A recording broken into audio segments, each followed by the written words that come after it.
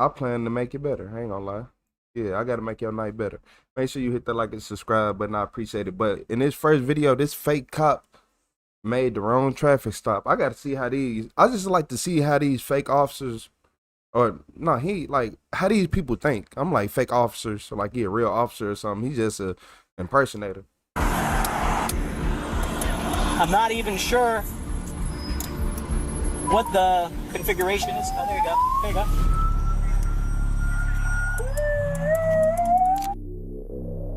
On April 22, 2024, Deputy Sheriff Nadler with the Palm Beach County Sheriff's Office was on patrol when he took notice of a white Chevrolet Silverado truck driving behind a black Toyota Highlander and attempts to make a traffic stop with red and blue lights activated.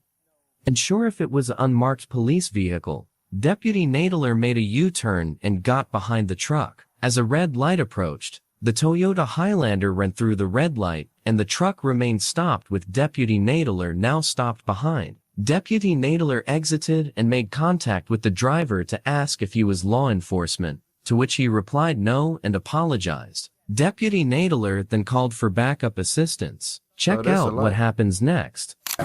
So, the truck is your dad's truck? So he got caught trying to do a traffic stop? Imagine. Where? Roofing, I wouldn't know What's where up, Kane? exactly. What's up, Don? Do you know his phone number by heart? Today? Yes. Do you have a notepad on you? Hey, just write down this phone number real quick. If we call him, will he come out here? I'm not sure if he has time right now. Okay. How old are you? I appreciate all y'all hitting that like button. A quick check reveals Mr. Batrolome is also driving without a license. Officers waste no time in getting him detained to continue their investigation. You can put your hands behind your back here. So you're being arrested. Do you know why you're being arrested? What's up, Tracy? How you doing today? We'll get him back when we're done. All right, so the reason you're being arrested, I'm going to take this off for you. You've been very cooperative, so we don't need to do any weird shit. Here you go. So here's why. Number one, you have no driver's license. You're not allowed to drive. You understand? What's up, that, right? lady? Okay, What's number up, two, Kyle? you have red and blue emergency lights on this car. That's illegal. That's illegal. You have lights like that, red and blue, on the front of this car. Yep. Doesn't matter whose it is, you can't use it. You understand? Just because you're the one driving, it doesn't belong to you. You know it's there, you're using it, you're not allowed to use it. You can't use it. Only person that can use it is law enforcement. You're not law enforcement. Unless you are. Are you? No. Okay. Just want to make sure. Do you have anything unusual on you or in the truck? No. Any guns? No. Drugs? No. Nothing like that? Weapons? No. Okay. Separate your legs real wide from me. I know they searched you before, but I don't have to search you again, okay?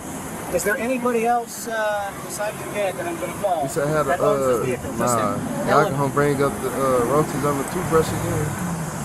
Yeah, she still need 1,000 years for that. I ain't gonna lie to y'all. Do you have anything else on you here, like hidden somewhere? Okay. Speak a little bit of English? Yeah. Okay, stand up. Okay.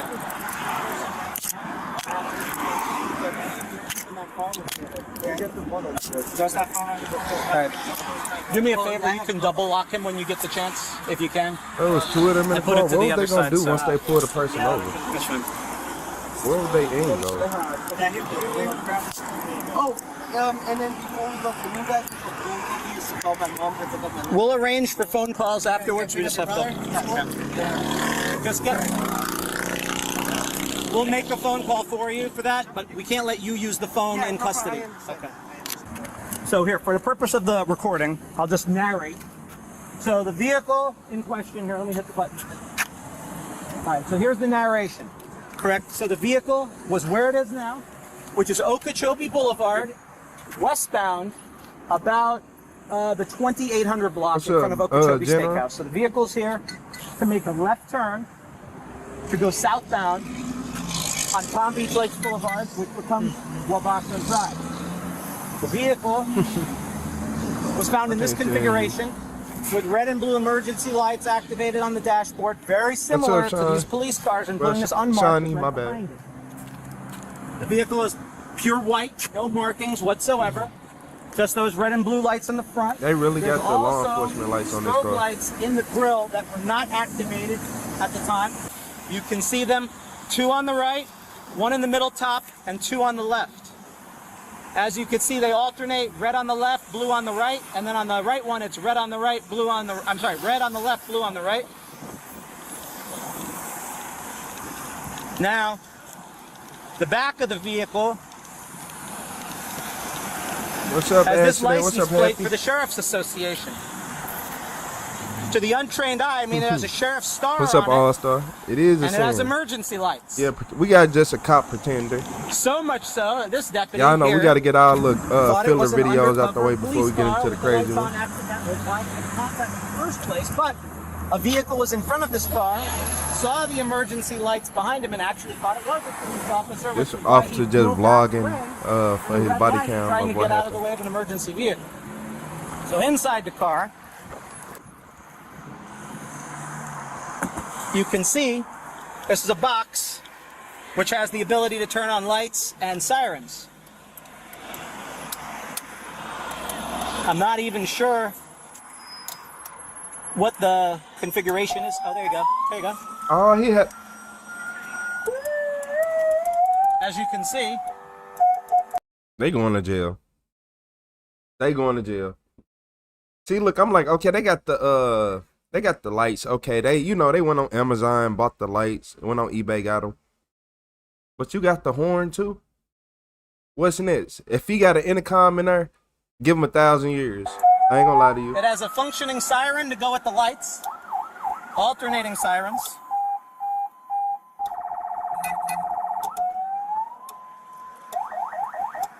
All right, so there you He go. got the whole And an air police horn package, don't he? to go with it. So fully functioning red and blue lights, sirens, alternating sirens, and now you see the front grille lights also are operable. They weren't on at the time of the stop, but they do function, as you can see here. So red and blue emergency lights throughout the whole front of the vehicle with sirens, accessible by the driver in the configuration it's in. So we have said- miscellaneous tools. Bet they got a sheriff Let me hit vest the in button. the So we're back. starting the vehicle search. Okay, this is a standard inventory search as is required by our policy because the vehicle has to be towed. That's the driver. He's asking for it, though. Okay, He says, I turned that off. has to stay with Let's see. Some kind of a drink. Empty jewelry box. Looks like some kind of a birthday card or Valentine's card. Addressed to.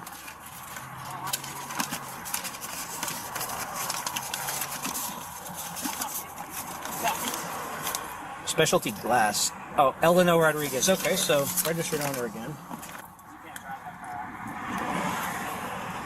I do not know what this is. Oh, that's pretty cool. AirPods. Keys.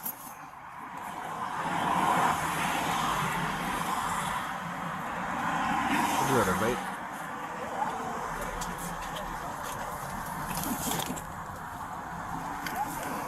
Look like a It's a vape. vape. I just smelled Gen Z as soon as you picked it up.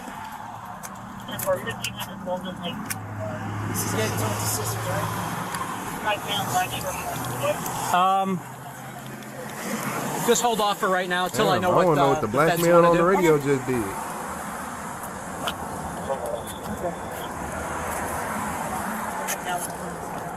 It smells like hash oil. I'll test it. You put in here? Yeah, it'll go in the. They was trying to Where do a was it, stop. passenger? It was They got right in the caught center by console. another officer. We'll find out whose it is. I got glitter all over my hands with my card. There was a Valentine's card in there, and I got glitter all over me.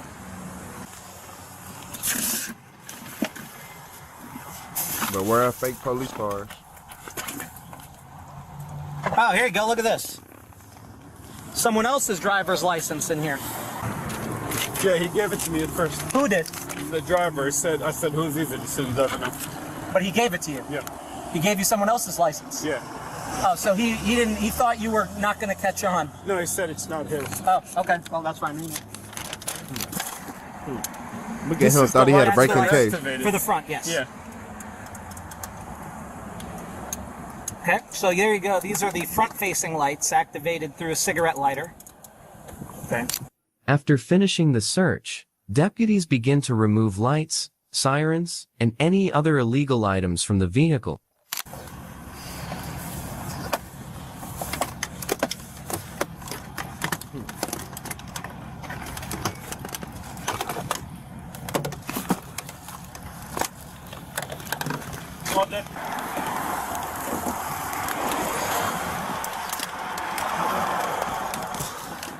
Are you able to remove the lights in the grill, the red and blues, for evidence? What if you Yeah, got? just remove these. Just What see if you're you able stopped to do somebody at the so. traffic Somehow let me stop and open they drove off on them, and he got their ID? Where's the? Well, here. I'm like, you're not an officer. You can take out the siren. Yeah, see if you're able to. I have tools here if you need. And if it was a felon, he wouldn't call the police. Okay, during the inventory search, we located this tail light with a controller box, which is consistent with strobes. The only thing is we can't just hook it up roadside to find out if it's red and blue, or if it's yellow, white, or clear, something to that effect. But either way, for the purpose of the case, I just want it to be clear that there is a set of strobe taillights in here as well. There's one here, and there's one back there, deeper in the tailgate. So again, it's probably consistent with the same thing, which is red and blue lights. This is probably a work in progress. That they were going to bolt these on to have strobes in the rear as well. Sergeant Manning transports the suspect to the sheriff's department for further questions. So your license is suspended. You're aware of that? No, I actually wasn't aware. Or I should say you don't have a valid license at all. Did you know that? You thought your license is... No, I knew I didn't have that. Okay, there you go. That's what I mean to say. You have an ID card How you doing, that's Bree? valid, but not a license that's valid. Yes, sir. So why drive if your license is no good? Because it was me asking for the vehicle, let's say, and then in this situation, like, which I didn't know was going to happen, you know, if anything happens, I asked for the car. I didn't say I didn't say, oh, this person was going to be driving the vehicle. No, it was me. Hold on. How you doing, Jill? Y'all know what I just thought about? If you over here playing police officer, they probably kidnapping people. Yeah, that seemed like the plot to a kidnapping twist. I'll be investigating everybody. Police ain't thinking hard enough for me. I've been like, how many people have you kidnapped? And he gonna tense up. That asked to use a vehicle. So the person It's who just owns me. the car, I'm just saying. Eleno, or what's it? What's up, Kyle? Did he know you had no license? No, he didn't. He has no idea. Yeah. Okay. Mr. Batrolome explains to the deputies that he was only borrowing the truck for a job and did not know about the setup in the vehicle. How often do you drive this truck? Not too often. Like, what would you say? This year, from January till now, how many times you think? Like a couple times or once a week or something. So more than 2, less than 5? Yeah, no, Once a like, week, I don't okay. like such because, you know, Would you say that's correct, though? More than 2, less than 5? Like, not that many? less than 5. Less than 5. Yeah. But more than 2. Okay. So that said, today you obviously drove the truck. You were the driver of it, so obviously there was an issue with the truck because we brought it up to you before. Yes, you did. So why are there red and blue lights on the truck? Why? There's got to be a reason. That's not of my knowledge because it's not my truck. Anything like any upgrades or anything that's added to there, I do Upgrades? not put any money towards or. Sure, no, that's fair. You didn't pay for it. Yes. Okay. But why are they in the truck I at all? do not know. I don't have those answers for that question specifically because I mean it's not my truck. It's I see. any decisions they decide to make on the truck. It's their decision. How long have the lights been in the truck? I didn't know until recently until like you guys pulled me over. Like I saw them there, but I was just like it's none of my business. I'm not gonna ask. You saw. When's the first time you saw them? Period. Like a week ago. About a week ago. Yeah. So they might have been longer, but you don't. Yeah. You didn't know. I So haven't- a week ago, how did you see them? Were you driving it and you noticed? You're like, oh my God, there's red lights in here. It's just crazy. Or well, I didn't touch any of the switches or anything like that, so I was like, I didn't. you just saw them. Yeah, I saw them. Were they on when you saw them the first time a week ago? No. They were off. Yes, they just look like don't lights. trust I have them. like what emergency You said lights or this something like that. But you don't know why they No. would be there. That's how I But killed obviously, you saw them about a week ago that you knew they were there, but you didn't know why. No. Did you ask Eleno about the No. lights? What's up, Bill? I don't. Has he ever showed you any police stuff like badges or Don't worry, as soon as I anything get that would done show eating, that he's maybe I a got a lot cop, to that it's say. his car? I would know. He didn't show you anything? No. Has he ever said anything? No. I've never asked him any of those questions. Okay, but he never told you just No. out of the blue, like, hey, by the way, I'm a cop, or No. no. He's never told me that. Have you ever seen any badges or no? So he let you drive the truck, right? You're the driver of the truck. You're now in possession of the truck. Yes. So you would say if you're driving my car, I'm driving your car, as the driver of the car, you have a responsibility to at least make sure that the car can be operated on the road, correct? Yes, sir. You wouldn't drive a car without tires. Am I right? So It depends. when you noticed that when you got in the car, how did you get in the car? Like, where was the car parked? Like, here, let's pretend. See that truck? Let's say that's the truck. Pretend that's the truck, just for guesses. Where's your house when you walked out of it to get to the truck, or wherever you were that you walked up the? Where did you Like, walk it's up just to the truck? it's just parked in front of the house. So like you get out and you just look at the truck, but like that's it. How's it parked though? Is it parked like this Face backed in? forward. So you see the front of the truck first when you walk up to it. So when you're walking up to the truck getting in, you notice the lights in the car. Yes. So then why drive it? You know you can't drive it, obviously. We already talked about that earlier, but why drive it then if you know about the lights? I don't know how to. I mean, just be honest with me, man. I just want to know, like, were you just like, I don't care that the red and blues are in there, I need to get here to A to B? I wasn't doing anything bad. Like, I didn't, no drugs, no gun possessions, no nothing. Like, in my mind, I'm like, I'm not a bad person, man. I'm not. No, I get that. And I never said you were. I want to know just more the why. Like, if I'm getting in a car. Vehicle and, it was, in our head, we should have taken an Uber. That's what we were playing first. Yeah, probably a good idea. I mean, we were like, a vehicle is there, why pay for an Uber It's true. and take it? So, if a legitimate police car, like that one right there, if I told you as a cop to you, hey, take that car, go to Walmart, go get whatever you want and bring it back, would you do it? No. Why? Because it's the sheriff's car.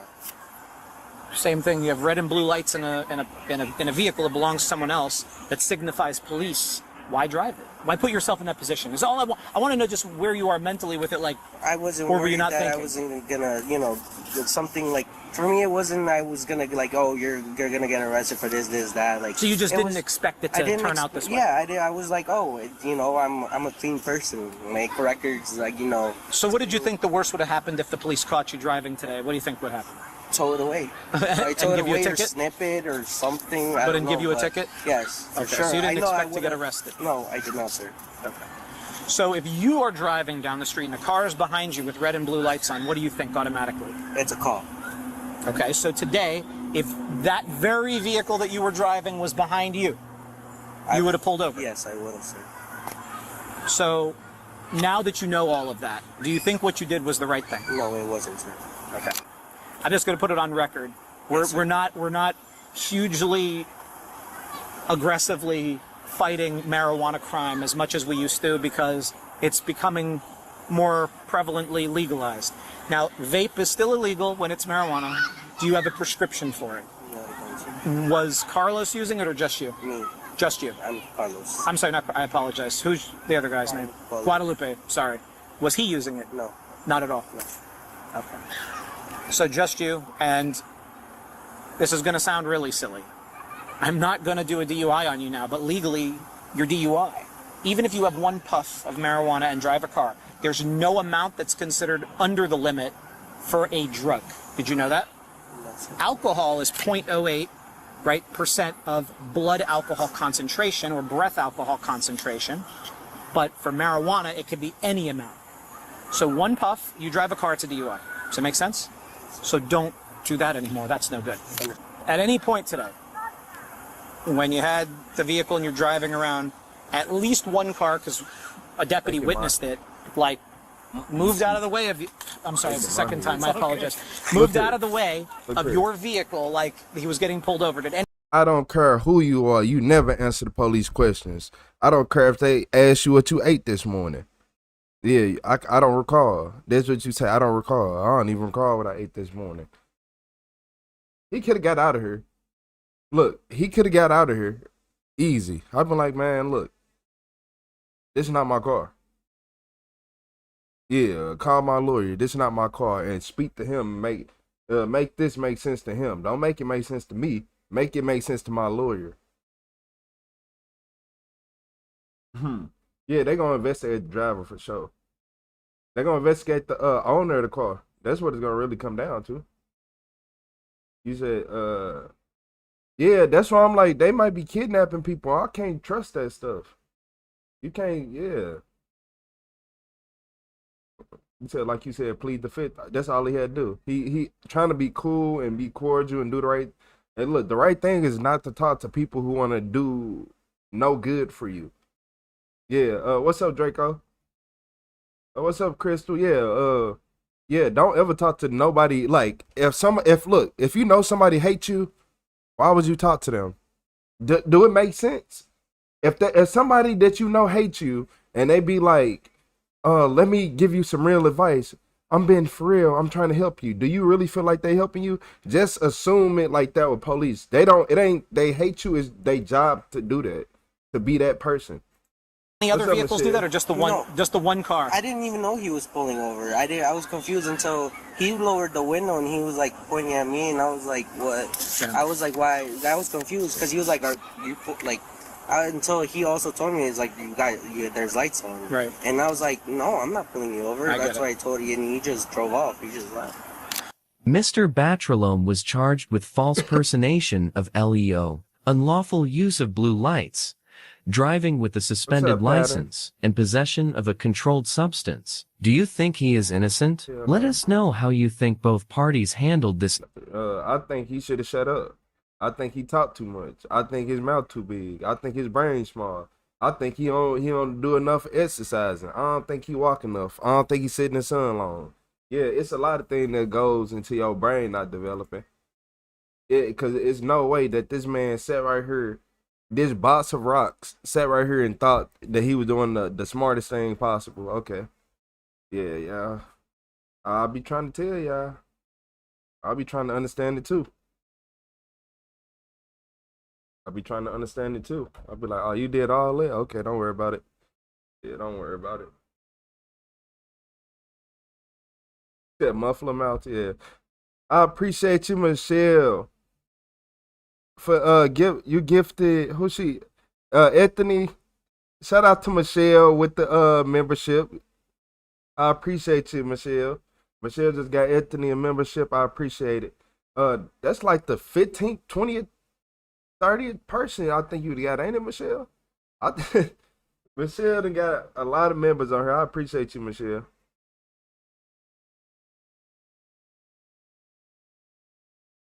You say you seen a lot back in the day? Do people just get nervous and blurt out anything? Everything. Yeah, it do be like that.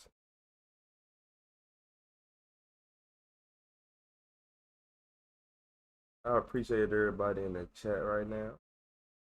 I know.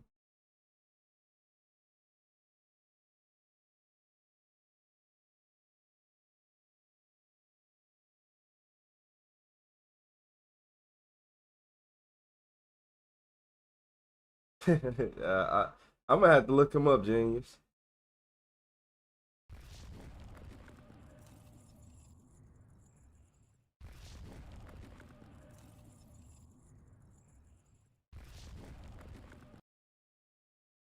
So everybody, look, this woman thought it was a good idea to ran the police on purpose, not accident, on purpose. If it was an accident, it'd be an accident, but she did all this right here on purpose. April 2023, police were dispatched to a residence following a report of two individuals violating their probation rules in Portage, Wisconsin. A 31-year-old female named Jennifer was allegedly in contact with a male individual she was prohibited from being with, thereby breaching the conditions of her two open felony cases. While officers were en route to the location, it was learned that both Jennifer and the male left in separate vehicles, with the caller providing a description of each. Officers soon located Jennifer's vehicle and initiated a traffic stop. 3357. I'm doing better now. 357. Just on the truck.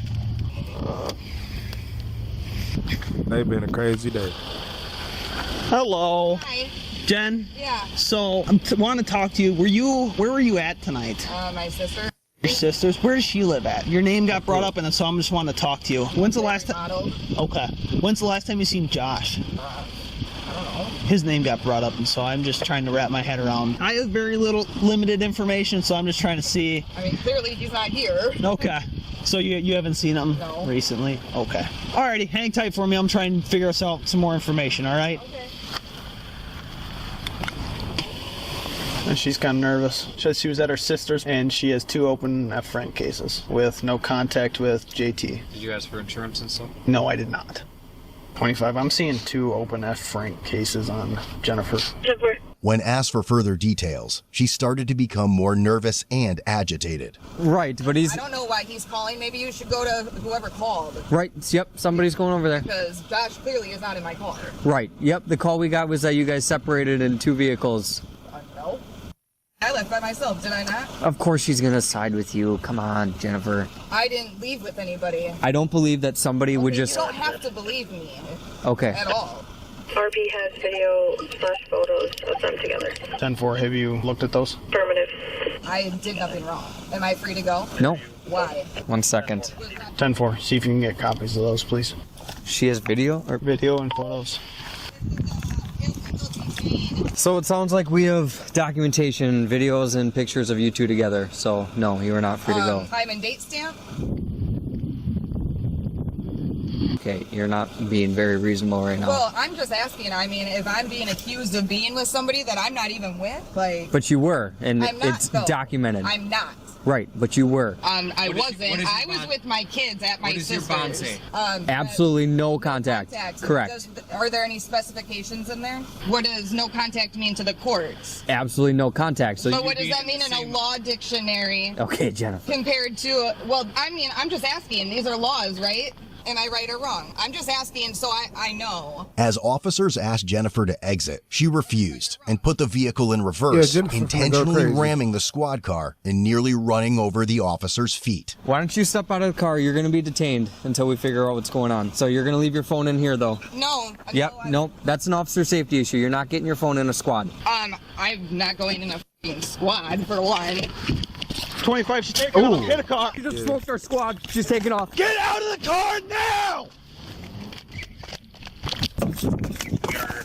Taking off, 1080.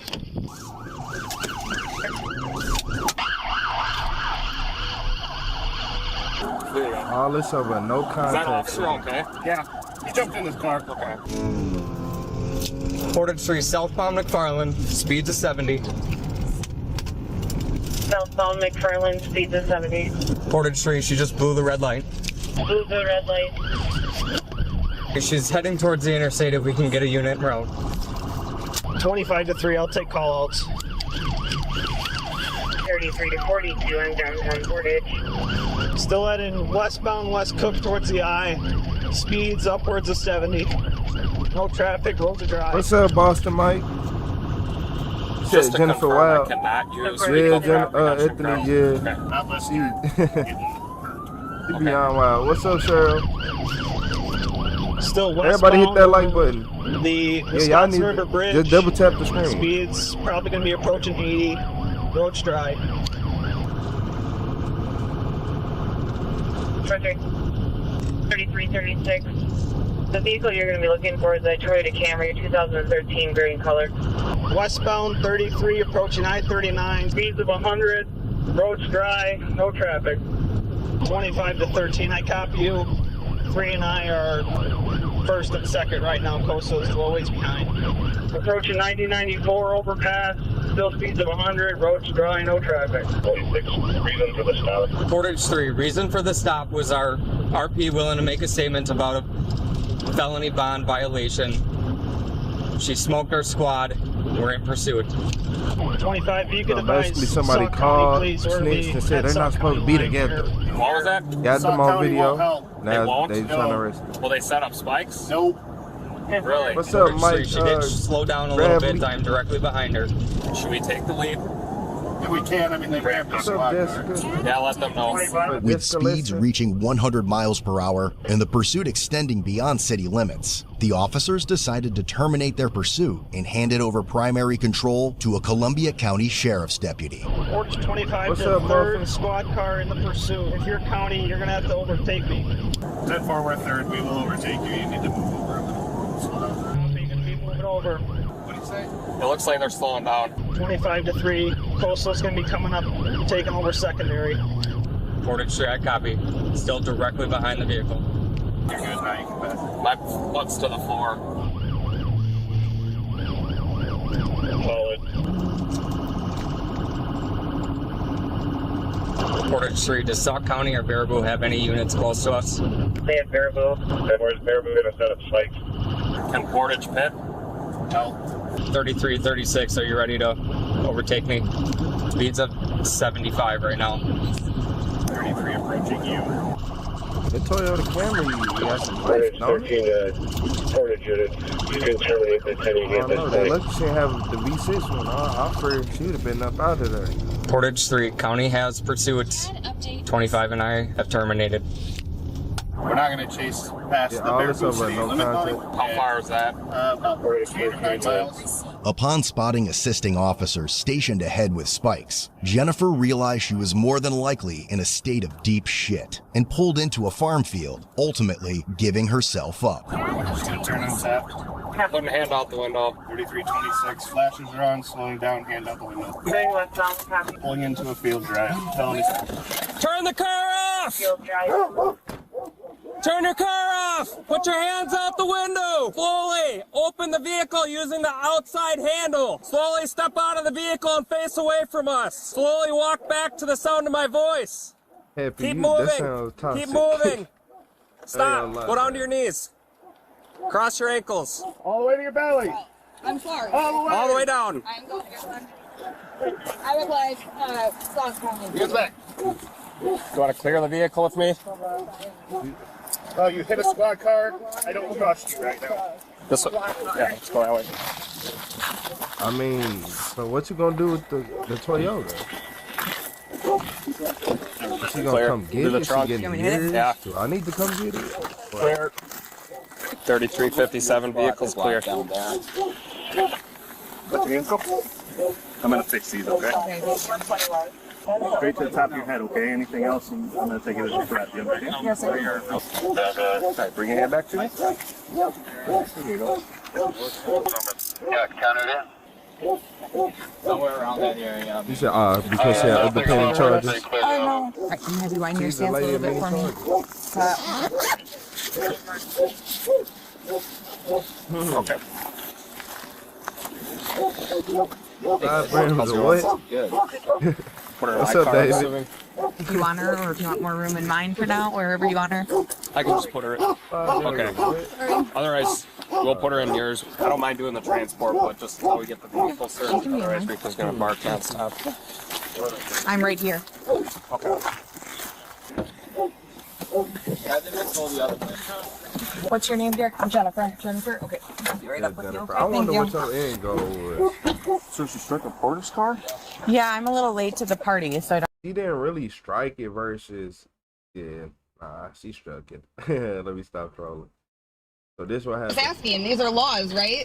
Am I right or wrong? I'm just asking so I know. As officers asked Jennifer to exit, Look she what Jennifer refused did. and put the vehicle in reverse, intentionally ramming the squad car and nearly running over the officer's feet. Why don't you step out of the car? You're going to be What's detained up, until we Khadijah? figure out what's going on. So you're going to leave I your phone in appreciate here, you though. with No. the C7. Yeah, I no, appreciate that's an it. officer safety What's issue. up, You're Lee? not getting your phone in a squad. I'm not going in a f***ing I squad for appreciate you, one. Khadijah.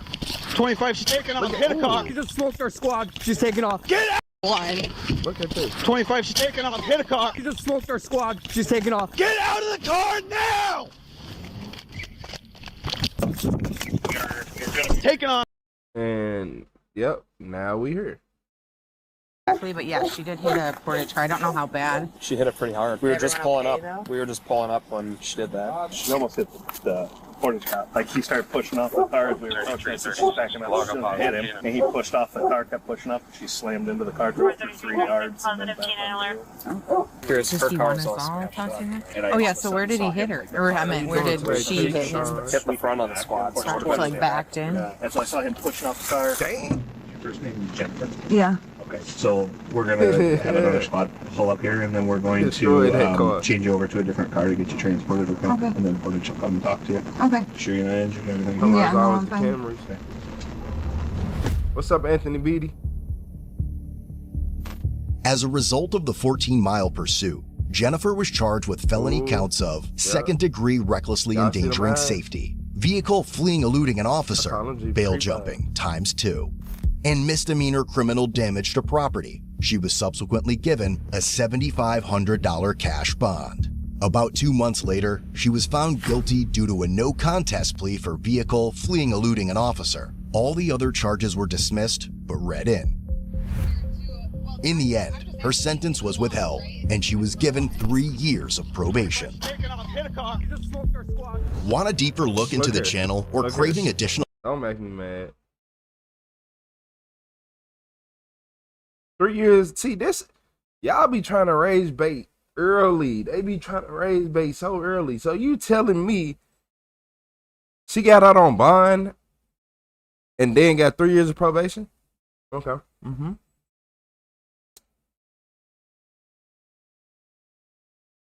Man, look, they would have locked me up and threw away the key. I ain't gonna lie to y'all. Yeah, they would lock me up and threw away the key. It wouldn't have been no key to be seen. What's up, old Lou? What's up, Travis Dodge? What's up, user?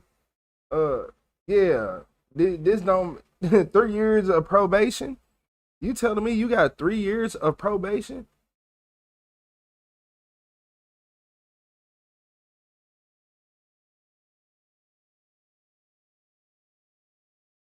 Was she already in trouble with the law? Who she snitch on? What's up, Joran? What's up, Mary? What's up, Sanja?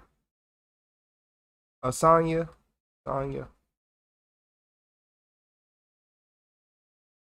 You said that's a tap on the wrist. That's a miracle, a Christmas one. That's a Christmas miracle. You did all this and you got 3 years probation? So you telling me this what I be talking about? Like, who else in the world can hit a police car and get away with it? I can't hit no police car and get away with it. If I hit the police car, I would got 1,000 years.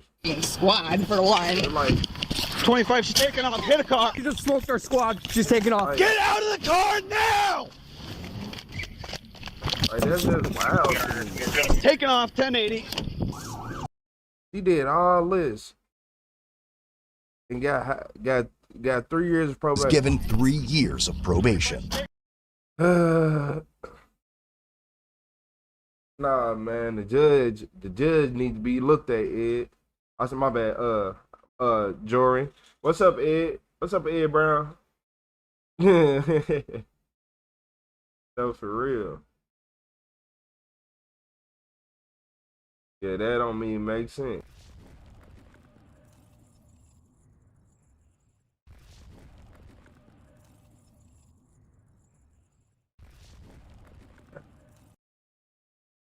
I ain't gonna even lie.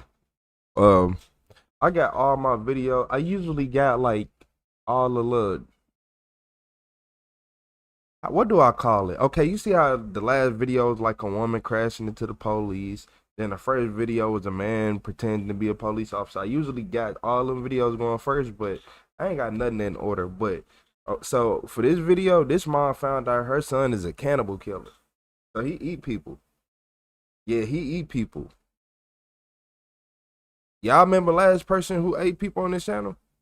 And what kind of people he liked the most? Oh, okay. Just hope it ain't that same situation. He said LOL 1,000 years. That's so Jenny. I appreciate you with the super chat. I appreciate you. Shout out to That's so Jenny. He said LOL 1,000 years. Oh yeah, you gonna hear that a lot here. Nonetheless. Yeah, the judge like to give people 1,000 days when they need 1,000 years. Everybody hit that like button. I appreciate you, Jenny. This is the mother of 19-year-old Austin Haroof, Nina. Mere moments before this interview, Nina had to watch as her son not only killed 2 innocent people, but devoured them. The teenager killed a husband and wife, and the man's... I don't know how to do this. My son, he's taken off. It seems like he's a little delusional. For months, Austin had been showing signs of slowly losing himself. Austin told me when you eat people, your brain stop working. You know? I appreciate you again, Jenny. And 2 people now dead and 1 fighting for his life. Austin's parents will realize their son is a cannibal. So I said, what the hell are you doing? Patraka and cannibalism goes hand in hand. It's around 10 p.m. on August 15, 2016. Another beautiful night in Martin County, Florida, one of the wealthiest in the state. But Nina Haroof, the mother of Austin Haroof, is growing increasingly concerned about her son. After days of disturbing behavior, the 19-year-old stormed out of a family meal at Duffy's Sports Grill about an hour earlier and hasn't been seen since. Worried for his safety, Nina calls 911, but little does she know it's far too late, because as she soon discovers, it's not Austin's safety she should be worried about, it's everyone else's. Yes, I need to, I don't know how to do this. My son, he's kind of taken off, and I'm concerned about his own safety. It seems like he's a little delusional, or he's wearing white shorts, and he had a blue polo on and a red hat. Make America Great Again. And he was out to dinner with his dad today, and he took off. And we just, what's up, Leaving Peace? You know, he was with his sister, and he says, you know, he feels immortal and like a superhero. So I don't know what's going on with him. Nina has every reason to be concerned, because just half an hour earlier, what's going on with Austin is one of the worst and strangest crimes in the state's history. And when it comes to Florida, that's saying something. Jeff Fisher is home in bed when he hears a blood-curdling scream coming from his neighbors across the street. He looks out the window, only to see a frantic-eyed Austin Haroof viciously attacking Michelle Stevens, a woman he has absolutely no connection to. Jeff runs to her rescue and finds both Michelle and her husband John Stevens gravely wounded, and Austin offering a chilling warning. He turned and looked at me and said, "You want no part of this, you want no part of me, one of the two." And then from his right hand... Well, hold up. You said he pointed at you, said he would have been shot. And he would have been shot. And he would have been shot. Yep. And he would have been shot on the spot. Soon as you don't want no... Foul. My bad. My finger slipped. Part of me, one of the two. And then from his right hand, swung. But it's too late. Austin attacks him with a knife, inflicting serious life-threatening wounds. Jeff still manages to flee to his home and call police, but by now multiple calls are flooding in. And as police rush to Southeast Kokomo Lane, they stumble into a scene straight out of The Walking Dead. Austin, shirtless, barefoot, and totally detached from reality, sits on top of John growling like an animal, biting him. Officers' commands are ignored, and pepper spray and tasers have little effect. In the end, it takes multiple officers and a canine unit to take Austin into custody, and as he's finally pulled away, he makes a chilling claim. "Help me," he tells a sergeant. "I ate something bad." When the sergeant asks what, he coldly replies, "Humans." John Stevens is pronounced dead at the scene, and Michelle dies at the hospital a short time later, but Jeff Fisher miraculously survives his severe injuries. Austin's admitted to the ICU, where he's heavily sedated and treated for extensive injuries of his own, including dog bites from canines. Now, with an entire state shocked by an inexplicable crime, everyone wants to know one thing. Why? I'm gonna tell you why. Whenever you eat humans and you become cannibal and all that, it start messing with your brain. Your brain, you start getting all type of parasites. Cause you gotta remember, our body separates stuff for a reason. It's the reason why your stomach acid don't go to everywhere in your body. It's certain things that's in your brain and in your arms. And look, people, when you eat somebody, you basically go crazy.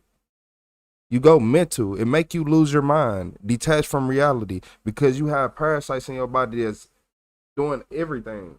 Like, I don't know. It ain't he a demon. It's, well, basically that's what it do when you eat people. That's what you turn into. Yep. Only Austin knows.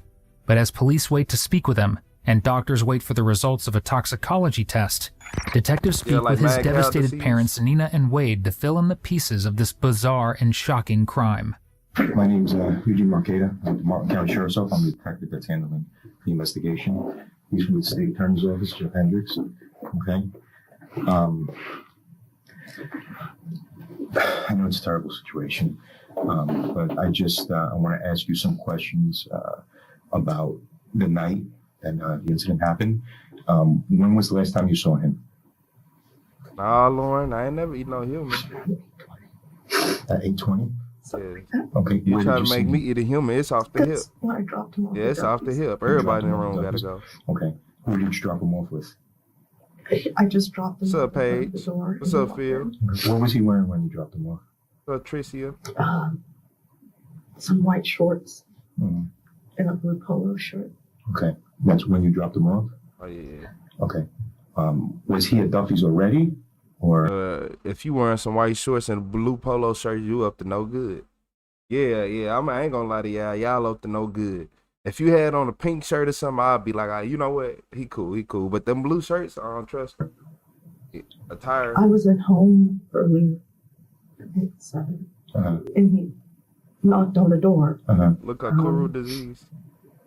And I open it, and he walks in, and he's just in his shorts and a sweaty shirt. what color was that shirt? He didn't have a shirt on. Oh, he didn't have a shirt. I think earlier in the day he may have had a white shirt, a white jersey. I don't remember. Okay. And when he knocked on your door, what did he say? He didn't say, he just came in, and I said, "Where's Haley and Sam?" Because I knew he was out with them. And he says, "I don't know." And I mean, I don't know exactly the chain of events for me.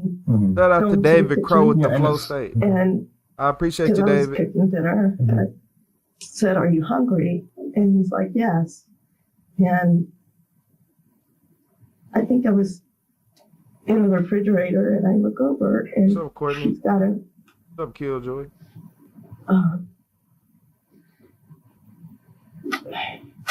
not a jug, but a container of Wesson oil, and he's staring out the window. And it's like he's about to drink it. And I just turned and I said, "That's not a drink." And I grabbed it from him. Just and I like put it on John the said counter. I that. said, "That's Wesson oil." And he turned around, and I don't know if the phone rang and Haley's calling me, but I think I'm finna sit here for an hour and not talk? Get your crazy ass on and he puts a little bit of the oil in it. Galandia. I can't even say that word. Yeah. And You better get on. Haley's I'll be calling me, damned. asking if Austin's there. Where was Haley? Where was she calling from? Duffy's. She was at Duffy's. I appreciate you, Courtney. Yeah, we got somebody talking about, can you I wait? said, "Yeah, what happened?" This video is an hour long. You gonna learn She's like, everything. He left. So I'm like, "Awesome, why did you leave?" He goes, "I don't know." I said, "Come on, why did you leave?" He goes, "I didn't want to wait." I said, "Was the food ready?" And they're like, "Yes, have him come back and eat something." So I said, "Do you want to go back and eat something?" And he's like, "Okay." And I don't know where he went to get his shirt. I want to say it was the back bedroom by our bedroom. And he got a polo shirt and put it on. And I guess I got the keys and we left. Nina's clearly in shock, but she's still able to give detectives a detailed timeline of the evening. While she was at home, her ex-husband Wade and children were out to dinner at Duffy's sports bar. But out of nowhere, Austin arrived back home and began acting strangely. He wasn't wearing a shirt and attempted to drink vegetable oil straight from the jar. Nina drove him back to the restaurant, but minutes later, Austin vanished yet again. You let somebody get from around your site who just drunk some vegetable oil? Look here, y'all. If I see any one of y'all drinking some vegetable oil, first off, not only am I not letting you get out of my sight, I'm calling the people on you. I'm calling the people. Look, when you look, y'all, he going crazy because when he ate that human meat, it was probably already something a little bit wrong with him, but the human meat just amplified it. It's like a Spider-Man mutation. Now at a loss, the family did the only thing they thought they could do: call 911 and begin searching themselves. Unfortunately, it was already too late. You called 911 later on that night, and you said that he was missing. How you doing, Kathy? Well, I guess when he took off the second time, they called me. I don't know when they called me and said, "Is Austin there?" And I said, "No. What happened?" "Well, he took off again." That man drunk some whatever vegetable oil, altercation nah. he had with his dad. Was he angry at his dad? Keep my eyes on you. I don't know. Do you remember the 911 call you made? Why did you let him leave around you after drinking vegetable oil, Mom? I'm just what kind of mom lets what? Okay, I just want to know. In that call, you said he's walking down Island Way. He has all he has on him is a knife, and he's acting schizophrenic, acting weird. Do you remember? I don't remember saying schizophrenic, but maybe. I don't know. And I said to Bud, let's go look for him. And my friend keeps calling me saying, Sam is worried about him. I said, well, which way did he go? Does Sam remember which way he went? And they're telling me like he's walking towards Church Street. So by that time of night, I said, well, he has to be somewhere if he's walking that way. Let's go take a look around. Maybe he's walking to Alex's, his best friend. Where does Alex live? On Waxahachie River. Okay. And how you doing, Stacy? How you doing, Sarah? No, we haven't seen him.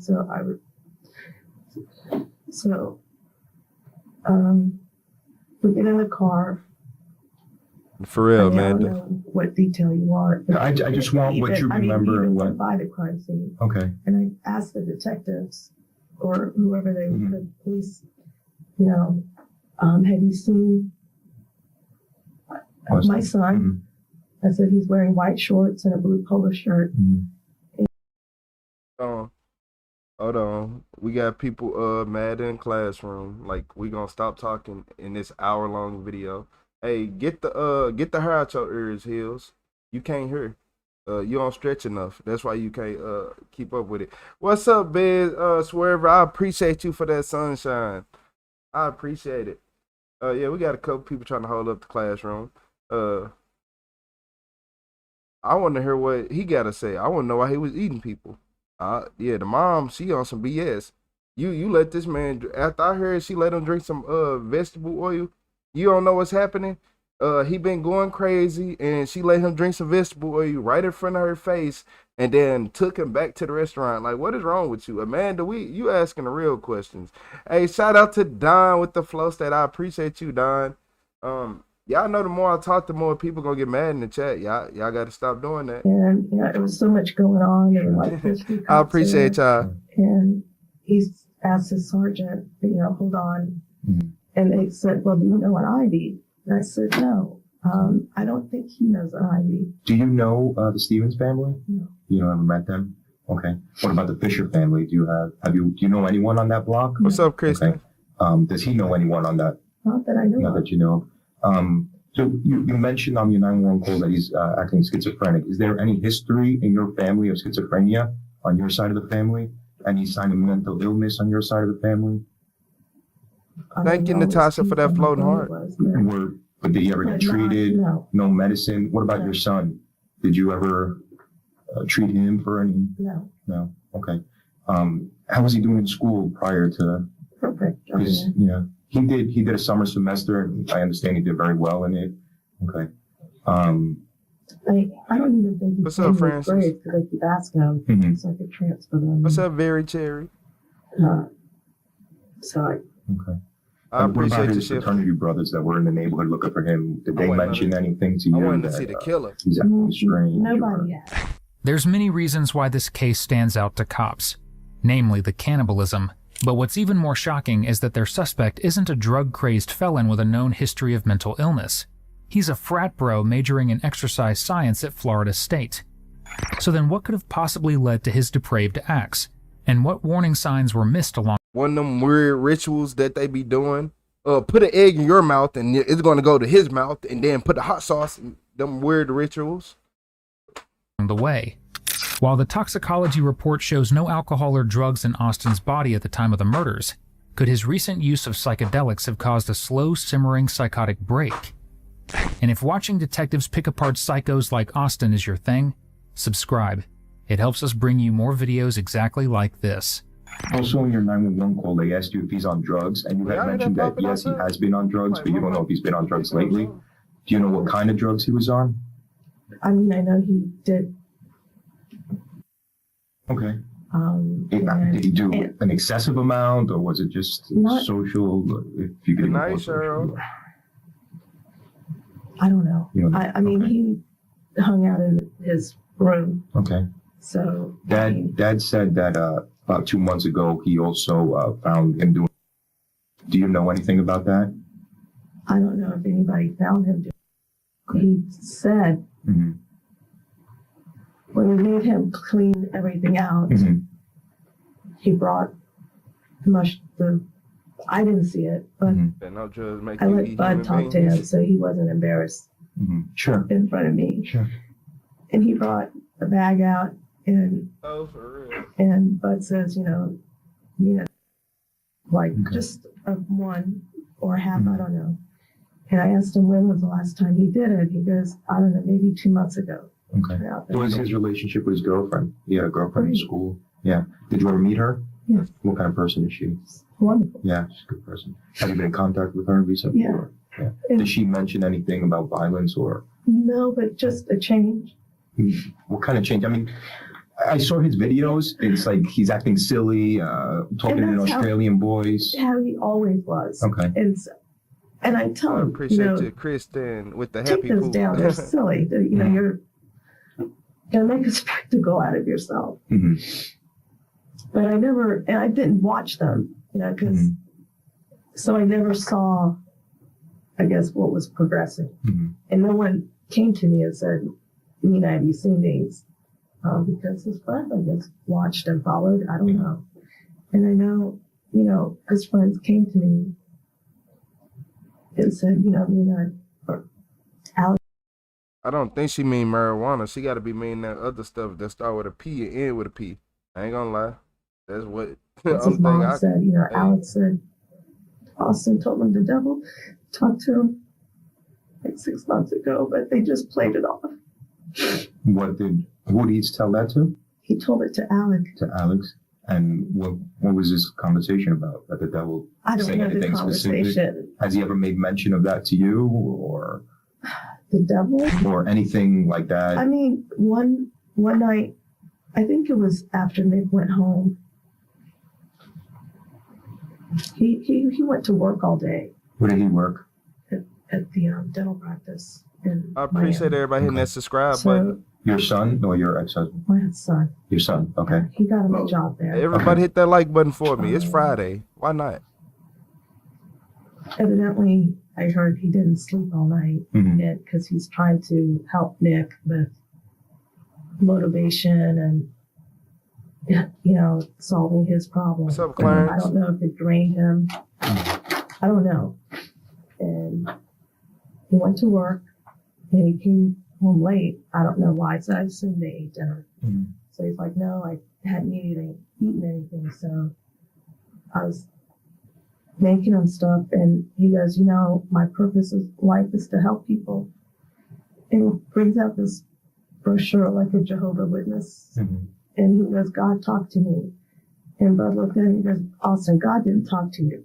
You may have had some enlightened experience or something. And that's when it's like, did you guys do anything last night? He goes, no, I didn't. And that's when we had him bring everything out. Shout out to Meg Quinn with the flow state. I appreciate you, Meg. And he goes, you're right. So he went and threw everything out. I don't know if he threw it in the lake or, I just was trying not to watch. So do you have a lake behind your house? Yeah. Okay. What kind of drugs besides? There may have been one or two violence. I don't know. As Nina describes recent incidents in her son's life, she paints a disturbing portrait of a young man seemingly unraveling at the seams, and right before everyone's eyes. Because now that it's clear just how far gone Austin really was, his strange statements, drug use, and bizarre videos like these that he posted on YouTube puts everything else into a heartbreaking perspective. I'm gonna talk to you about why I don't do steroids. What's up, Natasha? What's up, Sam? What's up, Jeffrey? Drugs. Hello. Hi guys.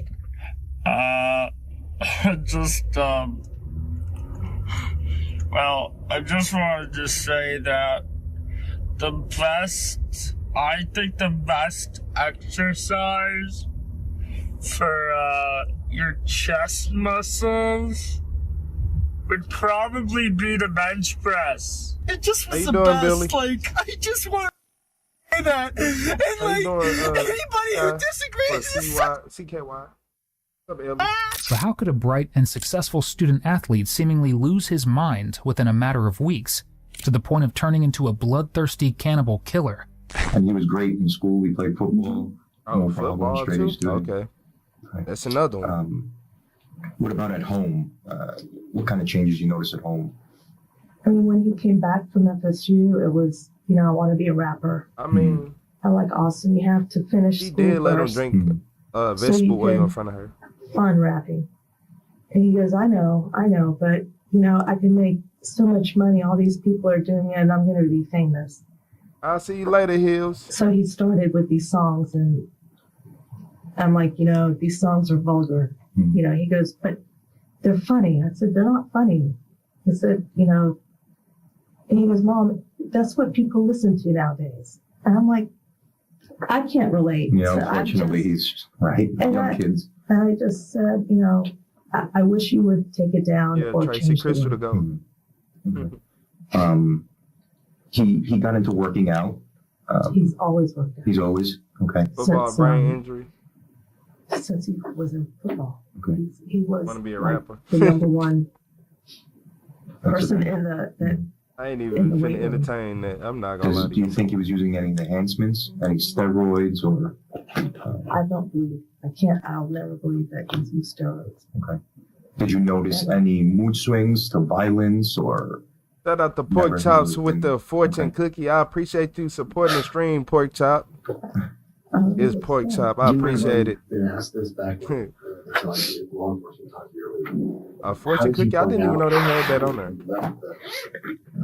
They asked you who I did DUI. Right, which I left. And then you I went home. They came to the house at 2:30. Okay, and that's. Did you continue to look for him? No, I went home. Want to be a rapper? You know, it's like finding a needle in a haystack. I mean, after that, we went around some of the shopping centers, and then went home. And my friend, whose husband works for the police department, also is like, you know, call 911. And I'm like, you know, she's like, it's best to do it now. I'm like, okay. So I'm thankful I had her to. Shout out to Kristen with the chili. I appreciate you, Kristen. And then the next, I guess, information you got was probably when they were knocking on your door. I laid in bed waiting for the phone. But, you know, I was texting Wade if he's heard from him yet. And then, yeah. The drive from your house to Duffy's after you put on the white shorts and the blue shirt. Did you say anything during that drive, or was it just... No, I said, you know, Austin, I'm worried about you. I don't know the exact words. It was just, I want to go to counseling, take you to counseling. Maybe there's somebody outside that, you know, you can talk to if you're uncomfortable talking to us. You should have Baker acted him as soon as you seen him drink that vegetable oil. I'm not letting that go, y'all. I will not let that go. Who in this chat right now let they kids drink some vegetable oil in front of them and be like, you know what? We're going to go to a restaurant. What in the crazy? What's up, Nora? Do you know how insane and absurd? Okay. And what's I up, said, Kimberly? and he said, Edra? okay, I'll go. And he said, What's up, fine, Kim? I'll go. And then I dropped him off. Does he go to any churches, any houses of worship, anything like that? No. No, but I've heard he's been reading religious stuff lately, and like really reading a lot of stuff, which I never knew. His friends are telling me. When you called 911, you said he has nothing on him. He doesn't have his wallet. He doesn't have a phone. All he has is a knife. Did you see that knife on him? I didn't see the knife on him. How did you know he had the knife? The kids told me. Okay. I didn't see it, but he had it in his pocket all the time. Okay. And How did he always have a knife on him, or was it recent? I mean, there are other like knives and stuff, but you know, I've always taken them and put them on the shelf in the closet because there's no need to have it around. And he's never asked for them. Yeah. Does he have his own bedroom? Is there anything out of the ordinary in there that you've noticed, or nothing? He sleeps well. No, I didn't know he hasn't been sleeping. I noticed it that night that Thank you, Kristen. I told him, you know, you got to help yourself. I'm doing and good, go Nora. talk to him. And he's like, Mom, lay with as me. of now. And, you know, he's 19. You know, it's like, Yeah. do you lay with your... Yeah. I said, you know, I'll lay here for a minute and I'll let you fall asleep. And, you know, he was going, you know, I think I've read too many motivational books. I don't know how many he's read. And he goes, I did self-hypnosis. And I'm like, how do you do self-hypnosis? And he got his computer and there was this video, I guess, that came on. I'm like, I don't want to watch that, you know. Do you remember anything of the video? It was just this blue, it started with this blue panel. And I'm like, I don't want to watch that. And I left, you know, after I thought he was comfortable. And he came back and he's knocking on the door. I'm like, what's wrong? He goes, can I sleep in this? Because his old room was across from ours. He goes, can I sleep in this room? And I'm like, sure. So him and Bud went and got the mattress and put it down on the floor. So, and I left. That's the problem right there. Can I do this? Can I do that? Why? You ain't asking enough questions. You keep saying sure. No. I've been like, why?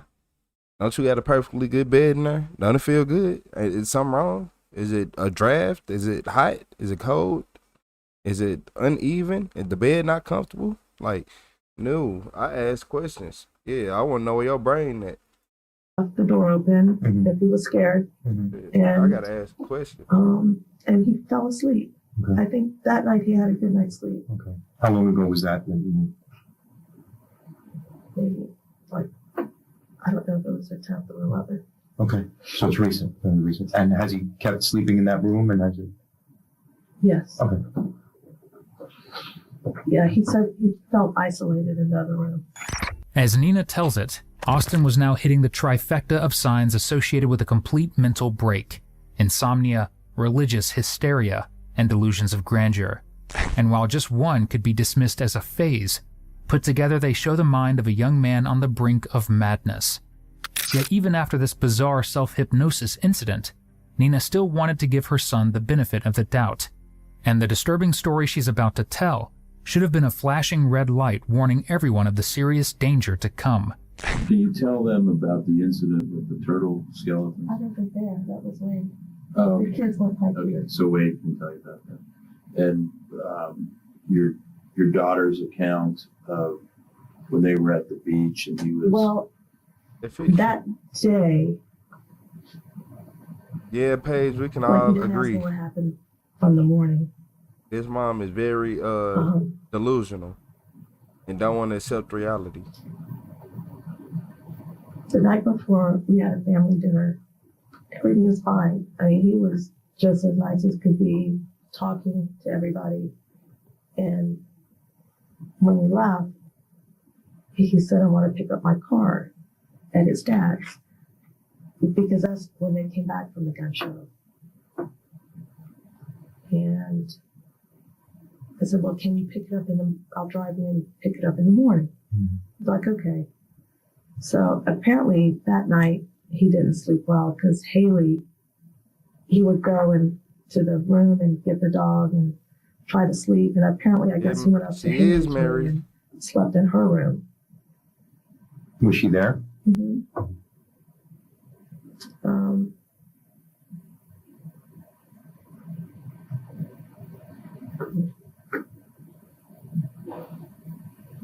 was night. So he gets up early in the morning and takes off. And I text him, you know, where are you? He goes, something like, I'm going to get the car, or I may have said, are you going to get, I don't know. And I said, do you want me to give you a ride? He said, no, I'm fine. And he's like, listen, if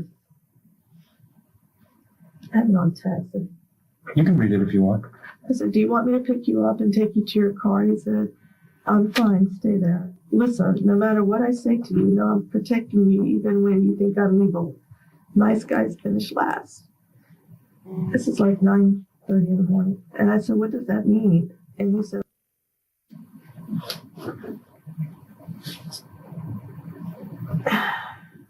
I said, now that's weird.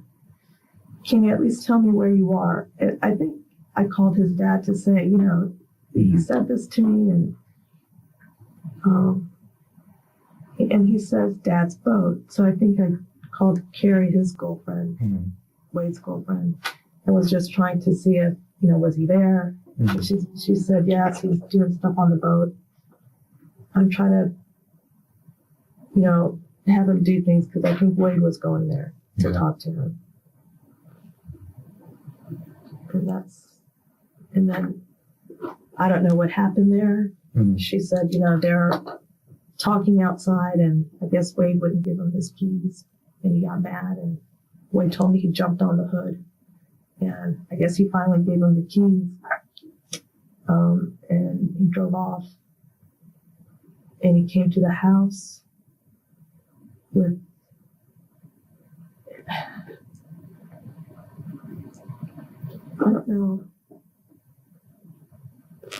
I don't know if he picked up Sam when he came to the house, but I know he said he was going to go get his watch fixed. And I think he was alone.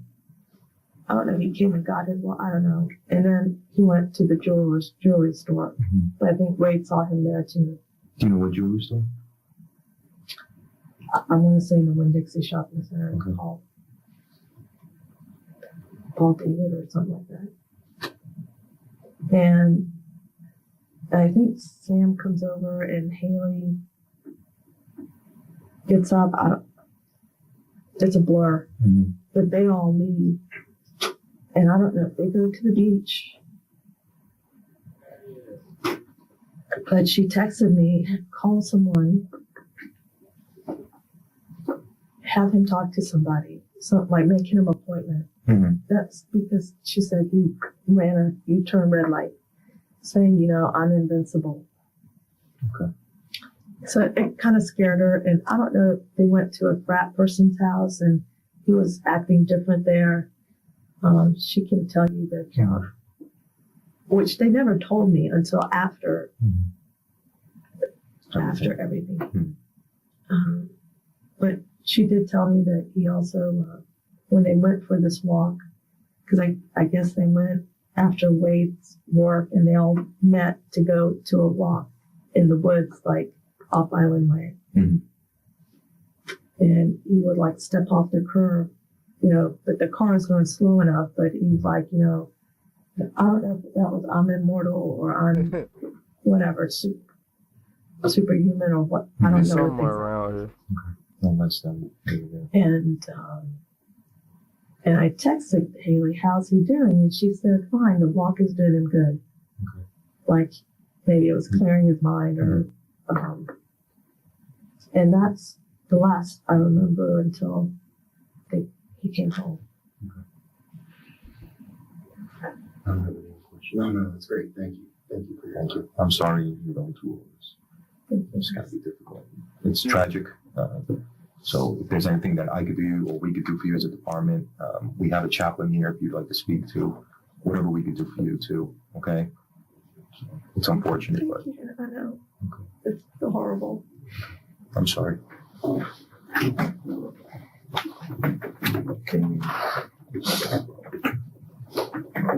As Nina's interview ends, detectives have a far greater understanding as to what may have happened to her son, even if she doesn't.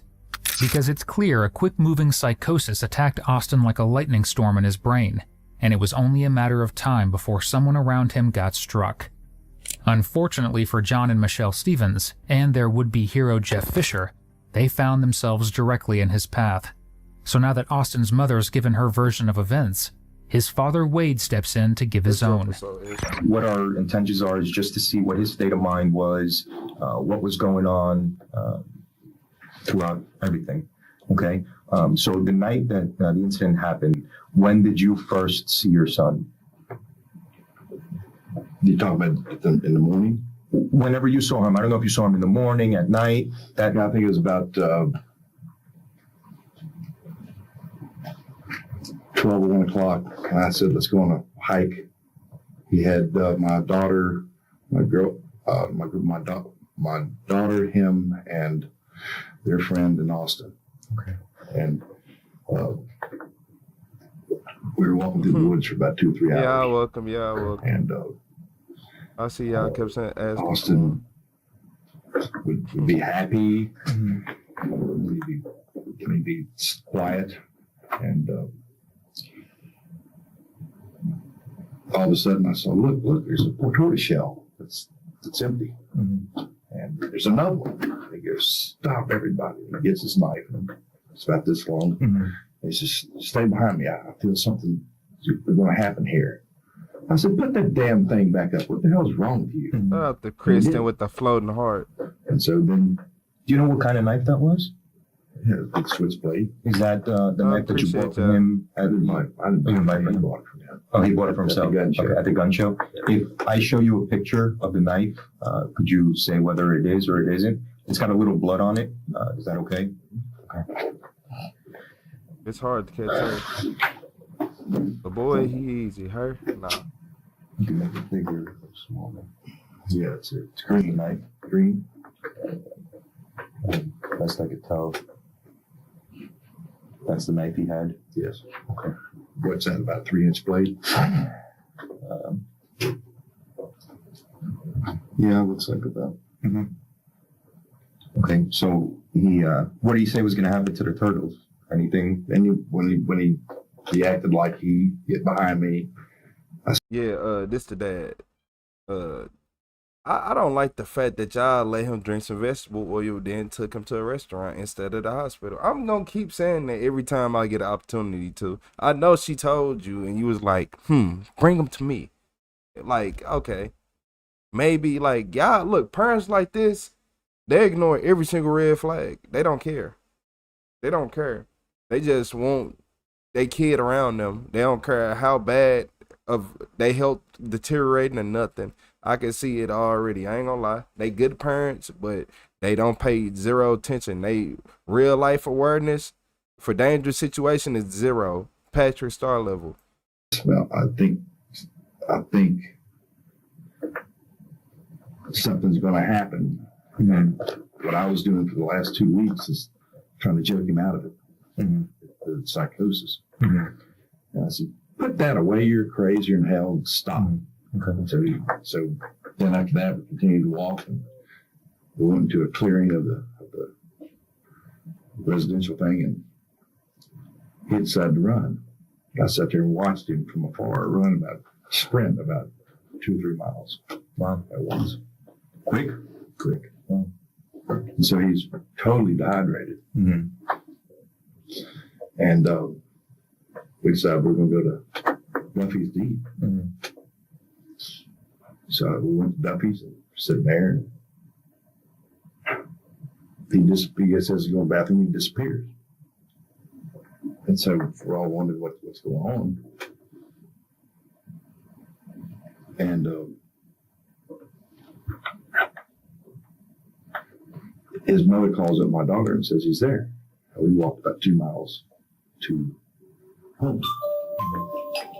Sorry. No, that's okay. I appreciate you, Cannoli. Thank you for the flower. Y'all said that's how cereals get started. Yep. He's okay. That's exactly how it gets started. Bad shape. Yeah, we spoke to the head nurse there about 30, 40 minutes ago, and they said he was okay. He was in good shape. Oh, really? Yeah, they told us he had 102 temperature, and you might have to come see him. Really? Like a deathbed.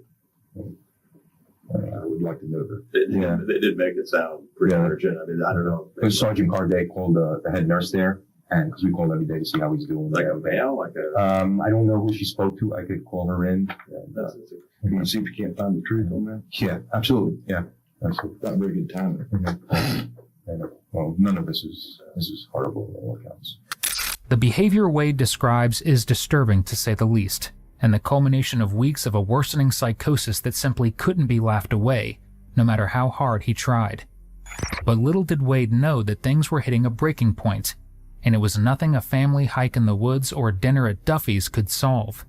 So anyway, he sprinted for two. Do you know how bad 102 fever is? And he over there, yeah, he just got 102 fever. In his state, 102 fever? Okay. 2-3 miles out west. Go to Duffy's. Cereal. Ordered food. I think he did get some iced tea and he drank it. One glass of iced tea. Till like he's going to the bathroom. And left. Find out he's at home. Mother says, "What are you doing?" He gets him. She said she's cooking. She looked and grabbed the thing Wesson Hall. Make sure I hit those like buttons. She goes, "Stop!" And he grabbed the Wesson Hall, put Parmesan cheese in there, poured it in there, and ate the Parmesan cheese. Okay, she's never seen that before. Then she gave him a ride back to Duffy. She's never seen that cheese in there. Stop! And he grabbed the Wesson Hall, put Parmesan cheese in there, poured it in there, and ate the Parmesan cheese. Okay. So he ate the oil, right? Okay, I just want to make sure I'm not tripping. And he put in some Parmesan cheese and ate it like that. Some oil and Parmesan cheese? Oh, don't worry about it. She's never seen that before. Then she That's gave literally him some back serial killer, like to Duffy's. Demonic. He comes and sits down. Okay. And I said, I knew it's going to be on tape today. So I said, "What the hell are you doing?" I appreciate you, Falk. And he didn't say nothing. So I grabbed him by the collar. And I said, "What the hell are you doing?" And he goes, and my girlfriend says, "Austin, don't." And he looks at my girlfriend, "Embarrassed? Please." Okay, so, Jesus. Did he seem agitated or he just seemed weird when you grabbed his shirt? He seemed weird. Okay. Did he get agitated after you grabbed his shirt? Yeah, he hit me. Yeah, okay. But then. For the first time. Okay, so he's never hit you before, he's never raised his hands to you or anything? Done that. Okay. You said something about psychotic or psychosis, something like that. Is there any history in your family as to mental illness or anything like that? Yes. There is on who? My sister. Your sister? And she's being treated? She was treated. She was treated? Fine now. Okay. What kind of illness? She had severe depression. Okay. Anyone else in your family? Yourself? Okay. Depression? Yeah. Okay. And you were treated and everything else? What about grandparents or anything like that? No. Okay. What about him? Has he ever seen a psychiatrist or been treated for? I don't think he has. Man, hold up. Is this state lawyer or who is this guy? Who is this guy sitting next to them? My bad. What's up, Desert? Player, his son is a cannibal, and he eat people, and I'm trying to see who he done ate. I ain't gonna lie to you. But the more these parents talk, I'm like, wait, he was showing every single sign of a serial killer and a crazy person. They just said this man put some oil, some vegetable oil, and some Parmesan cheese together and ate it. Like, come on, man. Like, it's stuff like that that make me straight throw a net on top of you, like you in the Scooby-Doo trap, and straight drag you off to the crazy house. Was he on any kind of medication? No. No. Okay. Jesus Christ. Okay. So anyway, after he disappears. Do you know where he went? Did he say where he was going? That ain't enough. Okay. Next thing you know, this is about 8:30. Next thing you know, the thing happened. He might have to get a million. My wife calls me up and says she's going to put a missing persons thing Go to out. book. Give him a million years. Yeah, he gonna need a million you. years. He eating people. I can't do that one. Okay. My wife even went to the crime scene. Yeah. And said, she "Have you told seen us. this boy?" Yeah. We didn't know who it was at the time and stuff. Because I had seen him in the hospital and I asked him what his name was and he told me his name was Weston. I think you might have had an ID that said that. He didn't have anything on him. He was just in his underwear when he was in the hospital. Fake ID. We're getting bars. Okay. Said Austin Moore. You said Okay. Friday. Do we know what that ID is? Imagine you don't fry. It's true, but there's something about what's that film producer? Moore. Michael Moore. Yeah, something about he had some comments about Michael Moore a lot. Okay. What's up, MC? So, how was his childhood? Was he a good kid, normal kid? Benny? Yeah, he's happy. And never suspended from school for fighting. He's a very docile, shy kid. And I was a nerdy kid myself. Yeah. Man. There's certain things you don't. I dropped him off at Suncoast weight room. I'm finna look up Parmesan with olive oil. You ain't gonna lie to you. That shit gotta be a good football player, and a weightlifter, and everything, and fit in, you know. Sure. Beforehand, he was just too shy, you know. Did he any drugs? I know you guys had like an intervention with him. You found. I asked him about that. Yeah. Because he's been weird for about 3-4 weeks around me, and I said, $28. Man, I'm cool. Did you? He goes, I did about 3 months ago. I said, nothing recently. There was this little homeless kid that they feel sorry for that they have come over. And then he cut these crazy rap songs. And it's $28 before tax. My friend was working with me. He was working in dental office at the last. Is it your dental office? No, a friend of mine's dental office. Are you still practicing? Yes. Okay. He said he'd been weird ever since he's had that kid spend the night with him. And so I don't know. How long ago was that? That was about 2 weeks prior to all this.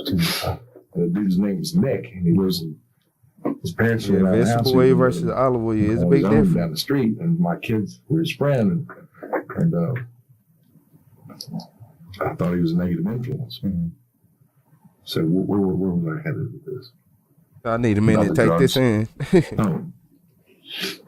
I appreciate you, Dad. I get wind that he can't sleep, pacing the floor the latter days. I try to keep it entertained. So I try to get him some Valiums or sedatives. Whose Valiums are those? Mine. Yours. Okay. And I say he ate somebody on drugs, so he turned into. I give him too many throws on the floor, and he goes, "I will not be controlled by you." So I went and grabbed the keys out of his hand. When was this? I think Monday. Okay. And he's pissed off, and he jumps on the hood of my car and dents it. And so I finally decided to give him his keys back so he didn't damage my car any further. Yeah. And I wrote him a text on my phone. I said, "You damaged my car." We got a one-word answer: learn. That was from him to you. Has he ever expressed himself that way to you, or no? Okay. That was just that day. That was that day. Okay. And, so that was that day. Nearly overnight, it seems Austin turned into a completely different person. But just like Nina, Wade appears convinced that at least some of the blame belongs with Nick, a homeless boy Austin befriended, who they believe to be a bad influence on their son. But how much could Austin have really changed after spending just one night with him?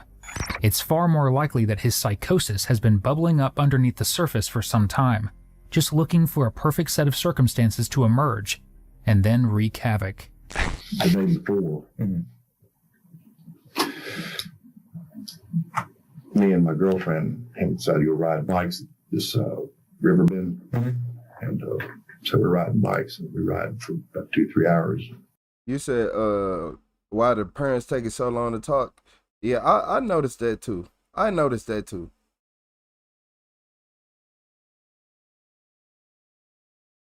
Yeah, you say he seemed like to tell this story. It's like, he liked talking. I can tell he liked talking. He is very unaware of what's going on, but he done seen red flags that he's thinking about now. You say he looks very punchable. Be nice, guys. Hey, what's up, Gary? What's up, Song? And this man, my boy is in top shape, right? All of a sudden, I'm riding down there. What's up, getting better daily? Slop area. I look behind me, he's out there. And I said, "What the hell's wrong with you?" He goes, I'm tired. I didn't sleep good last night. But, I mean, you're talking about a top shape guy who can't even keep up with fat me. You know, riding a bike. So we turn around, I put the bikes up, and we go back, and then we go eat that night. That's Sunday night. Okay. And I'm talking about a business deal with a guy at a restaurant. And Doing good I was eating at today. his place, and Good enough. I keep on telling him, I want my Frosty back. Stop being so serious. I want my old Austin back. And he refused. He says, I don't do drugs. I'm not doing it anymore, and I'm not drinking anymore. And he did do that in the past. Excessive? Not, I'm hearing he made good grades. I don't think it was excessive. And so he goes up and he leaves that restaurant. This is Saturday. Girlfriend was looking for him, can't be found. Freak out again, get a call about an hour later. He'd gone up to a family, asked him for a ride home. They put him in the back of a pickup truck, and they give him a ride home to my wife's house. Hey, and they finally found out he's all right. You are hilarious. And that was Sunday. Yes. What restaurant did you go to then? How you doing, Eve? So, I'm Saturday or Sunday. This is Sunday, I think. So I'm pissed off. This is the second time he's left me. And on Monday was the second time he did that to you. How you doing, Lynette? Right. It sound like he crying. He finna be crying.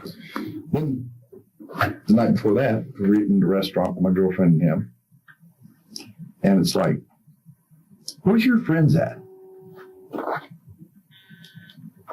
He likes his friends. He always goes and lifts weights with his friends. It's abnormal behavior for him not to lift weights every single day. And with his friends. He was a leader of his friends lifting weights. Right. And he wouldn't say nothing. I said, where would he work out? A Gold's Gym. Gold's Gym? Okay. I said, where's Alec? Where's your friends? He goes, they're up. So I said, did you have it out with Alec? He goes, he didn't say nothing. So I called up Alec. And he never called me back. So I noticed him hanging around me, clinging to me, and his friends distancing. So that night we were talking about Gotta be Ed's wife. taking a road trip to Chattanooga. He wanted to go. Maybe going to Alaska. He wanted to go. He just wanted to be with me all of a sudden. And What's up, Tracy? he just wanted to be with me. And we talked about doing these road trips and all this and that. And I think we went to a movie, and that was that night. How you doing, Melissa? Growing up, was he always good? Just like you said, porky, shy, and then very, very shy. Yeah. And football brought him out of his shell. Okay. He was always cutting jokes. Yeah. He's always known to be real funny. Yeah, I saw his videos. He's kind of funny, some of the videos. Silly That's his goal. voices. Yeah. He wanted to be a rapper. But the video about Arnold Schwarzenegger was his hero, and the video that you probably saw about the weightlifting thing, that's, in my mind, an instance of psychosis. Yeah. I ain't gonna even lie to you. That would have blew my mind too. I ain't look up to Arnold Schwarzenegger. I'm like, oh, he was a strong man. I never looked at him and been like, I want to be strong just like Arnold Schwarzenegger. I'm like, oh, he's strong. He big. I want to be strong, but I don't want to be strong like that. I like Terminator though. Yeah, I like Terminator. I do like Terminator. How you doing, Nora Nelly? How you doing today? What's up, Keith King? How everybody doing today? Yeah. Besides, yeah, I don't know about that. If it ain't Terminator, I don't want to hear it. I don't need Arnold no more. I mean, we're embarrassed. Me and my wife are embarrassed. We didn't look at Schwarzenegger with videos in the past. There's nothing to be embarrassed about. I mean, from what I saw, okay, it's my kid does the same thing. He acts strange and weird, and he makes goofy. He's 17. I call him a goofball. It's nothing embarrassing. So just put your mind at rest there. But we both, my wife and I, talked about, I think, Monday, about getting him to see his therapist. So I called a person I knew, and I called another person I knew that I'd used in the past. They weren't available. Has he ever seen a therapist before? No. While efforts were made to get Austin help, it was sadly a case of too little too late. Because by the time Wade started asking around for therapists, Austin was already well into the throes of a psychotic break. So now, instead of fitness and weightlifting, he was leaning into a new obsession: religion. And little did Wade or anyone else know that the countdown to the inevitable had begun. Other than just that silly. Whenever somebody start getting into religion, you ask them what kind. Yeah, you ask them what kind of religion, so you can see what they mind at. You gotta be like, so what do you like? What is your religion? That'll tell you everything you need to know about somebody. It don't matter what they say. It's a matter about the energy you feel once they say it. Yeah, it don't matter what they say. It's the energy that you feel. So, what religion was it? Anything else you could think of that was strange of him doing or saying? Yeah, I mean, I worked with him in the dental office the last month. He'd go up to homeless people and start talking with them and being friendly and grabbing their religious literature. I mean, he would start telling us his views about the world and this and that. And as I'd try to joke him out of it, he would start crying. And I said, what the hell is wrong with you? You know, because he's taking everything so serious. And we had an hour down there, an hour back, and he'd always never go to sleep. And then all of a sudden, he'd come out of the house like he was real slow. He said, I didn't sleep last night. He was just lethargic. That was one thing I commented on. But is he taking he taking pills, or he taking some type of substance? Yeah, it's stuff out here that'll have you up. Oh, he never went to sleep. That's a clear sign that he's on the upper. Very paranoid. Yeah, he on something, y'all. This ain't no, this is a clear case of parents don't know what their kids are doing, and he on drugs. Like, he is on uppers, like something bad though.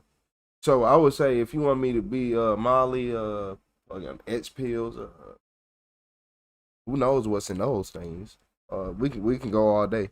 He was just learning about life. He learned how I had him do 2 implant surgeries with me and stuff like that. He was that ain't booger sugar.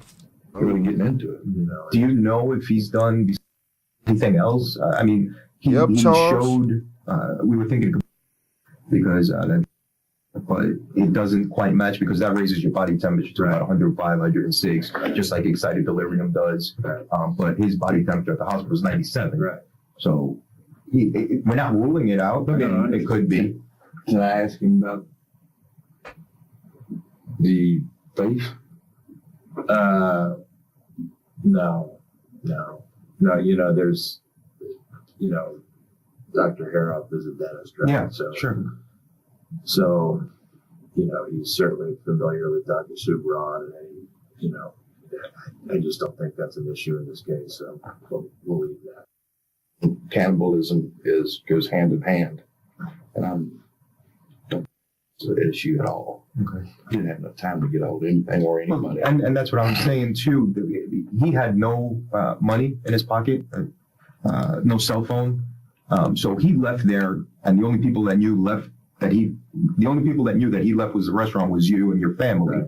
So unless he saw a friend or family member that picked him up and said, "Hey, I got drugs, you want to take it?" Yeah. But then the effect time, and it wouldn't equate. Yeah.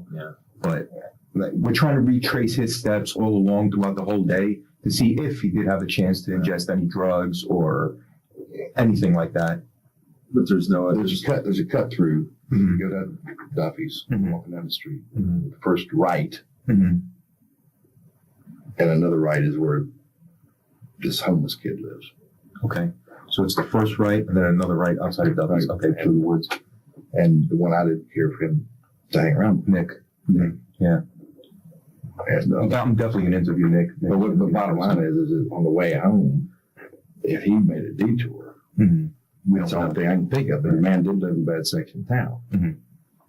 That's the only thing. I thought for sure that garage he got something, but it could be. No, we can't sit here. Yeah, and right. Because I could do that all day, and it's driving me crazy. Unfortunately, there would be no easy answers when it comes to the question of why Austin did what he did. There were no drugs found in his system, no symptoms of excited delirium, just multiple signs of a rapidly spiraling mind, all happening so fast that his family found themselves too stunned. He was eating people and he went crazy. I keep telling y'all that. He ate people. He got them brain eating parasites, and all type of stuff. Yeah, his brain cells start folding in on themselves, all type of stuff. He don't know where he at. And terrified to act. Due to extensive psychiatric evaluations, COVID-related court delays, and Austin's prolonged recovery from his injuries, the case wouldn't reach a court until 2022. He was originally charged with 2 counts of first-degree murder and attempted first-degree murder. But experts retained by both the prosecution and the defense came to the same conclusion. Austin was suffering an acute psychotic episode during the attack and couldn't distinguish right from wrong. A judge found him not guilty by reason of insanity and committed him to a secure state psychiatric facility. If you enjoyed today's video, don't raise betas. Don't raise betas. Don't raise betas tonight. He better not ever get out of there. He better be next to Michael Myers. He better be in the same room as Michael Myers. I promise y'all. If he better be there forever. He better be there forever. He better get 1,000,000 years. 1,000,000 years, none less. 1,000,000 years. He don't get 1,000. He get 1,000,000. 1,000,000 years. It's no way. Don't raise baby me. Imagine being in the cell with that guy. Eating people.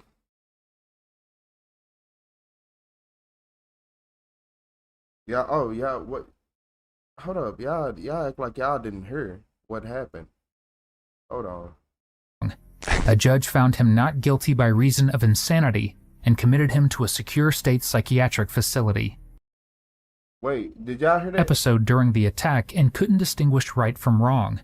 A judge found him not guilty by reason of insanity. Oh, you ain't heard that? Not guilty by reason of insanity? He better stay in that hospital forever. Forever.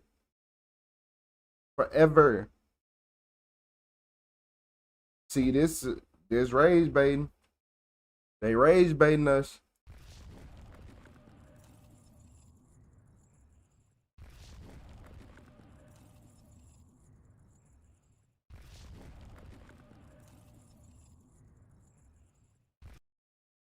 Yeah. RIP to the victims. I hope the kid get the help he need and stay in the place that he at. I ain't gonna lie to you. Yeah, I hope he get the help he need and stay in the place he at in case he try to have get back to his old ways again as a free person. I ain't gonna lie to you.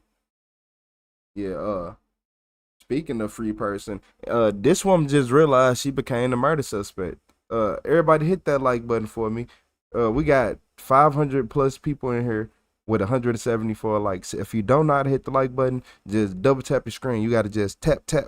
You know how a cat play and do too much here. Florida, and he bought a soda and 2 lottery tickets. A few days later, Abraham would realize that he had just won $30 million. In 2000, she took him out. Yeah, he won $30 million. Man, she got him. Yeah, she got him, y'all. 30 million? Okay. 2006, if a person won the lottery in Florida, their identity would be revealed to everyone.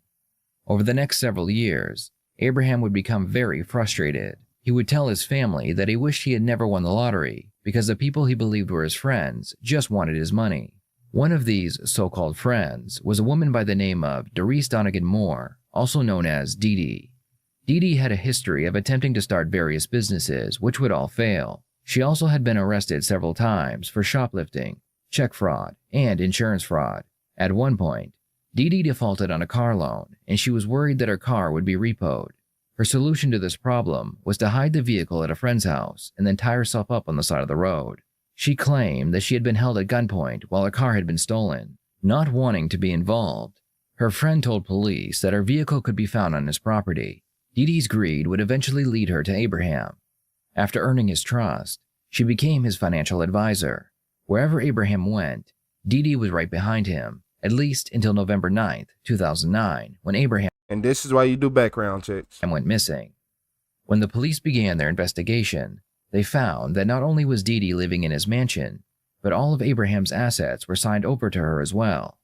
Dee Dee claimed that Abraham was tired of dealing with people asking for his money, so he gave everything to her and fled the country. The police did not believe Dee Dee's story, so they began their investigation into Abraham's disappearance. A few weeks later, a friend of Abraham's named Gregory Smith told police where they could find his body. He claimed that Dee Dee had taken Abraham's life and buried him behind his own mansion. When the investigation began, Dee Dee became very concerned she would be caught, so she asked Gregory if he knew of anyone that would take the fall for murder. Gregory told her he did, so Dee Dee gave him the murder weapon, and she showed him where he could find Abraham's body. When Dee Dee was brought in for interrogation, she begged the police for protection. She claimed that she had been threatened by a man named Ronald, and she believed that he was the murderer. He and this motherfucker look she looked like one of the Wayans brothers off White Chicks. You not finna sit out here and try to play victim in no room with me. No. Dee Dee pulled that trigger. I can tell by the way by the way she's dressed. Look at the way she dressed. The stupidest story I ever heard. He fled the country. He gave me everything because he was tired of people asking him for stuff. I'm just living in his house now. That's true. Don't ever believe I was you. trying to do that. Thank you. What's up, You ask me for you don't protect me. You won't do nothing. You don't care if I'm killed. You don't care. You don't think it's a big deal. You think I've done this. You think I took a gun and shot somebody. Look at the bright side. If you can convince me, you can convince anybody. But you think I took a gun and shot Am I right? man. If you can convince me, you can convince anyone. So calm down. I'm not yelling at you. I haven't met you yet, okay, other than meeting you out in the parking lot. Okay, so let's not get off to a bad start, okay? I think we got some things to talk about. Obviously, I've only been involved with the information entailing this whole thing for right at 5 days now, okay? I don't have 10 months of knowledge like Detective Wallace and Detective Clark, okay? When you're talking about two agencies involved with each other, we have unlimited resources. We can find out and accomplish anything we want to do as a collective agency together, okay? Now, I rely on them because this pretty much has been their investigation. No worries. Well, I have lied to them because I've been scared of this man and they don't believe me. I asked for protection. Okay. They kept asking me. They knew I was keeping something from them. They knew I kept Shout out to Sienna with the flow steak. I'm telling them everything because I'm appreciate really you, Sienna. scared. They don't believe me. I ask if they can give me protection, and I tell them after last night I didn't care. Okay. Once I found out that he really died, I didn't care. I'd rather be dead myself. I don't care. I want him in jail. All right, time out. The man that you're supposedly scared of, who are we referring to? The guy's name's Ronald, and Ronald exists. He even threatened. Talk to him. He threatened him because called me because he got a threat from Ronald too. He threatened him so bad that he went to the sheriff's department and filed a false report to say the man was still alive. I don't care if if my sister, somebody killed her, I would not go file a false report and say I've talked to her if I didn't. That is my sister. I'd rather be dead myself. All right. Let me just preface it this way, all right? Ms. Moore, I didn't do it. Like I said, this has been 5 days of me catching up to the information that these detectives of Polk have accumulated. And they're jam up, they know their business, they know exactly what they're doing. and they pretty much know everything. Now, hang on a minute, okay? 5 days of catching up with this stuff. I've seen a lot of the interviews. I saw your interview from Monday night. Okay, and I'm going to sit here right from the start and let you know, I'm not going to sit here and listen to more twists and turns. Okay, we're not going to go down different roads and paths because I don't need to right now. Hang on, hear me out. Okay, I'm gonna sit here and listen to you. Okay, and I want to hear from you. But I want to preface it by telling you, I'm not going to be led down the wrong path. I'm not going to be led astray because I'm not going to spin my wheels and waste my time, and I'm not going to waste Polk County's time because you know why? We don't need to. A lot of our questions have been answered now, and now it's time to lay everything out on the table and get to the bottom of it. Okay?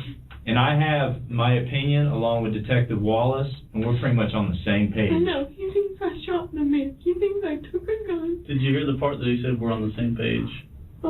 Keep listening to him. Okay. We're on the same page. Okay, so let's just get that clear. Okay.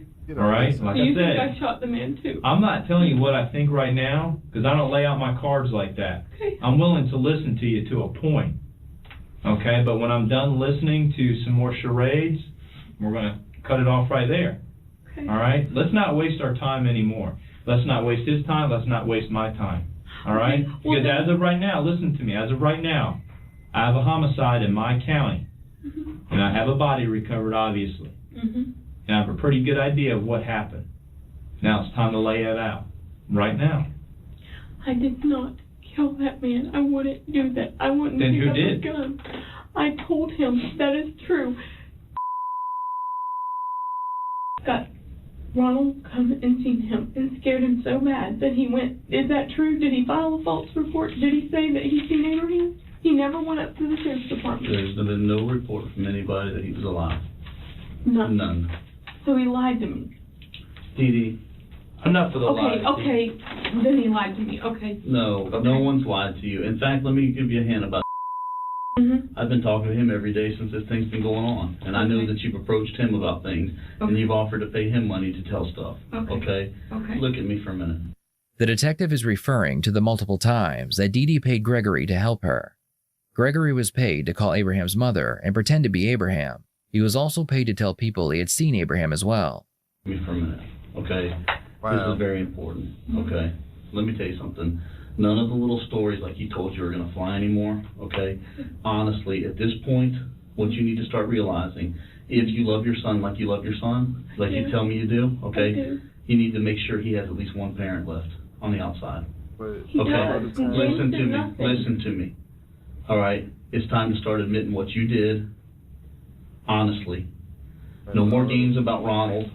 No more listen, no, look at me. Look at me. No more. Don't worry about a paranormal. I can't visit there. No more games about Ronald. No more games about Shaky Sean. None of the stories. None of the convoluted mess. Okay?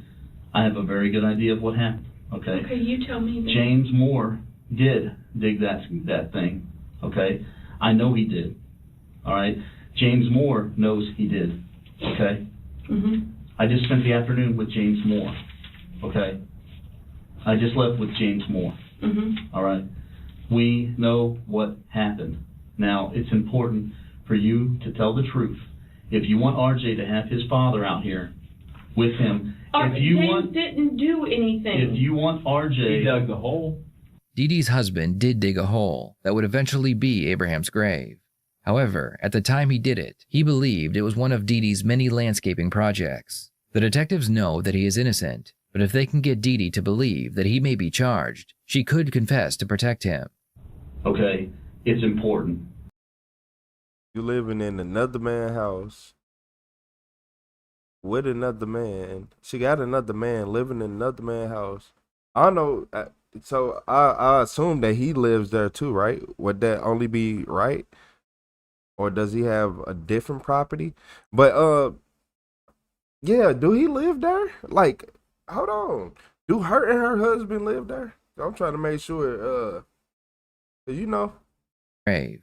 However, at the time he did it, he believed it was one of Dee Dee's. If you want because they said husband. I got to make sure they Dee say Dee's husband did dig a hole that would eventually be Abraham's grave. Okay.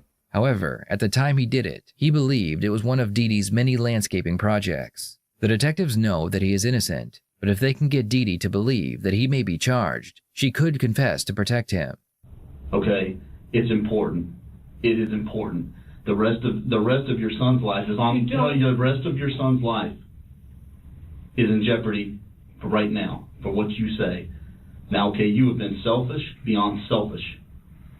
Okay, you have done things that the average person would never even think of doing. All right, it's time now to stop thinking about Dee Dee more. It's time to start thinking about RJ more. And you're putting your 15-year-old child in jeopardy. And I say that with meaning because of the fact that you are potentially looking at both parents. I already told Clark that James did not know what that hole was, but I really... And how could he not know? Because what I did was... You're looking at a 5 to 6 foot hole. How could he not know? Because I told him we were burying some concrete. We had buried concrete out there on the property before. If you look in front of that building, there's concrete buried. There's concrete buried right in front of the brown building to the left. The one in the middle, the little shack-looking thing that has new stucco and paint? Yeah, that one. There's concrete buried right there in the property.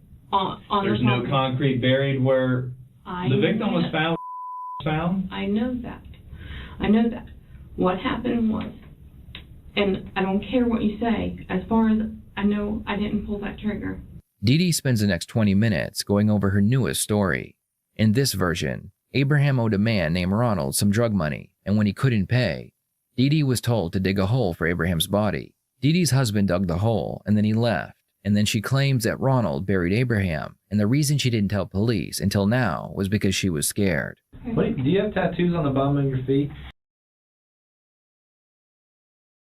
So he did that, and you just got to reap all the benefits. You got to reap all of the benefits.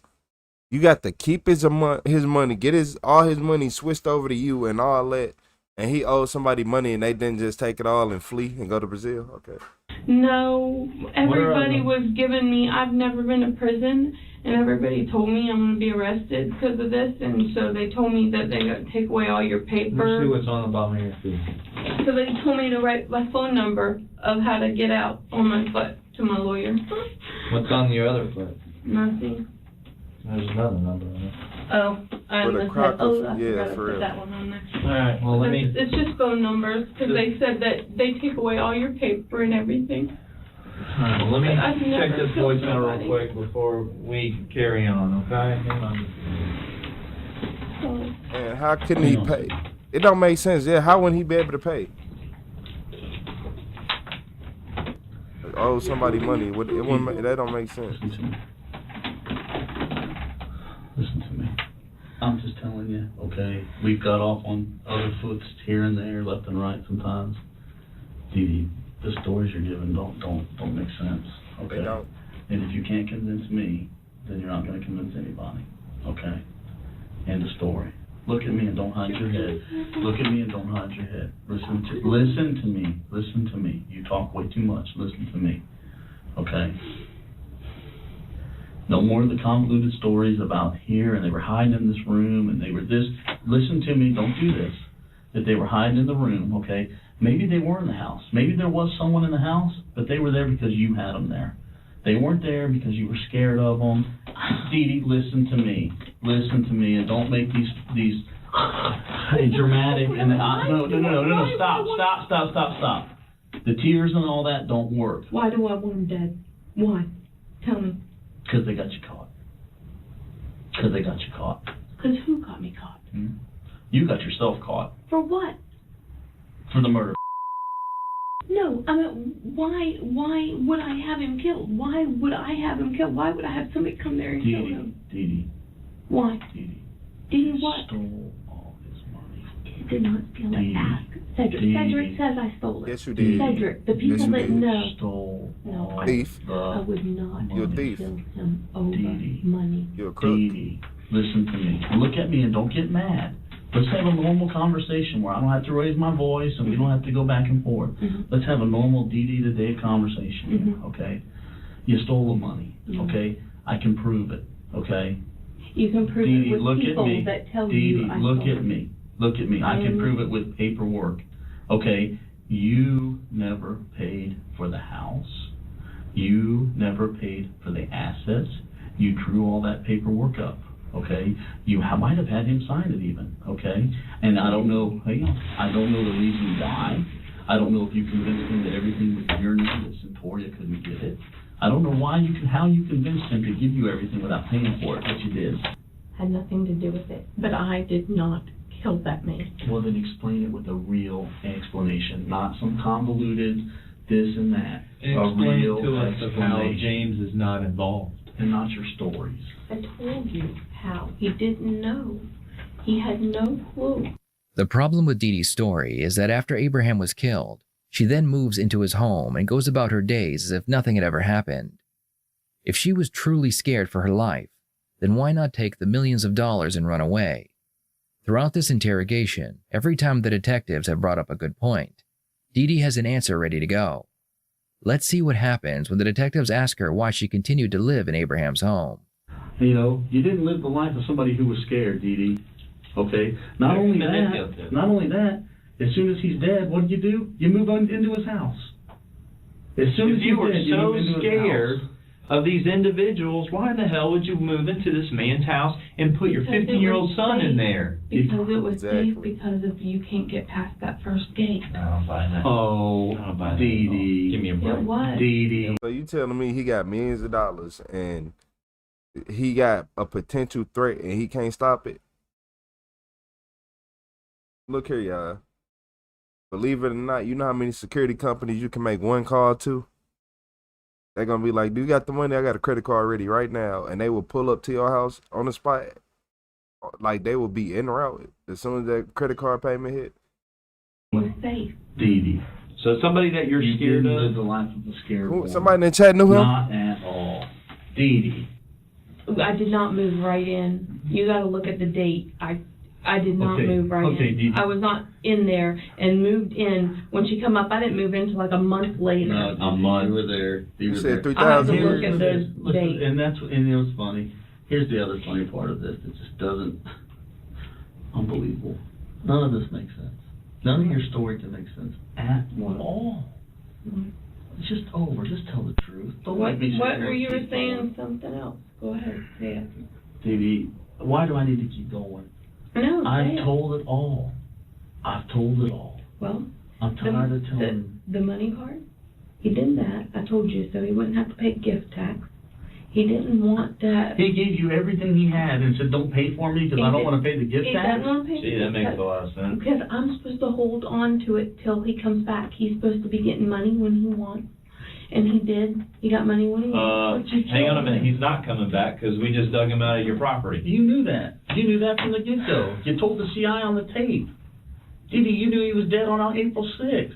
We don't need to tell you what we did or not. We're talking about you and the fact that you got a 15-year-old child You that's don't potentially got to lose believe me. both parents to a prison sentence. But you don't believe me that I didn't kill him, so lock me up, and I'll prove in court I didn't kill him. Because if you tell me the based on a truth, jury. because if you tell us the truth right now, what you tell us will depend on our forensics that we just uncovered, the scenes that we have just processed, and we will know whether or not, hang on a minute, let me finish. We will know if you are telling us the truth. Why can't you from forensics measure my Because we height? want to hear it. Measure my height and what gun and what velocity. We want to hear it everything. from your mouth. Measure it from me. And we shall know whether or not you are spinning another bullshit story or if you are telling us the truth then. And then maybe that will rule out James, as you say he's not involved.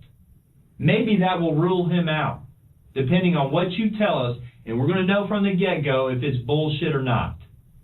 Okay, we have been at your property since frickin' Monday night. Mm-hmm. Do you understand? Mm-hmm. You've had 2 sheriff's offices and multiple crime scene investigators out there for a week. That's not even her property. She a thief. And we're not done yet. Mm-hmm. Oh, we're going to play around there some more and get exactly what we need. Do you think we're just out there eating, barbecuing, having coffee every morning? You need. I didn't do it. So take me to jail. Well, it sure as hell looks like you did. Well, take me to jail and I'll prove it in court. Let's hear your rationale. Let's hear your reaning. You Let's don't hear believe your story. me. No, I'll entertain your You don't believe story. me. My lawyer will get to the bottom of it, and he will get the truth, and it will be in court. I told you I'll listen to you. Go ahead and go to jail. I told you I'll listen to you. You don't believe me. Because you haven't said the truth yet.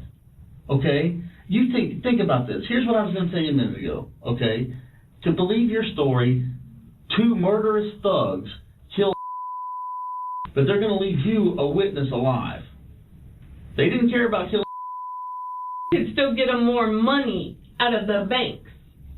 Look at the amounts of checks I wrote out. Look at where did I spend all that money? Was there even any money left? So you was held hostage At that and point, was there even Yes, plenty. And look at all that cash. And look at how many times I took cash out so they could get more money from me that they would come up and get. You spent all that money. No, I didn't. Yes, you did. So you're talking about when I got out $5,000 and $10,000 cash. What do I have in my house that I have spent $5,000 and $10,000? Most of that stuff I put in my house, I bought before I even got there. Look at what my Stevenson house looked like before. Look at the pictures on the internet of my. Don't yell at me. I haven't yelled at you once today. Yes, you've been good. I won't. Sorry. Over the past several weeks, these detectives have investigated every single one of Dee Dee's stories. Their investigation would cover 2 different counties, and they would interview dozens of people. To say that these detectives are tired of her lies would be an understatement. Did you not text Detective Clark and say you want to talk to him and the Hillsborough County detective over the No, case? he asked me if I wanted to. Well, it looked like the text was sent to him in that response that you wanted to talk to us. Am I right or wrong? Yeah, but I didn't know it was going to be the same thing where you didn't believe me, for there was somebody else there that I never said I wasn't going to believe you. I'm relying on the investigation that we have done for 1 week at your property. Shot a man, dragged him all the way by myself over to a hole that's clear across the way. I've seen it beside of freaking blood. I couldn't be an RN or an LPN. I went to EMT school, and because of EMT school, Y'all didn't hear what she said, did y'all? Y'all didn't hear what she said. It's because she made a point. She couldn't drag a body by herself. Dee Dee lazy. Dee Dee like to lay down and sit on her phone and smell like sour cream and onion chips and stuff like that. Dee Dee, her don't smell good. Dee Dee ain't do that alone. Who else was in on it? I realized I didn't like blood. I didn't like being around it. I worked as a CNA. I opened up my own shop so I didn't have to.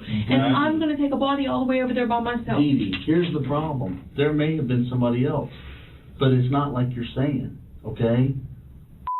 Was killed the night of April 6th. He wasn't buried until April 7th, okay? So you're going to tell me you see a guy get killed in front of you in your place with your gun, then you go home with Shar, okay? I go home with Shar. You go home to Shar that night, and then you come back the next day to 2 guys that are still waiting for you with a dead body, okay? You don't call the police. You don't do anything, okay? None of that. You're going to actually think that a jury is going to believe that crap. Oh, because, hang on, hold on, let me answer. Because they threatened to hurt my son. Well, how exactly would they have hurt your son had you driven to your house, dialed 911, and said, these people are at my house with a dead body now? Guess what would have happened? They would have been arrested that day. Yeah. So how could they have hurt you? Peed my pants. I peed my pants. I was scared. I don't care. Just arrest me. No, hang on a minute. I don't want to just arrest you. I want the truth, okay? Hang on a minute. Take a sip of water. Take a breath. Take a drink. The detectives leave the room to regroup and go over the next line of questioning. Dee Dee realizes she needs to manipulate the detectives, so she begins crying as loud as she can. You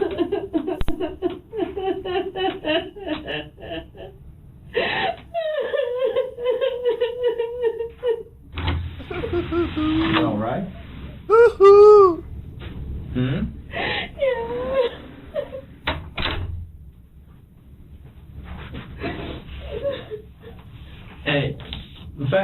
you come over here, okay? Listen to me, okay? You come over here. We're all adults here. You want to talk, okay? You let Detective Clark know and all that. Yeah, I've never met you. Okay, this is the first meeting, okay? I see, you know, you're emotional, you're getting up and down. I just want to make sure all's on the up and up. Have you been drinking anything today or anything? I mean, do you use any type of prescriptions or narcotics or anything like that? No. I'm just asking. That's part of my job. Okay? I'll be willing to take a drug test. I'm not asking you to take a drug test. I don't do anything bad in my life. I never have done drugs, and I don't even drink and drive. Okay. And I'm getting charged with murder. Something I did. Do you see an affidavit here? Did I say anything about being charged with murder? Did I? That's funny you say you don't drink and drive. You never said drink about in the house where he was murdered at. Yeah, he was murdered inside the house. You never said nothing about drinking and driving. I mean, drinking in the house. So I think she got drunk and went through with her plan. No. Okay. We're talking. I recently... Dee Dee, you have talked... You don't realize. You think you go around... You think all these people like you and they believe you and they're your friends, okay? Let me tell you what. All these guys that you're dealing with, oh, they're your friends while you're standing there, while you're paying them money and while you're doing things for them. But the minute the police come around, guess what their line is? Fuck that white bitch. I ain't going down for her. Let me tell you exactly what happened. Here's what happened. And that's verbatim. That's right out of their mouth. That is exactly what happens every single time. You think all these people are going to lie for you because while you're standing there and you're giving them money to do this and that, they're going to do it. But when the rubber hits the road, honey, it don't happen. Okay? They tell the truth. And guess what? I can believe them because guess what? It pans out every single time. From the audio recordings to handing me the freaking the affidavit you wanted, et cetera, to sign, to all this stuff. It always... That's what he told me he had seen. He told me that. No, Dee Dee, and it's not going to fly. That's what I'm trying to tell you. I'm trying to help you here. You don't realize it, but I'm trying to help you. And I didn't end up making him sign it. No, because he wouldn't sign it. What do you mean making him sign it? Because he wouldn't. Dee Dee, in the last hour and 10 minutes that we've been sitting here talking to you, you know, I picked up on some physical cues, and they're just quite interesting because I mean, I know all these concocted stories. I've watched your interview from Monday night with Detective Carter. Not Clark. I'm sorry. They're videotaped over there? They might be. I thought that was against the law without me knowing. It's not against the law. We are law enforcement. Oh, okay. Okay? But I've noticed something. It's just interesting. It's when you start to kind of merge into this new concocted story or another rabbit hole, as I like to refer to. You have just this, you know, discerned look on your face and your eyes. I mean, it's just this serious look.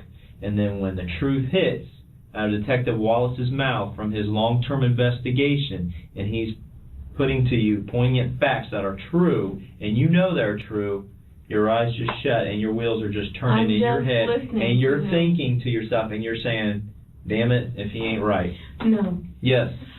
I'm thinking that the money stuff he talked about, no, you want the money to be the motive, and that's not. No, what I'm telling you is the money is the motive. The money, Dee Dee, listen to me. When you put it in front of a jury, the jury is going to look like... The jury will convict me, and you will convict an innocent person. No, we won't. And then, you know what? Life will not exist that I know of, because I thought that we lived in society that people wanted the truth. Don't start that crap, okay? The truth is you had something to do with it, and now it's time for you to tell the truth about what happened. I'm telling you the truth, and you don't want to listen. No. You don't care. No, you don't. You don't want the truth. You want your side. You want your drama. You want your belief. No, we want drama. Do you think we like working around the clock all week, being away from our own personal lives? Do you think I like digging up a dead man from April? Do you really think I enjoy it? Do you think any human being deserves to be put in a shallow grave on property and then have concrete poured over it? It's not right. He's not a piece of trash. He doesn't belong there. It wasn't right. You don't Then why did you put him there? I didn't put him there. Dee Dee, you knew exactly where he was because hang on a minute, because you put the piece of metal right over. Exactly. It was exactly where you put it right. He knew. Look, she knew he was buried back there the whole time and she lived in a house. Imagine you murder somebody, bury them on their own property, and then just live every day like nothing. She mentally not okay. You're mentally unwell. Paul told me where it was and how he got it there. No. He had a guy that I called Ronald come by and pick it up. Are you kidding me? Are you kidding me?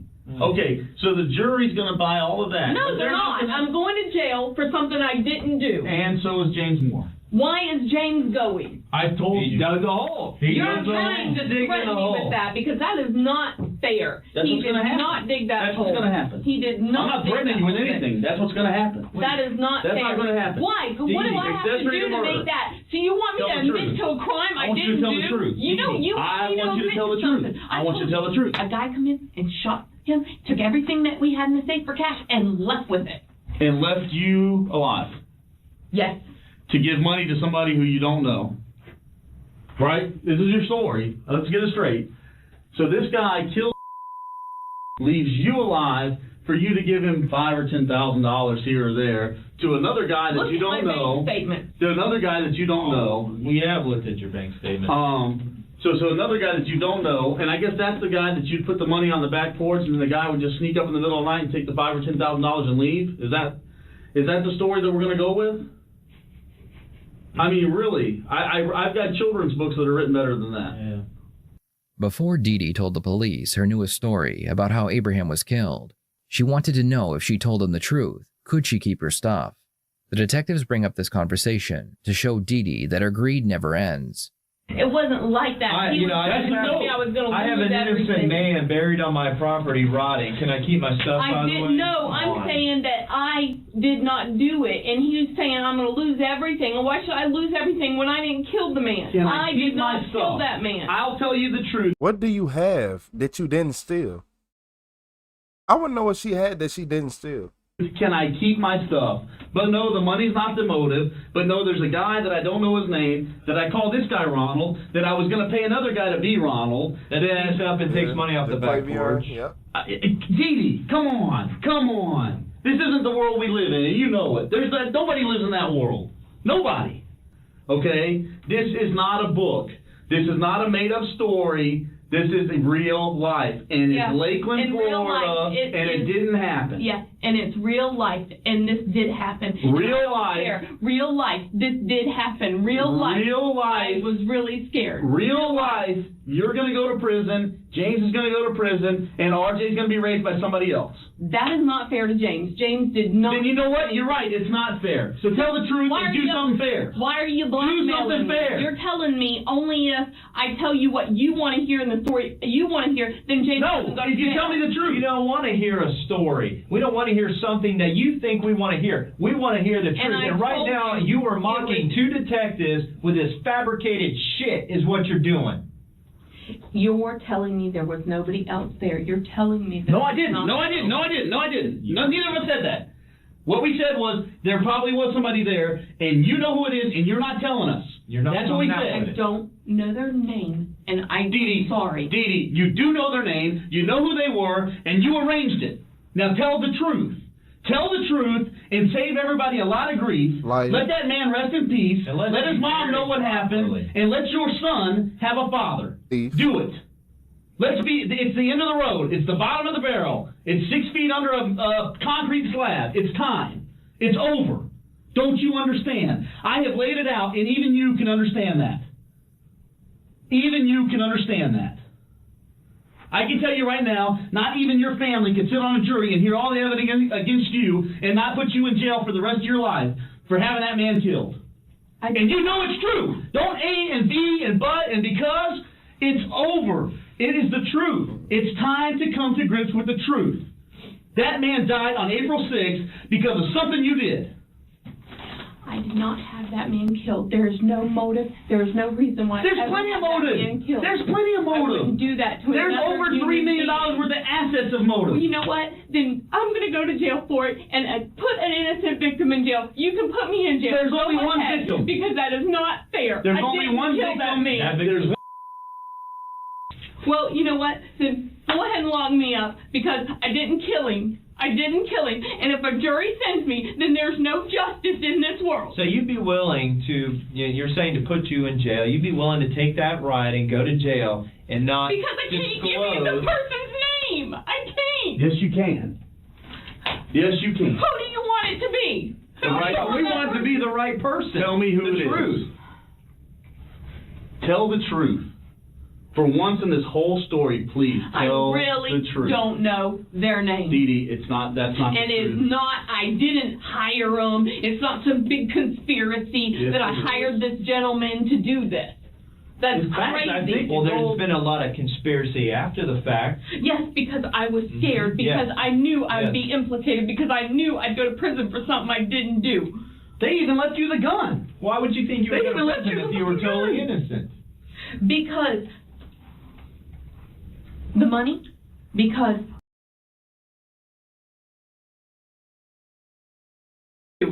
they even left you the gun. Why would you think you were They going even to left prison you if you were the totally gun.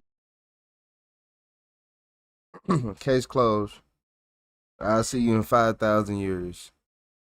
Oh, so they left you with the murder weapon? So he just shot this man. You were so scared, and then he gave you the gun? The same gun he used that you could have turned around and used on the... Okay. because the money, because of everything that did before he left, because of all of that. Look, it's all a money trail, and Look that's at what him. Look at the way everybody he looks looking at. at They him. just look And at we're the money going trail. to take this circle right back to the beginning and go to the simple word of greed. That's exactly what kept this conspiracy going. No. Yes, it It is. was not. Yes, greed. it is. I Had invested you in a paintball been field. scared, I had invested in a hush a paintball minute field and so he listen could to get me. money from Had it. you been scared, had you any heart left, you would have picked up the phone and called the cops. I wouldn't kill him. It doesn't I didn't take much have to point hire. a gun and I'm pull not a going to trigger. admit to something you want me to admit to. You can send an innocent person to jail because that's what you're going to do. And No, if you can I live don't with that, send innocent well, people you to jail. You're going to because this No, time I you're don't going feel to. that I am sending Look at how many. innocent Look at how many people have been innocently done before. Hey, y'all DNA hit that like button for with me. DNA testing. Look at all the people that have got innocently put in jail. I did not do it over. Let me tell you what, This none of isn't them an had a dead issue body of- on their yard. This isn't an issue of DNA. This is a human being that rotted 6 feet under the ground on your property can't believe where you Charlie showed was Greg killed. where he is buried. That is what we have. Let's not even think about DNA right now. This is not Dee Dee's first time in an interrogation room, and she most likely knows that the smartest thing she can do is stop talking and ask for a lawyer. Unfortunately for her, her narcissistic personality leads her to believe that somehow she can manipulate the police and get away with murder. Even though all of her stories have been proven false, her pride won't let her admit defeat. You knew on November 10th or 11th when I had you down at that office, it was going to lead to a dead body on your property underneath your slab. You knew it, and you did everything you could, A, to try and make it look like he was alive and somewhere else, and then B, to try and make it look like somebody else did it. You were freaking going to pay a man to say he killed him. You were going to pay an undercover officer $50,000 to say that he killed that man. You were going to have Greg turn around and dig up the man's rotted body. You gave Greg the gun. And you left that trailer with supplies for a rotting corpse. So that he could have a proper burial. Because once I found out he was really there, I wanted him to. You said you knew he was there the whole time. You said you seen you. Hold on, Dee Dee. You making me mad. One of them detectives might swing on her. I ain't gonna lie. They might catch a charge, and I don't blame them. I ain't see none if they. I'm just saying. But look, Dee Dee, I can't believe you. So you did all of that? Okay. Let's go back and hear a little bit more again, guys. Around and dig up the man's rotted body.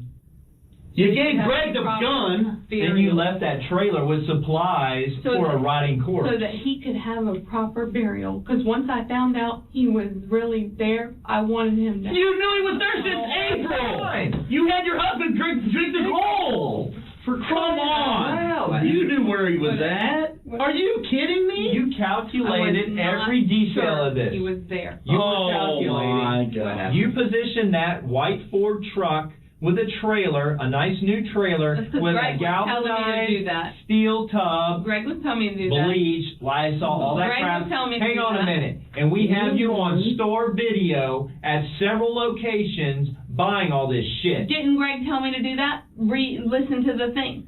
Listen to the paper. It's Dee Moore on the video purchasing this stuff. Yeah. Come on, Go Dee. ahead. Arrest me, and I will sit in jail for something I didn't do. For the rest of your life. I don't have a choice. It all I can't stand Diddy. I ain't gonna lie to y'all. Would you like an adjoining cell with James? James does not deserve I don't think that. he'd want to be anywhere near you. James does not deserve that. That's what he has did. You're done right. nothing. You're right. He doesn't deserve to be next to you. You're right. I'll make sure it's a different jail because I don't want him He next to does you. not deserve that. He doesn't has deserve not to be did next to nothing. you. But you're trying to blackmail me by telling me he's going to go to jail if I don't blackmailing? tell you. There's no blackmailing. Well, then the story I told you. Then tell me the truth. I don't know the guy's name. Oh my God! So this ruthless killer kills and leaves you alive, a witness. With the You gun. alive? Are you kidding me? We are murder detectives. We deal with stuff every day. If a robbery like that goes down, they kill all the witnesses. Oh no, that's right. You talked them out of killing you. Are you kidding me? The only thing you can talk people into is shooting you. Yeah. Dee Moore is a con artist. She conned every dime out of my uncle and my cousin. You know what? Just about every person we have spoken to and re-interviewed, and correct me if I'm wrong, Detective Wallace, has all said in common about you, Ms. Dee Moore. You a con artist? Doris Moore, is that how the correct pronunciation of your first Doris? name? Mm-hmm. She duped me. I feel like an idiot because she duped me. She a scammer. These are street smart people that usually don't get duped. These are men that were embarrassed to say that to two cops that were street smart, It was not. and they all had the same common phrase: Dee duped me. It was not like that. The detectives realize that Dee Dee does not like the idea of her husband being charged with murder, so they're about to make a phone call in front of her. The call is meant to convince Dee Dee that her husband is about to be arrested because she doesn't stop lying. Well, since you want to say I killed him, I mean, that's what you're saying. Oh, they're about to make a pretend call. Okay. That's Then all I need to just know. arrest What's up, me Amanda? because you're going to be arresting an innocent Let's person. do something first. Hang on. I did not kill. Do something first. What? You gotta make a call.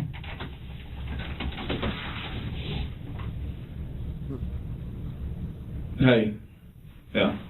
Go on over the houses on Forbes Road and go ahead and That's not fair. Don't do that. It's the dude that looks like James Bond. Okay, Go ahead I'll and get talk. Don't. Go ahead and Don't. Hang on a minute. Are you gonna talk or not? Yeah. All right, hold off. But I want Just you. have I want a you position free on watch. Jerry I want Smith. you. I want you there off of Jerry Smith and Trapnell, and wait for my next call. Oh my Lord. He just pulled out the elementary special. I'm gonna call your mother. He just pulled he probably wasn't even on the phone with nobody. He was probably talking to the operator. He's probably talking to his newborn. Do you think we're freaking playing games with you, Dee Dee? What do you want me to say to not hang No, up? don't. The truth. Don't play this freaking game anymore. You look me straight in the eye and decide your fate right here, right now. Because I got no qualms with locking up your husband with your ass and putting your son in protective custody until we can sort out who can be his guardian. Do you understand me? Yes. I'm not playing any more freaking games with you, Dee Dee. I did not have that man hired to kill. If you want me to say I hired him, then say I hired him. I don't want you to say... But he came there. Look and at hurt him. me. A minute. I don't want you to say anything that you think I want you to say. I want the truth. And I will know the truth when I hear it from your mouth based on what I already found out this week. 1 week is what I have spent backfilling and backfeeding on all the 10 months of intense investigation that man and his partners have done. Mm-hmm. We're talking about a murder. I'm not talking about he didn't even dial the a number. money trail right now. I am talking about the murder of. Mm-hmm. Tell me the truth about what happened to and who was involved with you before we go to your ex-husband's house and lock his ass up. And RJ is there right now. Okay, it's her ex-husband's house. Okay, it wasn't her current husband, so that's why he wasn't living there. But look here, y'all. He said that he didn't even dial a phone number, didn't even go through the contact list or the recent phone. You know? Do you think I'm playing games? No, I don't. Recent Sit calls, back yeah. and talk to me. That's not fair. It is fair. It's reality. It's called solving crimes, Dee Dee. It is law I enforcement. really don't know the guy's name. I don't believe that for 1 second. I don't I believe would for not two. ever shoot another human being. That is really sick. Very sick. Mm-hmm. Very, very sick. A valuable witness. The truth out there? Okay. A valuable witness. That's it. I'm done. Sit down. Sit down. Sit down now. That's That's it. I'm blackmail. done. I'm That's done. blackmail. No, it's That's not. Why can't I Okay. go to jail and take the charges? Why can't I take the It's going right charges? now. Just say I did it. It's going right now. No, just say I did it. Abe's going first.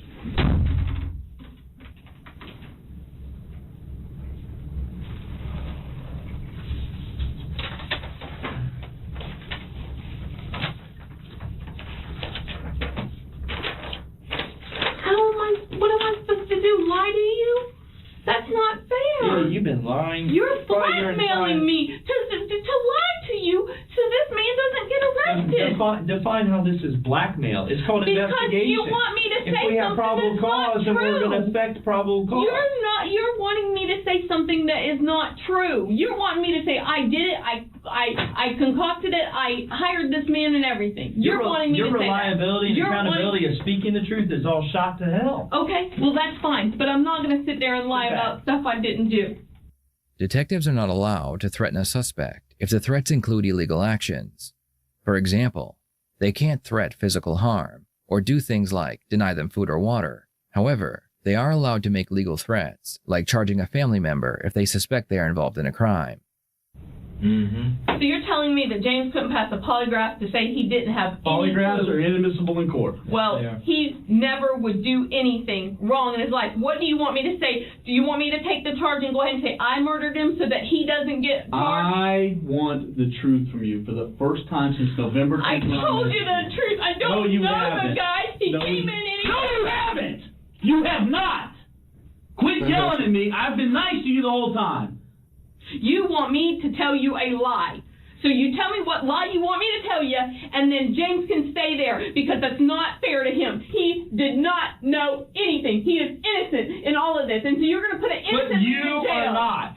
You are not. You want me to admit that I are not. forcefully, I paid some crazy man to tell that is not true. I wouldn't pay for a man to get What killed is over the f***ing money. What is the truth? So you killed him yourself. I wouldn't kill a man over that. So I'm going to take by myself and take a body out of a house.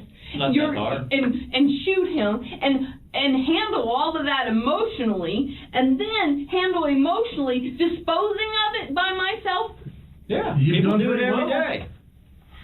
Dee Dee was allowed to go home after this interrogation, but the next day, after she had time to think up an explanation to all the evidence, Dee Dee asked if she could be interviewed again. In the end, the detectives were once again able to discredit her new narrative, and they called her out for all her lies. You don't care. You care about you. No, I You are do the care. only one that you care about. You're the most selfish woman I've ever seen in my life. No, I do care. And who do you care about? When you look in the mirror, I care about me, and that's No, it. I don't. I'm going to go in prison for something I didn't even do and sit on a mattress with no pillow. No, with they no give you pillows.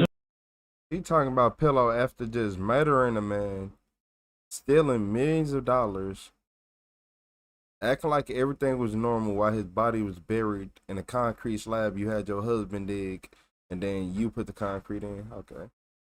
And it was somebody else there because you ain't do it alone. You get a pillow. Yeah, they give you pillows. Oh, I heard You they even did. get, yeah, you They give you like nice a blanket. pillows and blankets, sheets, all that stuff. You get linens in prison. Oh. Yeah. 3 meals They're a not, day. I don't think they're Oh, 300 it's just count. jail?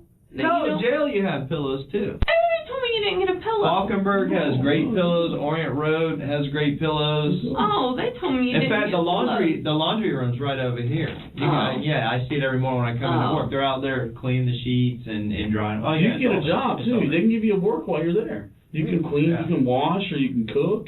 Yeah, you can do all of it. Do that for the rest of your life. That's fine. I guess I'm gonna have to. I don't have a Do you know how choice. to I'm cook? trained. I mean, do you have like culinary skills and stuff? No. Yeah, I know how to No, you cook. Can don't. you cook for 3,000? That could be valuable over there. Yeah. I can do that. Maybe you can do that. You can like stir the beans and put together bologna sandwiches and stuff. Yeah. You can't cook.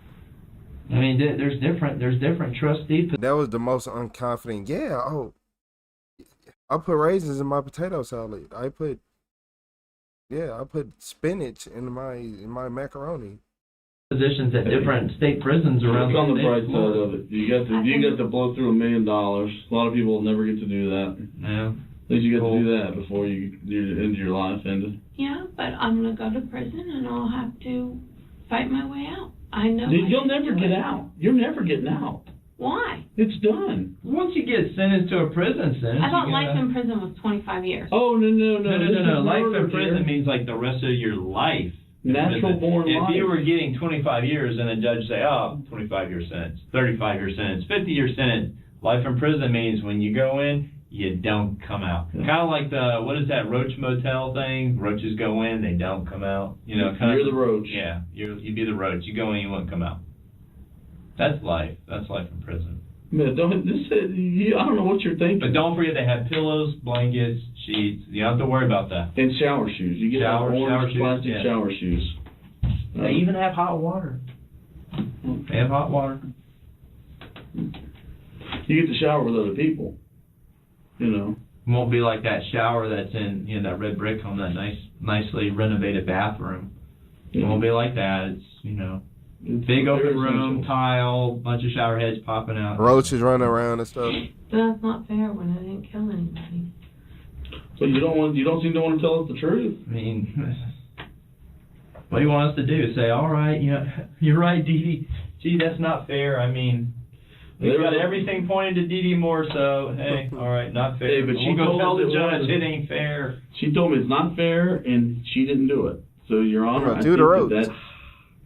That may hold Reason some enough. credence. And I tried to name all the people's Reason? names that could have had somebody sent there to do it, and you wouldn't look any of them That up. could have. Somebody could have done this. Somebody could. Of course, I was standing there and I buried the damn body, and I'm part of it. But I'm like. And then I even showed right where it is, underneath the little piece of metal, and whispered away. I'm cool, Miss Towers. I'm good. Here's the body. I'm not gonna say who it was, but there's a ton of. Gonna scam people. I didn't do that. Hell, it could be somebody that we don't even know about. Yeah, she's gonna be a scammer in prison too. It could be anyone. I might have passed the guy this morning on the way here. Because 60's a real busy thoroughfare between your county. I might have seen him last time I went to dinner at Barnacles. The guy might have been there. There's a lot of people I saw. Don't worry about it. I think we're done today. You ready to go? Yeah, don't stress yourself out too much. Let's anticipate it. I know. Just tell me when you want me to be here. They let you go home. No, because you want a big show. You're only doing that to show off. You They want go to the Brazil? media there. You want the pictures. No. Okay, we'll see. We'll see. I'll bet you money you'll have cameras lined up for me to walk into the jail. You drove that truck, right? I have never hurt that man. He knows everyone knows I would never hurt that man in any way. Did you murder Abraham Shakespeare? Absolutely not. And I Dee Dee, would not do that. you indicated you know who pulled the trigger. I have given all the information to the sheriff's department. With the situation and how it went down, I wouldn't believe myself. I would say, lock her up. I would. But there's always two sides to every story. There's always more to any situation. God up above knows I didn't shoot that man, and that is the only person I have to answer to. Dee Dee was charged with first-degree murder.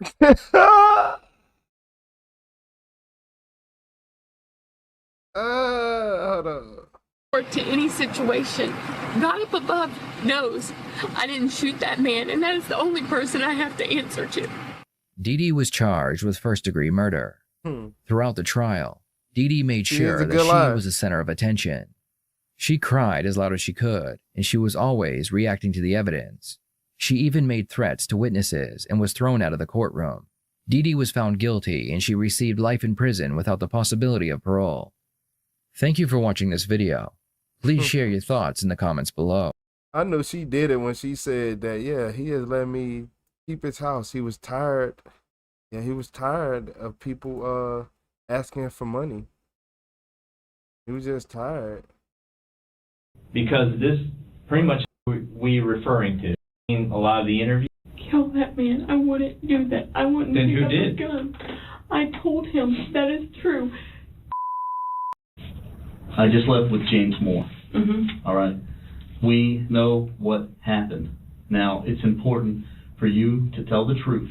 If you want RJ to have his father out here. Yeah, man. That was at 9 minutes. They've been grilling her for a while.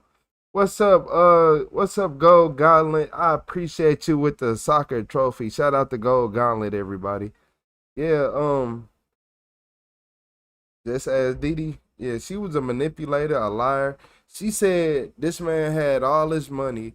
He got tired of people asking for money. So he left, disappeared, and gave you all his money. How he gonna leave with no money? How you gonna disappear with no money? He gonna go somewhere else and start from the bottom after struggling for so long? Okay. I'm just make it make sense to me. I appreciate your Gold Gauntlet. Yeah, people like her, they scammers, to not be trusted. They mind don't work properly. They evil. All type of stuff. But y'all know how it go. Good evening. How y'all doing, Michelle? How you doing? What's up, Donna?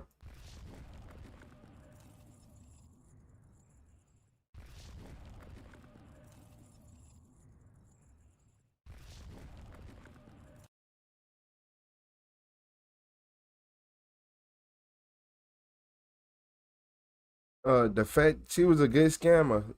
She was his accountant. She went from being his accountant to owning everything he had. So she got close to him, got trust, and then stabbed him right in the back. Stabbed him right in the back. Yep, you gotta watch out for people like her. Those are the worst. I appreciate you, Gold. You said she didn't think her lie was true because she thought she was getting away with it? Exactly. Be careful of people that tell you everything you want to hear. Yep. Ooh, for real, leave in peace. Oh my Lord, that's the biggest thing. If somebody's around me and you ain't got nothing to say against some, like if you agree with every single thing I say, I don't know, man. I don't know, cause I'll be amazing myself sometimes. I'll be amazing myself.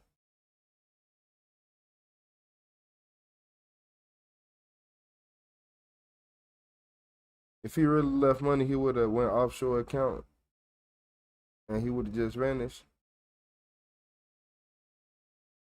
Man, look, if you know how easy it is to get away from broke people. Do you know how easy it is to get away from broke people? Man, all you gotta do is drive. Man, look, drive 6 hours away. Eight if you want to make it even spicier. Man, what? Yeah, you easy to get away from broke people. You got somebody that lives 6 hours away, they family ain't gonna never see them. Family ain't gonna never see them, ever. 8 hours, woo, forget about it. 9, kick rocks. 10, yeah, you win. Y'all know how it go. Yeah, it ain't hard to get away from broke people.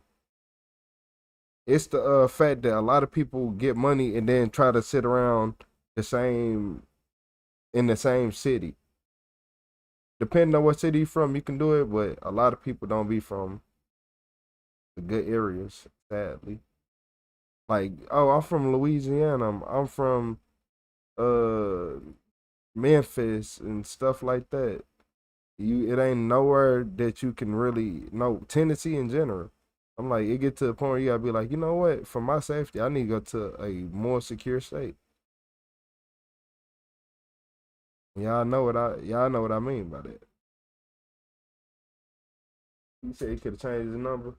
Man, it's so easy to get away from broke people, y'all. But look, this is a killer that was acting very strange during this interrogation. Well, he a killer, so of course he's strange. So. Jeff, my name's Sergeant Hendrick. I'm with the Sheriff's Department. Hendrick. There's Glover. Nice to meet you. We won't take too much of your time. Okay. Okay. We just got a couple questions for you. Okay.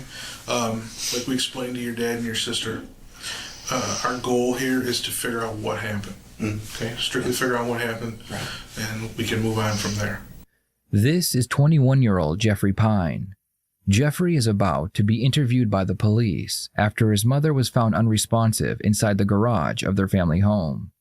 His mother's name was Ruth Pine, and it appeared that she had been attacked and left to die. 911, where's your emergency? My wife, she's like in the garage. There's blood everywhere. I don't know what's going on.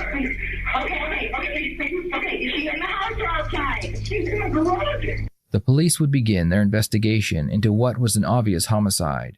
At first, the police investigated Ruth's husband, Bernie, but he had a rock-solid alibi. The police also believed that it wasn't a robbery gone wrong, because nothing had been stolen from the home. Eventually, they would find that a large 2x4 was missing from the garage, near where Ruth's body had been found. An autopsy had been done on Ruth, and it appeared that a 2x4-like weapon had been used to take her life. This information would lead them to Jeffrey Pine, who had 2 large wounds on his hands that appeared as if they had come from swinging a large piece of wood. Okay. You're not under arrest or anything like that, okay? How old are you? 21. 21? Yeah. Is your name? Man, ain't no way. Ain't no much. Ain't no. Look here, y'all. Look here. 21. You're not 21. 21 and what? 19, 20? You're not 21 years old. You're not 21. If you look like 21, well, if you look like this at 21, I believe everything people said about you. Talking about how old are you? How old are you? 21. 21? Yeah. Is your name Jeff or Jeffrey? Either. Which do you go by? Usually Jeff. Jeff? Okay. Do you work? Yes. That's a hard 21. Spicy Orchards. Okay, look, 50. Oh, on Clyde Road? Clyde and 23, yeah. Okay. All right, what do you do there? Just about everything. I've been there since I was 16. I'm their unofficial winemaker. I make cider. I work the register. Pretty much anything they need. A little bit of everything? Yeah. Okay. The detective begins by asking Jeffrey if everyone in the family got along with each other. How well does everybody in the house get along? We all get along really well. Especially since she's been on her medication. I don't know if my dad already told you she's bipolar. Right. Since I think it was about September, we got her on medication, and she's been getting better every week, really. And as she gets better, everybody's relationship in the house gets better. You like a 5 to 7. I understand there's a time it wasn't so good. Well, it's when she goes manic, it puts a lot of stress on us all, and it's tough around the house. Me. But it hadn't been that way in a long time, since September. So I understand that there was an issue where there was some sort of fight between the two of you, and she ended up getting arrested a while back. This is what 21 hard years look like. This is what 21 years of labor look like. yeah, that was back last summer. Mm-hmm. She was not on her medication. She was very, very manic. Ruth had been diagnosed with bipolar, depression, and psychosis, and had been put on medication to help with the symptoms. The problem was getting her to take the medication. When she did, she seemed calm and fairly normal, but when the medication was stopped, she would have severe mood swings. And it was early in the morning. I heard my parents yelling back and forth, and it woke me up. You say he looked like that at 12? I walked into their room because the door was open, and they were just screaming at each other, and she came at me. She launched out of the bed and grabbed me by the throat and like started hitting me and stuff. 21 dog years. She didn't hurt me or anything. It was just, she was manic. She wasn't herself. Right. So. How long has she had issues? Well, first started back when I was 7. She was more depressed back then, like bipolar, you're depressed and manic. Sure. She was more depressed at that time for a few years, and then my sister was born in 2000, and she was good up until about 2008, right after I graduated high school, and she just went manic. It changed. She wasn't depressed anymore. She just got crazy. Just hyper, just all over the place.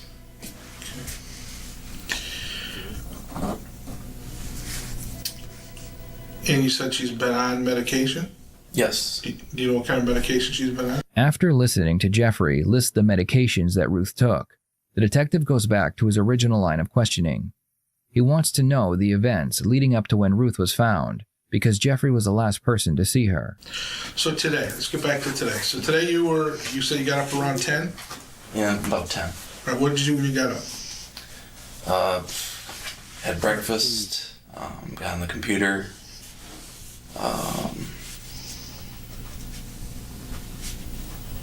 didn't really do a whole lot. She got home from grocery shopping and I helped her bring the groceries in and put some of them away. And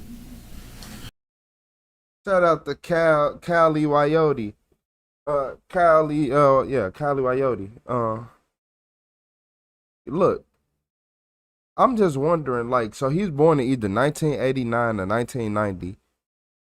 What was life like? What was life like? Because what life did he live during the 90s for him to look like that in the early 2000s? If y'all just want to know, like, when he was born. He was born in 89 and 90. Was she home when you got up? I had to know. No, she was gone. Okay. She got back, I don't know what time it was, like 11:30 or noon, something like that. Who was home when you got there? Or when you got up, was anybody else home? No, it was just me. Just you? Okay, yeah. All right. So then she got back and you helped her put the groceries away, and then you said at some point she went upstairs and laid down. Yeah. Was that right away after she put the groceries? Was what she do before she went up there? I don't know, she was in the living room. I think she was reading. She was in there for a little bit, and then I know she went upstairs to lay down, because when I left, that's where she was, so. Was there any issue? Was she upset about anything, or everything okay when you left? No, everything was fine. Okay. Did she know you were leaving? Did you tell her you were leaving? Yeah. Okay. And you drive what car? The 90 olds. The brown one. The brown one? Yeah. Okay. And then there was another one in the driveway, a white one? Yeah, okay. White. I think it's an Oldsmobile. Yeah. Whose is that? That's my dad's. He hardly ever drives it. He bought it because it was a good deal. Okay. And he drives the blue car usually. All right. And then the one in the garage is? The van. That's my mom's. Your mom drives that one? Yeah. Okay. All right. When you left, what door did you go out? On the garage door. The overhead roll-up door? Not the roll-up door, the side garage door. The side garage door. Okay. All right. Did you lock the door? No, I left it unlocked. Okay. Do you normally leave it unlocked? Usually, I knew my dad and Julia were coming home from school, so I left it unlocked for him. Left it unlocked? Yeah. Okay. And you think that was around 1:30? Yeah, I left about 1:30. Okay. Jeffrey claims that after leaving his home, he went to a neighbor to continue some yard work that he had been paid to do. This would have been a great alibi, except that the neighbor was not home. But Jeffrey did leave her a voicemail. Prosecution would use this voicemail in court, saying that Jeffrey called his neighbor to try and establish an alibi. I've been over to your house a few times. I thought you were coming home. I was just over there for about an hour or so, just kind of sweeping up, kind of checking things out. I was actually hoping you'd be there. Did you go anywhere else other than to that lady's house and then to Spicer's? Did you stop at any grocery stores, party stores, gas stations? No, I went right to her house, and then I left and went right to Spicer's. Okay. What time did you get to work today at Spicer's? I got there right before 3. Right before 3? Yeah. And you're supposed to start at 3? Start at 3, yeah. I usually get there about 10 minutes early. Do you punch in? Yeah, I punch in a time card. Oh, okay. Yeah. And what were your responsibilities today? Today, my boss didn't give me any set jobs. I usually just go in and start doing stuff. First thing I did was I went and checked the bathrooms, because usually when you come in the afternoon, that's what you do. So I went out there and checked them, and really the only other thing I did was weigh up a keg of hard cider and put it in the fridge under the bar, hook that up. So, and then my dad called me and told me to come home. He's a psychopath. And I just left. You can't reason with psychopaths. What did your dad tell you on the phone? He just said, come home right now, hurry. I asked him, what's going on? Are you okay? What's going on? And he said, just get home, drive safe. And so I just told my manager, I was like, my dad just called, I gotta get going. I don't know what's going on. So, and she said, just go. What's your manager say? There's a few. The one I told was, her name's Heather Spicer. Heather Spicer, okay. All right. Well, what's wrong with your hands? This was from work today. I was flipping over a pallet on my way to check the bathrooms, and as I was flipping it over, my hand got caught in there and just tore off the skin. Jeffrey claims that flipping a pallet is what caused the wounds on both of his hands.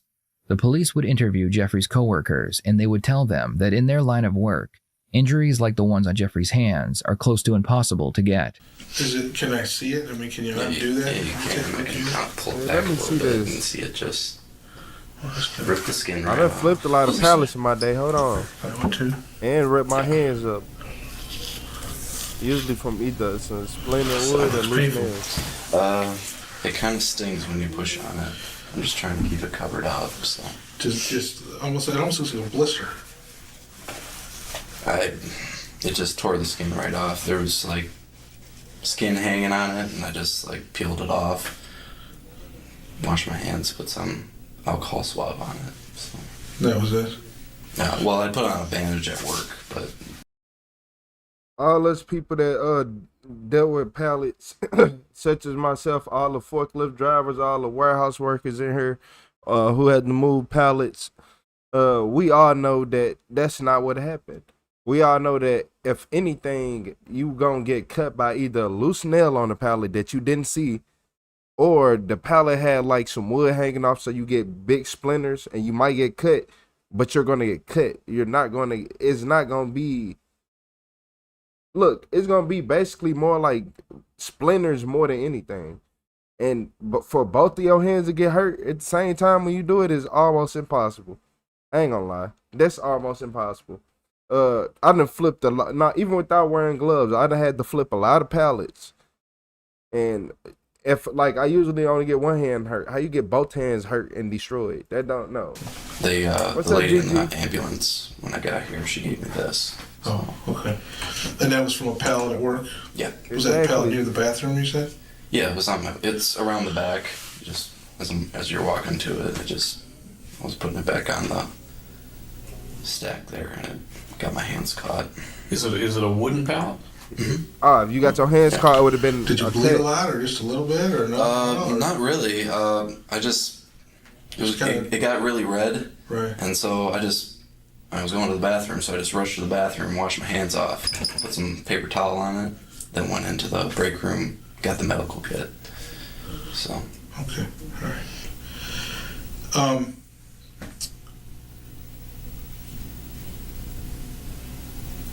There was no altercation, or your mom was not upset or anything today before you left? No, she was fine. Okay. I gave her a hug after we put the groceries away, and And she was fine. Was your car parked in the driveway or on the street when you left? When I left to come here? And when you left to go to work? It's in the driveway. I was parking in the driveway. Parked in the driveway? Okay, all right. Jeff, obviously you talked to your dad, and you know that your mom has passed away, right? What did he tell you happened? He doesn't know what happened. He said he saw her. He said it was real quick. He saw her by the door, that she was pale and there was blood, and he doesn't know what happened. What do you think happened? I really don't know. I have no idea. I don't think she would hurt herself. She's not that type of person. Has she ever tried to hurt herself before?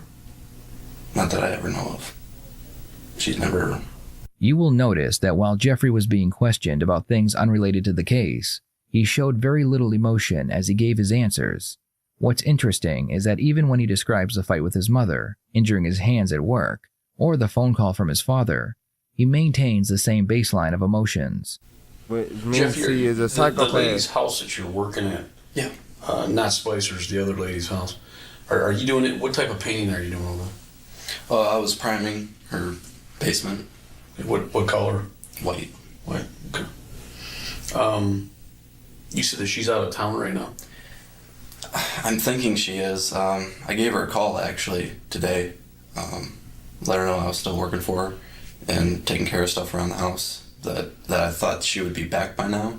Okay. You said that you went over. You said you transplanted some lilacs. Yeah. Did she ask you to do that? Yes, it's on a list for me to do. I mean, did she leave you a list of things to do? Mm-hmm. Okay. And she told you where she wanted these transplanted and whatnot? Yeah, she put markers for me. Okay. Did she ask you to come over there today? Not today, but she doesn't ask me to come over any specific day. Okay. She just gives me a list of things to do usually, and I just come over whenever I can. Okay. When you got up today, and did you take a shower at home?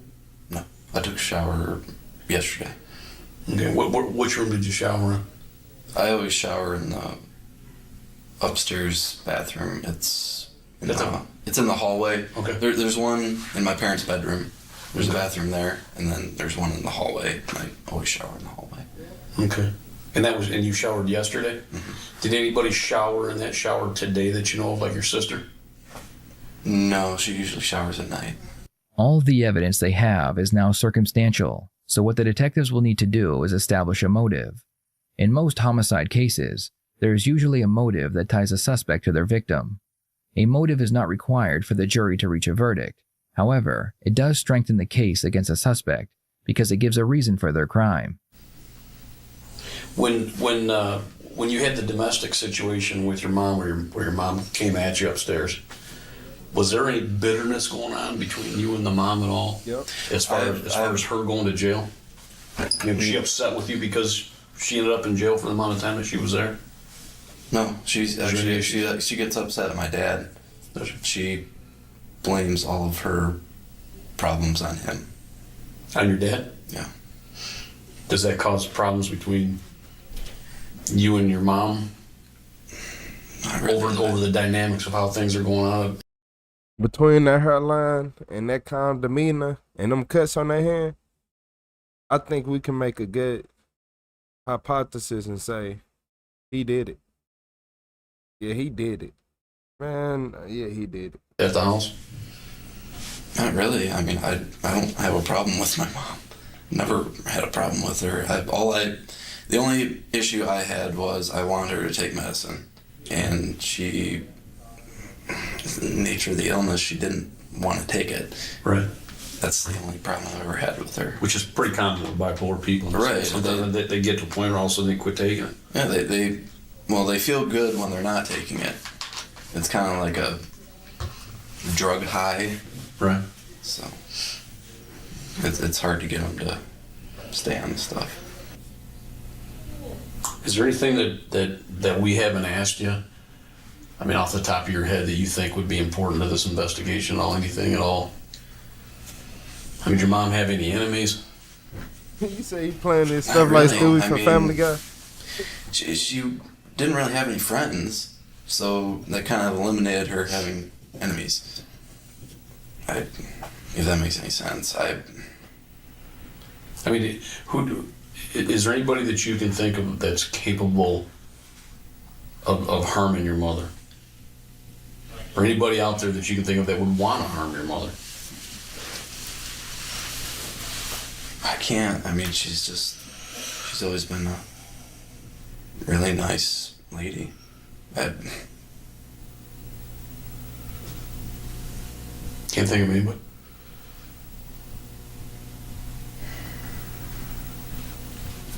I don't know. I don't know of anyone.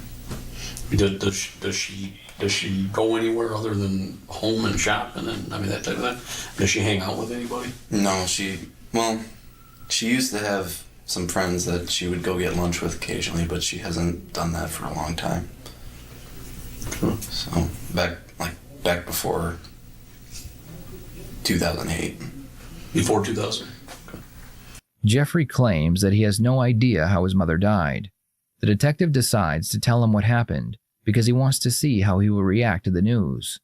Watch how Jeffrey reacts to finding out his mother was murdered. He doesn't ask any questions about the homicide or show any emotions other than putting a hand over his face. Jeff, see, you have no idea how your mom died or anything? No. Okay. Your mom was murdered. Someone killed your mom.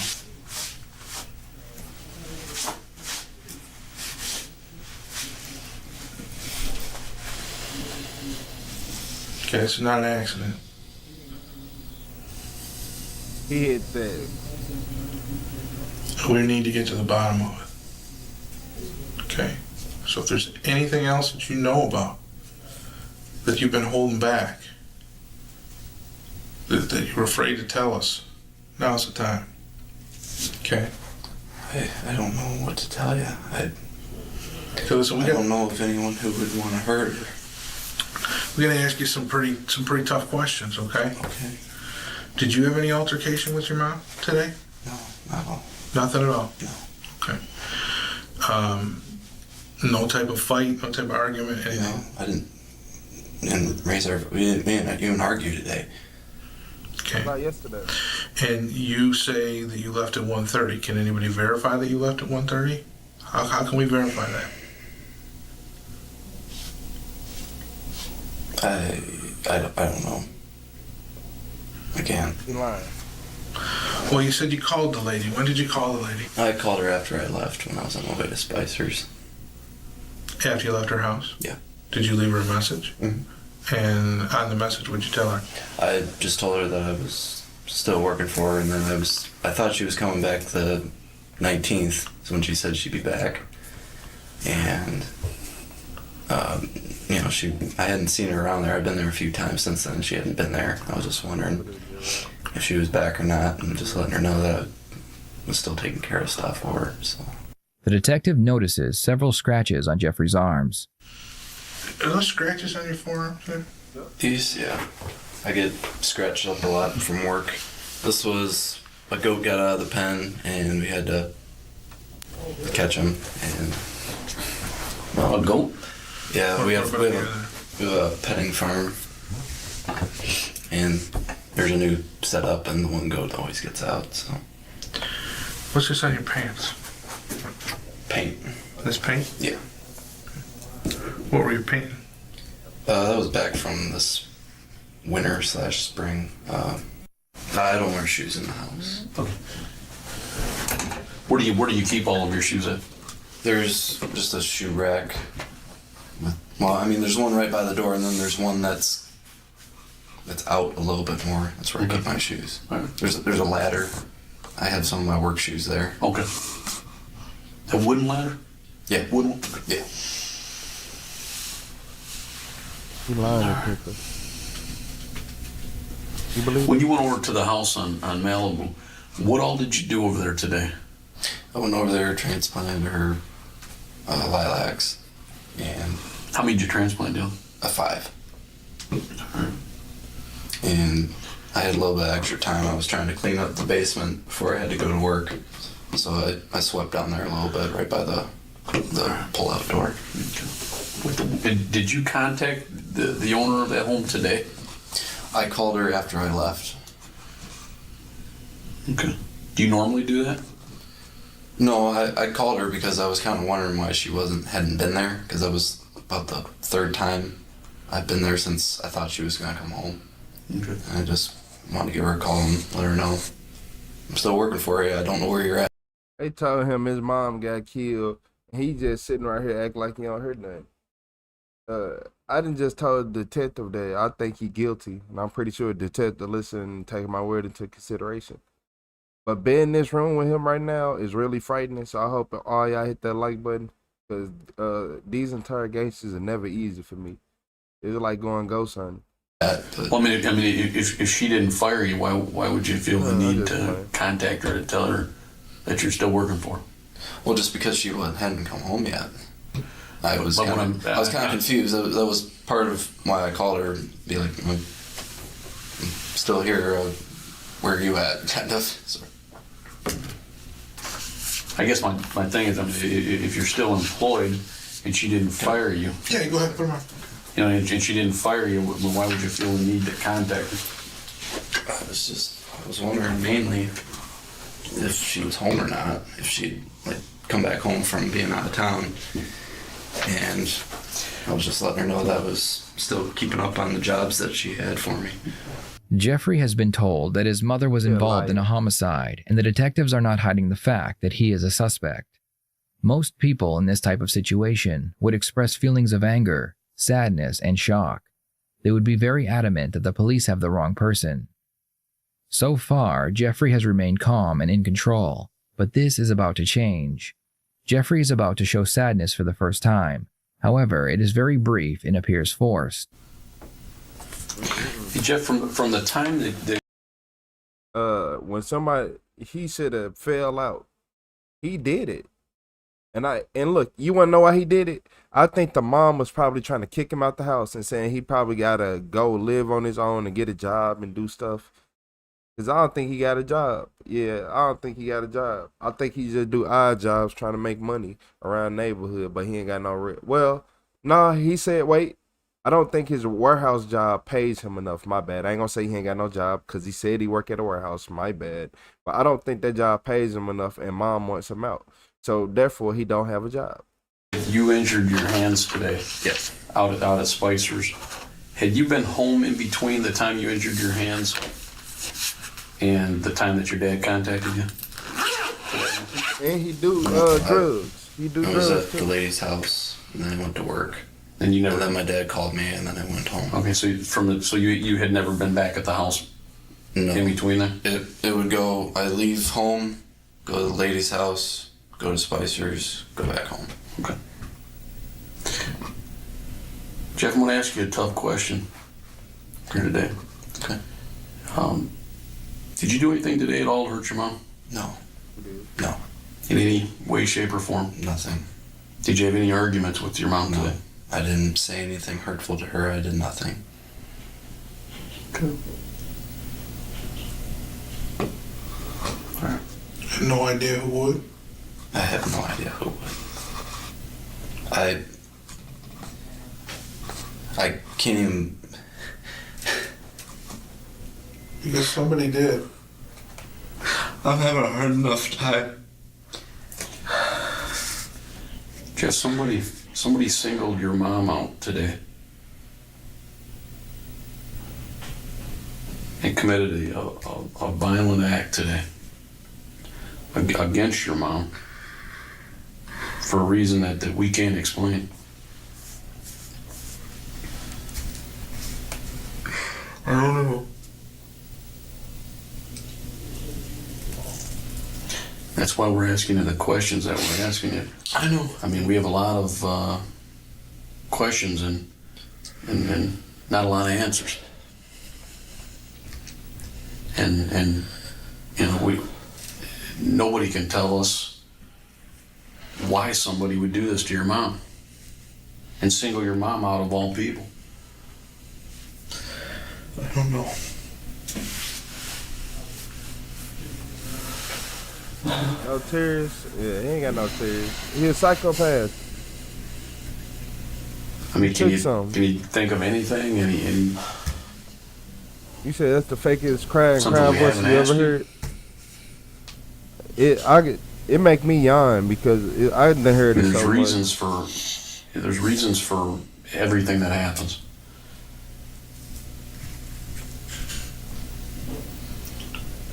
Other than the goofy neighbors that you said, you know, with the eggs. Any neighborhood disputes? Anybody unhappy about anything? There was a thing between my dad and our next door neighbor about a dead tree. Which next door neighbor? If you're standing facing the house. This is my house, it would be this one. Directly to the left, if you're looking at the house? Yes. What's that guy's name? The Fanfares. Fanfares? The only dispute we'd really ever had with them was they had a big dead tree that kind of hung over our driveway, and my dad parked his car out in the driveway. We don't have room in the garage, and he offered to take it down, and they didn't want to take it down, and there was a dispute about that, but that was... Yeah, bet the calm. I know, right? I want to say a few years ago. Okay. Alright. Okay, hang tight for a minute. Let me go check on your pants, okay? Okay. Yep, I'll get you out. The interrogation ends here, and Jeffrey is released and goes home. 5 months later, Jeffrey would be arrested for the death of his mother. Jeffrey would take the case to trial, and prosecution would use several pieces of evidence against him. The first piece of evidence was Jeffrey's lack of emotion during the interrogation, and how he never once asked questions about his mother's death. Jeffrey claimed that he had transplanted 5 plants on the day of the crime, but the evidence would show that not to be true. Jeffrey's coworker would demonstrate for the police how the pallets were stacked at their job. He claimed that no matter what way he threw them, he could not inflict the same wounds on his hands. The final nail in Jeffrey's coffin would be the testimony from his ex-girlfriend. She claimed that Jeffrey would often become very emotional about his mother, and he attempted to move out on several occasions. She also claimed that Jeffrey had cheated on her, but because he was a very good liar, it took a while for her to find out. Jeffrey's lawyer would also state their case. They explained that there was no physical evidence tying Jeffrey to his mother. We talking about the murder. We don't care about him cheating on you. Would also state their case. They explained that there was no physical evidence tying Jeffrey to his mother. No DNA on the clothing or under the fingernails. No weapon had been found, and the crime scene had not been cleaned. As the trial played out, it appeared that the verdict could go either way. That's when prosecution made a game-changing motion. They asked the judge if there could be a second option. They wanted to add second-degree murder next to first-degree as a possible verdict.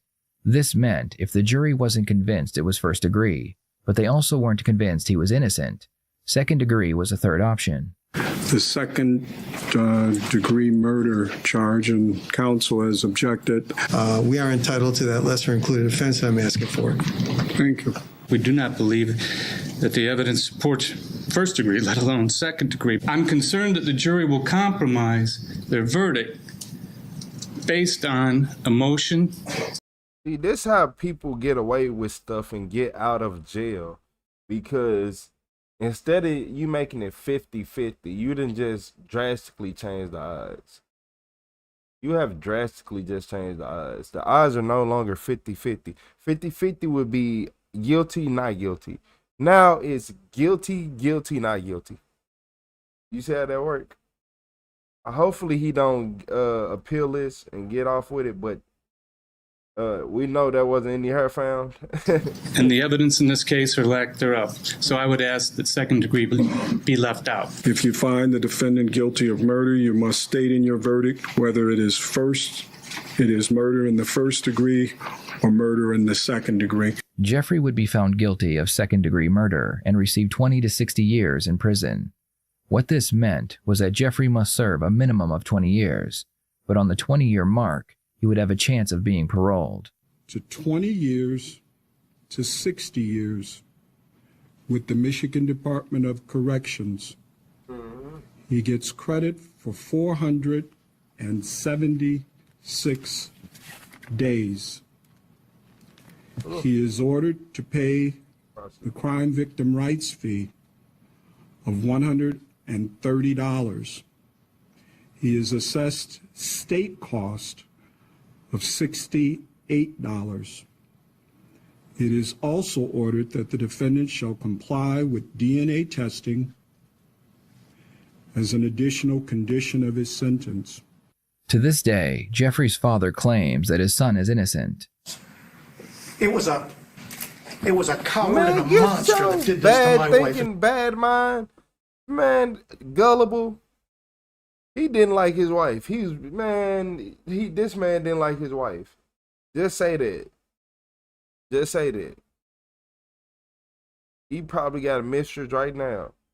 It ain't even a mistress. It's his girlfriend now. He ain't do it, but man, get on. It was a coward and a monster that did this to my wife, and that's not my son. He could never harm her. Is there any of you who might have done it? I can't speak to that. You know what? You know whose job that was? The detectives. And you know what they did? Nothing.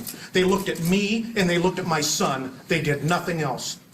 They took the easy way out. He would never harm his mother. He loved her. He never showed anything but compassion and love for his mother. And he's the best. Jeffrey loved his mother so much. He even balled and he supported her in everything. Is Jeffrey innocent or guilty? Guilty. Was all the evidence circumstantial? No. Or was Jeffrey tired of dealing with his mother's mental health issues? I would love to hear your thoughts on this case. Thank you for watching. I will see you next. You can't. Don't ask me them questions. Hey, you said I quit them come off the hip. Yeah, here go dad right here talking about he even balled her. I know it ain't. I know it's nothing but Neptune head under there. King Neptune head. That's it. The dad knew he did and wanted him out. Geez, even grandma needs to believe that lie because his world got turned upside down. He's just trying to hold on to the last piece of family. Yeah, he ain't gonna lie. It don't look like 20. He got 20 years left. What's up, Eve? You said guilty. It's his son. Of course he doesn't want to lose him. Yeah. Yeah. You got one time to do something like that around me, son, tonight. You can't be around me. Because if you did that to the mom, then you gonna be next. Oh, y'all ain't seen that video where the kid allegedly, like, it was allegedly that he killed his father, right? But the evidence didn't match up, so he ended up moving in with the mom, and then a while later, the same thing happened to her, but he got charged with it, and then they put two and two together. It was like, well, dang, he should have been in jail.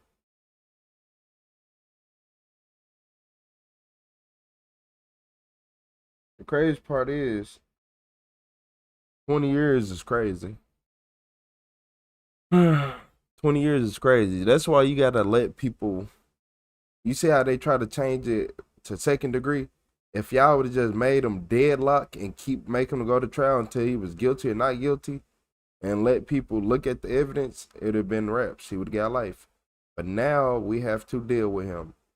So he was born. So he was 21 at this time. So this has to be around 18, 19, 20, 2011, 2012. 2011, 2012. So he doesn't have that much time left in jail. And y'all see how fast life been going. Everybody in here can say, yeah, days be going by so fast now. Cause I blink and an hour go by instantly. Like, and then you be like, oh, it was just 4 o'clock. You look at time, it's 7:30. You said, nah, dad got to take care of grandma himself. That he'll be 41. Yep. He gonna be old enough. That's what I said. He gonna be still within age. Yeah, 20 years is crazy, y'all. I'm not gonna lie. 20 years. Those be the verdicts that I just look at and be like, yeah, they trolling. Then I was at work and I did it. Like, come on, everybody in here that mess with pilots will tell you that you are lying. You did not get no type of injuries that you speak of from a pilot. If you would have had like a finger or like the palm, like a piece of the palm of your hand cut or splintered, I would have said, but like, okay, yeah, he got hit with that splinter. He got hit one of them splinters. Oh, he got hit one of them nails that be sticking out. But no, didn't add up.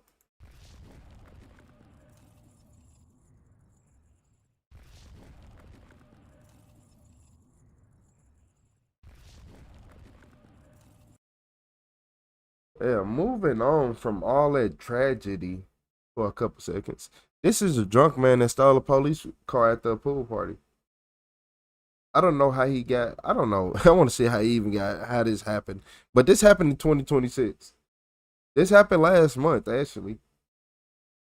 This happened last month, like almost a month ago to date. A little bit less than a month. Please, guys, please. May 23rd, 2026. After stumbling out of a bar, 38-year-old John Mack notices an unoccupied police vehicle sitting nearby. In a decision that would ultimately destroy his future, he climbs inside and drives away. But when the officer realizes his cruiser is gone, he can hardly believe anyone would be dumb enough to steal a marked police vehicle. Get over here. Get over here right now. Hey, get over here right now. Turn around. Right. Turn Yes, around. sir. Okay, yes, sir. Okay. Do not resist me. I'm not. Do at not all, resist. at all. Put your hands behind your back. Okay, fine. Okay, sir, I will. Put your hands. Hold on, you have okay, fine. Promise. Put your hands behind your back. I will. Hold on. Get the f out the way. Move. What do you want from me, bro? Like, whatever you want. Listen, Hey, we're gonna be come on, man. by Key West Bike. I don't want nothing to do Put your with hands it. behind your back. As the arrest goes on, it only gets worse for John. Are you f***ing retarded? No, dude, listen. Come on, dude, listen. Well, why are you guys arresting me for? You got on my f***ing patrol car like a dumbass. Yes, I parked it, and I parked it. Come on, parked it. Now you're going to jail for f***ing felony, dumbass. For real? I'm sorry, dude. But John was just being a nice guy. Please, sir. Come on, man. A4, one to custody. Listen, ain't my daughter, man. I don't give a f***. You're retarded. I have been, you're right. I've been super nice to you. You're right. Listen, sir, I'm not f***ing with you at all. What's up? No. Nah, it's 6:25 p.m.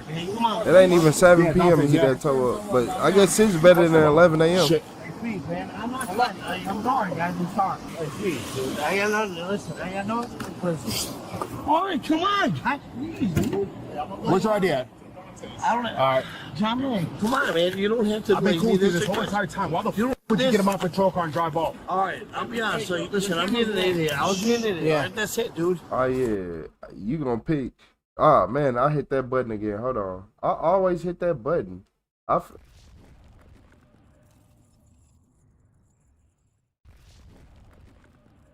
But look, I always hit that button. Out of everybody, you gonna pick up? Well, you gonna hop in Ice Cube car? You gonna hop in the most aggressive? You gonna hop in a strong black aggressive man car?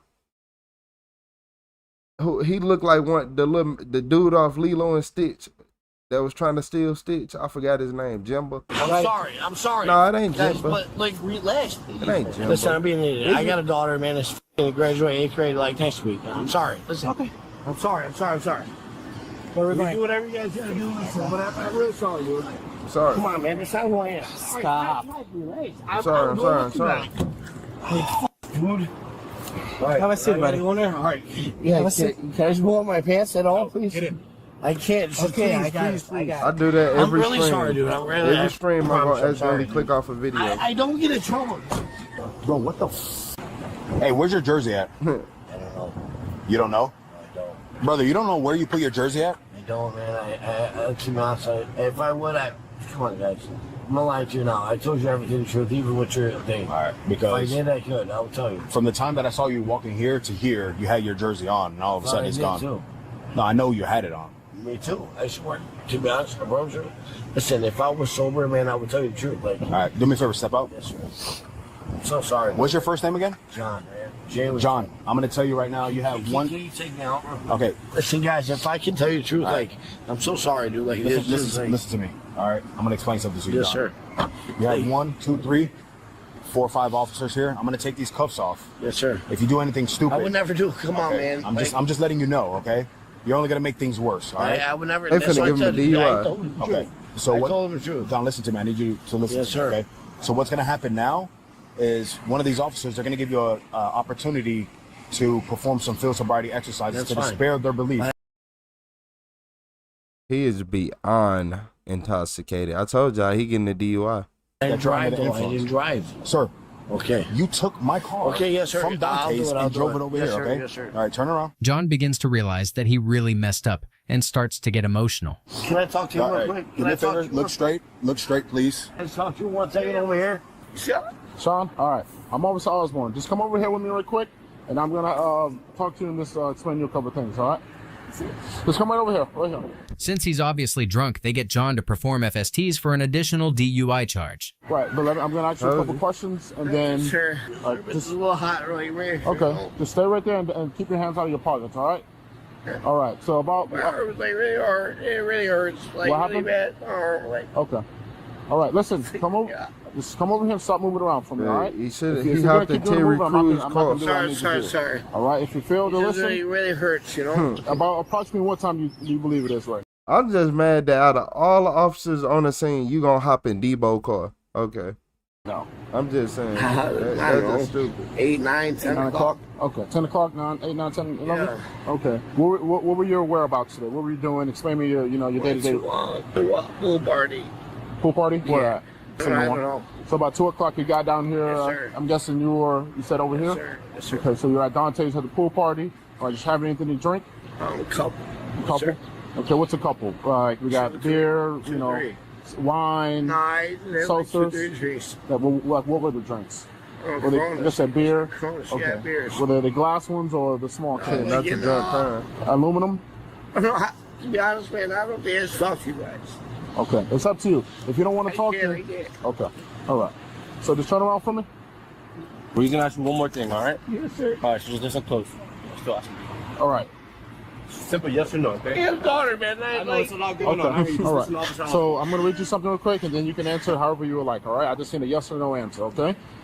Would you submit to the field sobriety exercises to dispel my belief that you're under the influence of an alcoholic beverage or chemical or controlled substance to intent that your normal faculties are I don't know when impaired? nobody should not, man. I don't know. No, I can't. So is that Debo's car? is that a yes or no? No, sir. Okay, all right.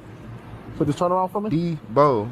You're saying no. I want you to know that it could be used against you in court, okay? All right, relax. He look like Julius off of everybody. Okay, you're doing it. Yes or no? Man, Yes, sir, that Terry I'll do it. Crews. Okay, we don't need the back and forth. Yes, all sir. right? I'll do it. I'll do Okay. it. So I'm gonna read it to you. I'm not that drunk, guys. Like, I just don't want to even. Oh, like, I have a daughter. Like, she's All right, about well, to listen, graduate you're- 8th grade next year, All right. next week. Okay, listen, keep your hands down. You're doing I'm too not much, a all right? troublemaker, man. I'm not that bad. Okay, Nah, he relax has for me. some I'm gonna give you hard 30 liquor. seconds just to That man breathe on and hard. catch yourself, all right? Sorry, guys. That's Sorry. beer Just liquor. catch yourself from me. So bad. As the arrest goes on, you'll notice how badly John wants everyone to know he's not a criminal. All right, you ready to continue? Yes, sir. All right, I'm gonna read it to you again, and I need the answer, all right? Will you submit to field Yes, sobriety I will. exercises Yes. to dispel my belief that you're under the influence Yes, of sir. an alcoholic beverage? Okay, sir. yes? All right. Are you sick or injured? No. I All mean, right. I have an ACL injury. That's it. Would that affect you with walking I don't think or, so, or no. standing on? I walk every day. So it doesn't affect you on a day-to-day basis and Nah. things like that? Do you have any physical defects like Sir. nothing? ACL, that's it. That's Just it. that. Okay. All right. Are you diabetic? Athlete. No. So you said you had about 6? You said, Nah, 2 how or many? 3. About 2 or 3? Yeah. 2 or 3 Coronas from the time of 2 o'clock to about right now? No. To be honest, man, I don't know. Yeah. Okay, We did you- just do the field sobriety test. Right, but I got to ask a question. I Did don't you eat know, today? To be honest, yes, I did. Okay, yeah, what'd you eat? Some chicken tenders. Chicken tenders? Fries. Okay. I'm going to do this and I'm going to check your eyes, okay? It hurts. Yes, sir. I'm What are going you, to give a you toddler? some... Like, what are you, a woman or a toddler? Did he just say he ate some chicken tender and fries? Did you just say you went and ordered some chicken tender and fries as a man? I don't order that. I ain't gonna lie to you. I don't order that. I stop ordering. Man, look here. Females I talk to order chicken tenders. I'm not ordering no chicken tender and fries as no man. Yeah, men don't. Nah, a man don't order himself no chicken tender and no fries as no meal. Nah. Okay. I'm going to do this and I'm going to check your eyes, okay? It hurts. Yes, sir. I'm going to give you They some got problems instructions. I at just home. need you to follow it. Every So day. you can just They got follow with your problems at eyes and your home. eyes Do only, that. all right? You and your girl argue all day. All day. All right, just keep following from me, all right? I'm not trying to show it. Huh? I made a mistake, that's it. Okay, like I said, just keep following from me, all right? Yes, sir. Right here. I see it. I see it. Keep your eyes on her, all right? Yes, sir. I'm not going to turn my head because I see it. You got the appetite of position, your girl. But you're not following it. All right. I got to follow the whole time? Okay, all right. Yes, sir. That's fine. We're going with the next exercise. I know what it is, though. Huh? I see it the whole time. But you're not following it, okay? This next one is going to be the walk and turn, all right? Right here. Wait. Face me right here. Hey. Okay, listen. All right. So are you gonna finish it or no? Okay. So I need you to stand right here in front. Look, man, police be moving like dudes in the hood right before they finna sneak you.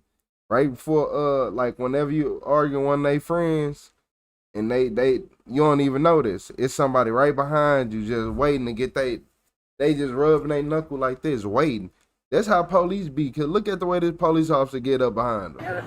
All right. So are you gonna finish it or no? Okay. So I need you to stand right here in front of me and look at me. Turn around to me. All right. Does the floor look uneven? Is it leveled? No debris in the way or anything? Not level, there's debris everywhere. Okay, no, it's a serious matter. I know, I understand, man, but like, is it level? I don't know. But I'm saying, does it look level to you? Does it look like to be honest, I will never tell you yes it does or no it doesn't. Okay. I have no idea. All right. So I'll just take that as you're okay. You're okay with doing it in this area. Now, I eat a couple chicken nuggets, but what do chicken nuggets do for me? Are you finished? Man, you can eat 40 chicken nuggets as a man. They do it as nothing. Okay, that's fine. Yeah, chicken nuggets ain't no meal. Okay. All right. Do you think you finished the exercise? No. You did 9 steps or not? I did 9 steps to go in there. All right. Yes, sir. And then you do 9 steps back? No, I did not. How many did you do? The instructor said 9 7. steps. You did 7 steps. I did not know that I should go 9 steps back, so I apologize. Okay, all right, no worries. We're going to move to the next one. Okay, all right. Listen, boss, guys. Just take this, Joe. All right, I understand. Well, Yes, sir. Yeah, that's fine. He gives up on the exercises and reality starts to set in. So if I do it, all right, listen, let's keep straight from No, you're going to jail no matter what, I'm going to be honest. All right. So my daughter, like, has graduation actually, right? Like, later. When is your graduation? It's Friday, man. Where's it at? It's in Chicago. Okay, it's going to be up to the judge. You're going to have a bond. Probably have a bond. You got to see, Guys, it's Sunday. You have to see the judge tomorrow morning. Man, there's no, like...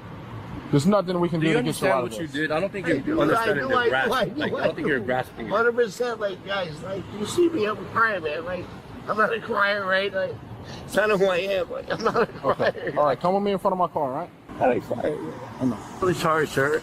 Really am, man. I hear you, man. Can I call my wife? Negative. You call out to jail. Yeah? Yes, sir. All right, have a seat.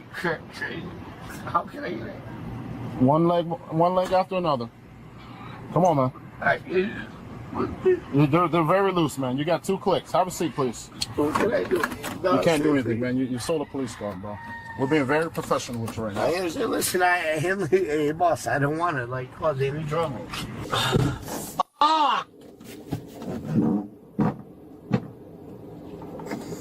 You check my record, bro. Like, it's not like I'm a fucking criminal, man. And, like, I'm not that person, bro. I don't like. I made a decision, you know. Like, it was my decision, you know. Point blank. See if I still feel manly. I made a decision, right? Nah, as soon as you eat them chicken nuggets, you gonna put on a bonnet and light a candle and just do your skincare routine and stuff, you know. And after you do your skincare routine, you gonna turn on like one of them, the Notebook or something. Yeah. Fuck, man, fuck. You said Chick-fil-A has the best nuggets. I don't know. I feel like Chick-fil-A fell off. Please, guys. Please, yeah, I feel like Chick-fil-A fell off. I ain't had it in a while, but last time I had it, that's why I did like, everything. I did. It's been like a year and a half. Into it. Fuck, man. Point blank. It's Johnny Mac's fucking fault. Fucking dumbass. Beat his fucking face in, dude. Whatever, dude. It was my fucking fault. Fucking. Dude, that hurts so bad, John. Please, man. Please. Oh, God. You know, like, I'm not a bitch. You know, like, I admit things. Why does it hurt so bad? Ah! Please, sir. Can you just tell me the truth? Like, why does it hurt so bad? Why is it so bad? Stop it. Stop. Come on, man. Please don't hurt so bad, dude. You guys don't understand. You talking about he wets his chest? Just like moves to the cuffs. Don't tell me that they're fucking like loose. They're not loose, bro. They're not loose. That's all I ask in the right fucking thing. Do it so it's not loose, bro. Fucking bang my head off the fucking wall, dude. Can this guy go, dude? Like, fuck, bro. Hey, please, sir. Right? Hey, all you ask is if I can breathe. I can't breathe. It's so hot. Oh, please just turn on the air. Hey, well, boss, you think I'm gonna miss my flight tomorrow? Yeah. Yeah. But you think I'll miss my flight? Probably. Just be honest with me. Judge working, you'll get a bond, but you just have to bond out. But how much of your bond are you gonna be though? Like, He's in disbelief when he finds out the consequences of his actions. Can't just tell me what's gonna happen. You're gonna go to jail and you're gonna see a judge. You're gonna get charged with a couple of charges. Yeah, felony? Yes, 3 felonies. 3? All right. You serious? 3? Yes. 3? I never had a felony in my life. Well, today's the day. Are you serious? So serious. Oh yeah, right here. Blue check. That's for. Do you got anything in your mouth, boss? Before we do this, all right. Any fake dentures or anything? No. Here, open your mouth real quick. Lift up your tongue. All right. Guys, you guys question. Let me be honest with you guys. You guys can turn it off for a second. Turn it off though. That's what I ask. Yes. We can't right now. I'll get in trouble. I'm not trying to get in trouble for you. That's all you have to say. Tell me. It's all good. I can't tell you that. I wish I could. All right. You guys want to see good people. The good people class that though. Like to a person that sounds like a criminal. Like this is what you guys want to do, like to a good person. Can I call my wife? Yes, once we finish our thing. Why though? Like why can't I just call my wife now? We'll get in trouble if you let you call him. No, you won't.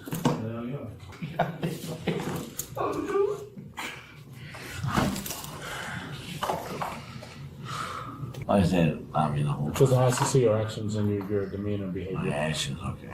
John then tries to guilt trip the officers. Does it ever feel bad again sometimes when you know he's not a criminal or something? I'm being honest with you guys. Oh, honestly, I'm gonna be honest with you, I feel bad all the time. This nigga got fake dentures. No, How do y'all notice that? Hey, listen, guys, I used to want to be a cop, but I'm being 100% honest with you guys, too. No, like, sit down. What are you doing? Just stand up. No, you gotta sit down, brother. Sure. Like, you guys are very low in crime, right? No, here and there we get people steal vehicles and stuff like that. Don't say that right now, no. Is it normal? No. It's it's normal. And I have 0 felonies, man, 0. I might have 3, you said, dude. It's really about 3. That's what he said.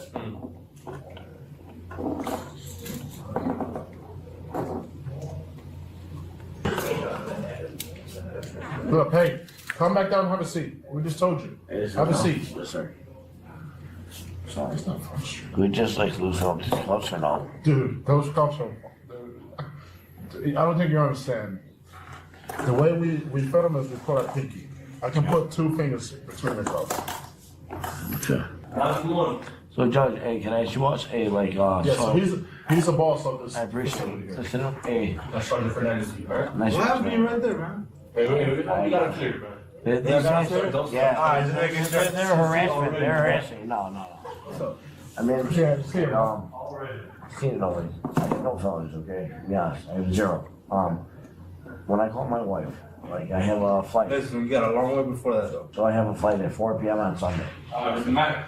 Will I not make that? You might. I might. It depends what they charge you with, what the judge gives you, what your criminal. So I can see it. No, I had no criminal history. A lot of fighting. You did steal a cop car. No, I didn't. No, you just borrowed it. He borrowed it. Oh, yeah. But I pulled it out. No. If you refuse to take it. Why am I just noticing the dog tattoo on his arm?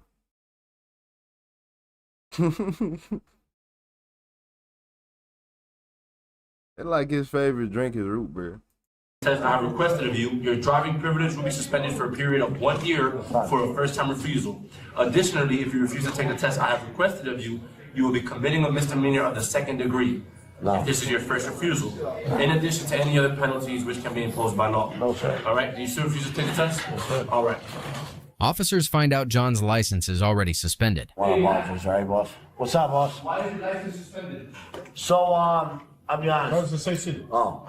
I'll be honest, I don't know, man. I had a lot of, tickets in the last year. Another DUI? No. I had a DUI when I was, 21. I'm 38. You can check. I have no DUIs. I was 30. I was like 21 years old. 25. I was 25 years old. I'm 38 years old now. Speeding tickets, just being dumb. I'll tell you what it is for. There's no DUI, dude. There's zero DUI. Zero. But you see my record, right? It's nothing to do with DUI. Nothing to do with DUI. It's nothing. Zero. But there's no DUI. Yes, sir. There's no DUI. There's no like reckless driving, nothing like that. I speed a lot. That's what it was. I speed a lot. So someone like me, right? When you know that's not who he is. So I made that. It's up to the judge on felony charges. It's not about that. Like, I'm not asking. I just want to know your point of view, right? Like, that's it. Do you feel bad at all? You guys get paid enough to like risk your lives? No, you know, you don't. And it's a sad part about life. Resisting for what? I didn't resist. Is it a fail to submit, right? The charge itself for not reading, not rolling. There's a charge for that? Yeah. You cannot charge for that. Huh? You guys cannot charge for refusal. That's a charge? Yeah, a charge. New Florida law this year. What? This year? 1 year? The first year? That's a law? Yes, sir. So the law. So wait, you don't have a choice, but it's a law against it's against the law. I read it to you. I read it to you, and then practice said. That's fine, but like that's against the law to refuse, though. Well, yeah, how is that even when true? you get a license, it shows that in the back of it. Oh, I know it doesn't. In Chicago, it doesn't say that though. It's just Florida, man. I can call her. No, yeah, have a seat, bro. On the citation, you'll see what. Brother man, sit down. I just want to call my wife, dude. Yeah, you're gonna be able to call her now. Yeah, right now? Right, yeah, we're about to be done with you. Thank you so much, dude. So you guys have no IBAN out here? Yo, sit down. There's no such thing as IBAN though? Yeah, you don't know. 38-year-old John Mack was arrested on charges of DUI, burglary, grand theft of law enforcement equipment, reckless driving, refusal to submit to DUI testing, and resisting arrest without violence. He's an idiot. I ain't gonna lie to y'all. This man in real life stole a police car and thought everything was gonna be okay. From the very, very beginning. He stole Debo's car. Remember that, please, guys, please. May 23rd, 2026. After stumbling out of a bar, 38-year-old John Mack notices an unoccupied police vehicle sitting nearby. In a decision that would ultimately destroy his future, he climbs inside and drives away. But when the officer realizes his cruiser is gone, he can hardly believe anyone would be dumb enough to steal a marked police vehicle. Get over here. I'm sorry. And then you steal from this man. You see this man? You see him? Yeah, I see him. Alright. Yeah, you know he got out on bond. You said he had contraband hidden in his belly button.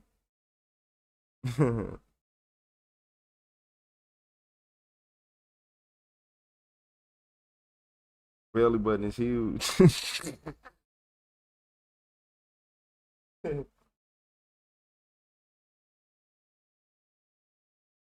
Yeah, intoxicated people just try to use that as an excuse. I don't care what nobody say.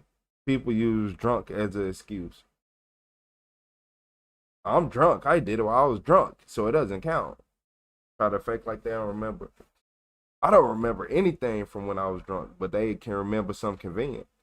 You don't remember nothing when you was drunk, but you can remember, like, you ever seen somebody, I don't remember nothing that happened, but a week later, they talking about something that happened while they was drunk. I'm like, hold up. You talking about something that happened towards the end of the night. You was drunk since the middle, you know? So that means you was coherent enough to understand. So you lied. You a damn liar. Okay. Talking about Suge Knight.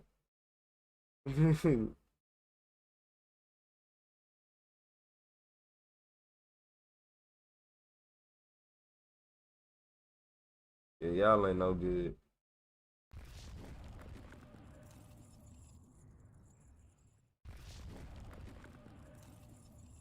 What you're about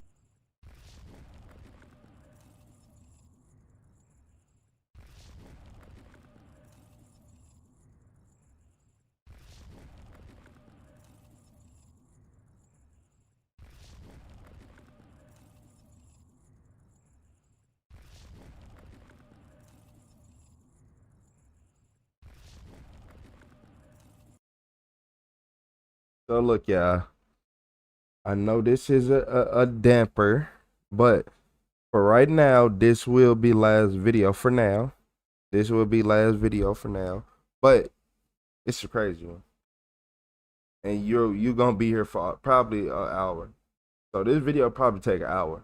So this is the last hour of the stream. So make sure everybody hit that like button, subscribe, and hopefully we can get on the stream nice and bright. Well, not nice and bright, but bright. I ain't gonna say nice and bright, but bright. But this is the interrogation of a real psychopath. I've been missing seeing a couple. I ain't gonna lie. Yeah. It turns out that her real name is Kimberly Kessler, and the police believe that she took the life of a coworker named Jolene Cummings. Are you sleepy? A coworker? Okay. I am. I'm sleepy. I wonder what a coworker could do to make you that mad. My name's Wayne. This is Charlie. Hey. We want to talk to you for a few minutes.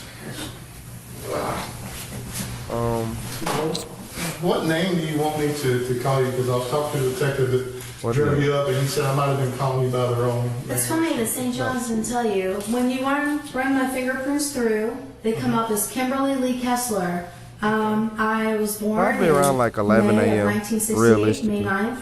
I am 50 years old.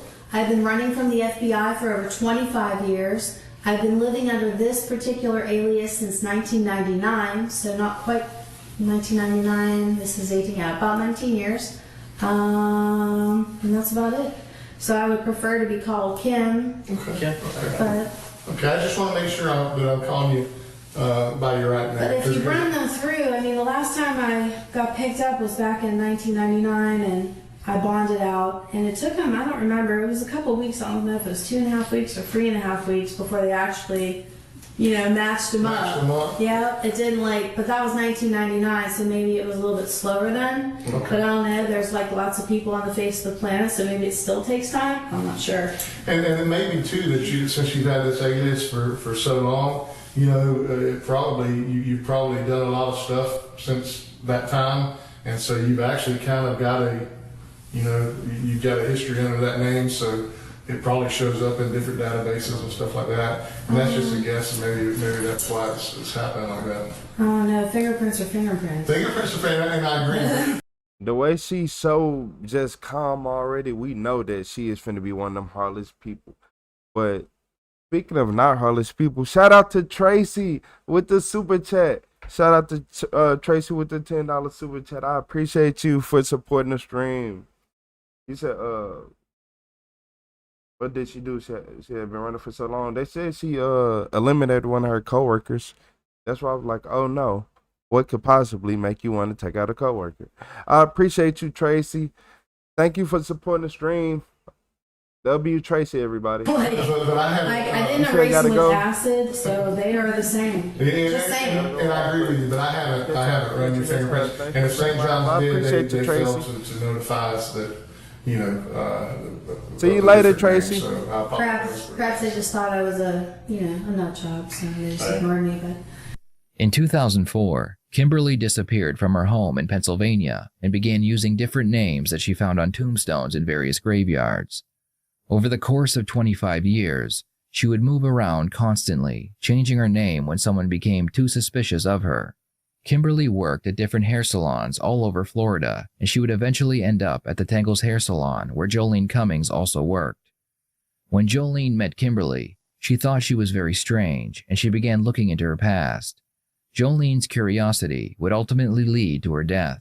Does your family know you, or you don't want your family? I haven't. No, that's fine. I haven't talked to them in a while. I have cousins and all that. All my people are there. Do you not want to spend time with them anymore, or just? Yeah, I'd like to. I'm ready to go back to being myself. I spent, about 25 years running from the FBI and thought I could build a life for myself, and I've done nothing.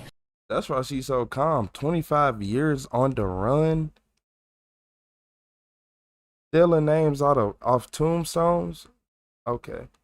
I've been living in, I've been trying. I've been living in my car for the last over 2 years. It's not getting any better. I would like to know, and I'm not the FBI, I'm not a federal law enforcement agent or anything like that, but, I kind of like to hear the background of why, for the last 25 years. Pull it all up. Pull it up on the computer. Pull my name up. Pull it up. Kimberly Kessler.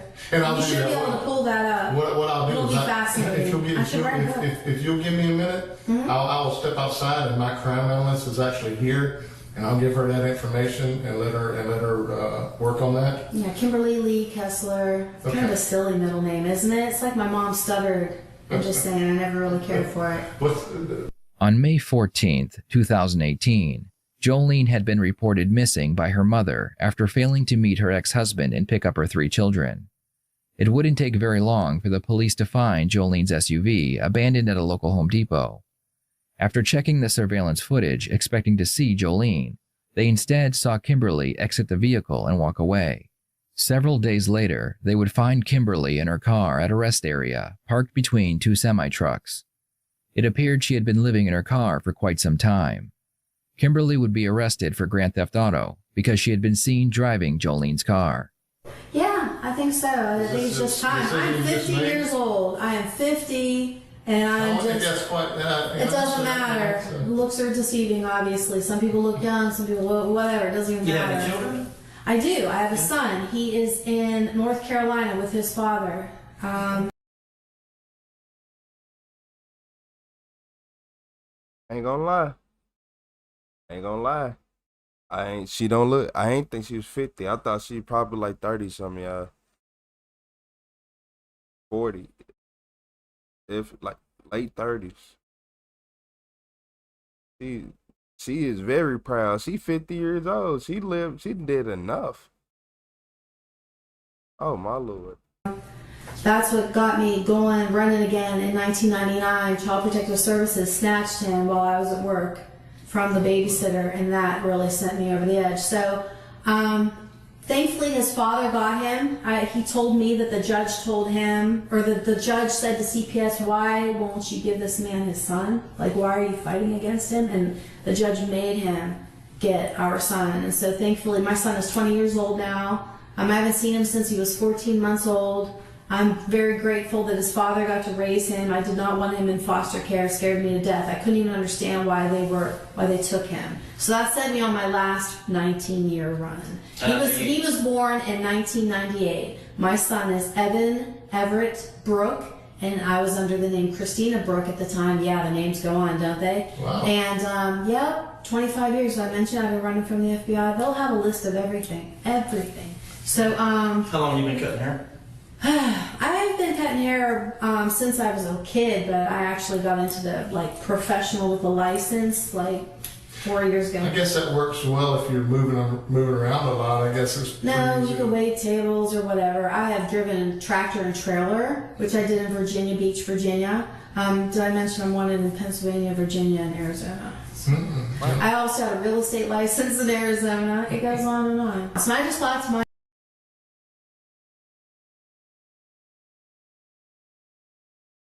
she did all that. So you have to be a criminal to want to succeed in life? Because you did all of these side quests as a criminal? Okay. Keep talking. Myself, I'm going to make money. Well, no. It requires a special blessing from God. It also requires help. What I noticed in the last 25 years of being on my own, especially after my son was taken, I didn't let anybody get really too close to me. I did get into abusive relationships. That was foolish. And then I really kept everybody at arm's length, but never really let too many people get close to me. It is virtually impossible to take care of oneself by yourself. You can't do it. It's funny because you gotta have somebody. You gotta have a wife, or you gotta have people. You can't do it by yourself. So it's amazing though that for 25. I mean, it's amazing to me that because you always hear about people going, oh my gosh, I just want to start over. I just want to, I just want to be somebody else. I just want a whole new identity. No, but then if you ever really look into it, I mean, it's complicated. It's complicated. It's very complicated. It's very complicated. So, yeah. What is your son? Now, were you married to the guy that you had? No. Okay. No. So do they know that you're? I mean, where do they? They know I'm running. They know I'm running. So, He's probably angry about it. I gave him, before I left, all I had to give him was an old Volkswagen Bug that I had. I was driving this. It was nice. Like they had a nice. The year Bug. It was like I don't know. It's all put together. So I think it was on the title maybe a '68 or something like that. It had a bus engine in it, 1776 dual Delardo car, blah blah blah, whatever. But it was nice, like cute or whatever. But it's shiny. And now, 68, was that a split window? Was it a split? I don't remember. All I remember was blue. And I could never do any work on it myself at all. Nothing. I couldn't even change the oil. Like, it complicated. It was they're different. And It's adjusting got that valves. cooled engine, and Quarter turn, what? I never understood it. The first thing you will notice is how charming and approachable Kimberly is. She is able to laugh and joke with the detectives as she tells stories from her past. This is one of many characteristics of a psychopath called superficial charm. Psychopaths are often very likable on the surface. They are good at making conversation and they enjoy sharing stories that make them look good. As the interrogation plays out, you will see many more psychopathic characteristics being portrayed by Kimberly Kessler. That's one of my first relationships in Arizona. He was actually... I don't know if she is a psychopath or if she just finally tired of running and she happy to be able to get everything off her chest. I'm stuck in the middle. I'm stuck in the middle. He robbed banks, and for now, I met him. I was working as a topless dancer, and that was before my truck driving debut. So, and I did that just for a little while. I love to dance, and I don't know. I was young and, Kimberly tries to manipulate the detectives by telling them that she was once a topless dancer and that she loves to dance. Her goal is to make the detectives like her, and she knows that most men enjoy a sensual woman. You will notice that one of the detectives will play into her manipulation throughout the interrogation. So I met him at a topless bar in Phoenix. And just started going out with him and whatever, and he... So we got a thirsty detective in the room. Yeah. Yep. She about his age too. Yep. He was with me whenever he called somebody and they said... So how did she get a CDL? He's like, oh my God. And then he tells me everything. Oh, I robbed these banks. So I'm like, you what? Here's me. Where's the money? He had no money, and I hid him in my apartment, and that was kind of almost the beginning. Are you going to write a book one day? I don't even know if anyone believes me. But the FBI has a record, so you know it's true, okay? Look it up. It sounds like a bunch of crap. Look it up. They have a record. It's true. Oh yeah, she crazy. She crazy. Never mind. But he had where I was going with that, he had a Baja Bug. So... Wow. So was that, and you said that was when it all first started. Is that when you kind of first went on the run? No, I had two IDs at the time. I had myself and then my other ID, and I kind of started. I got my real estate license, and then that's when it started because I used my other ID and I got printed. And I had been printed once before.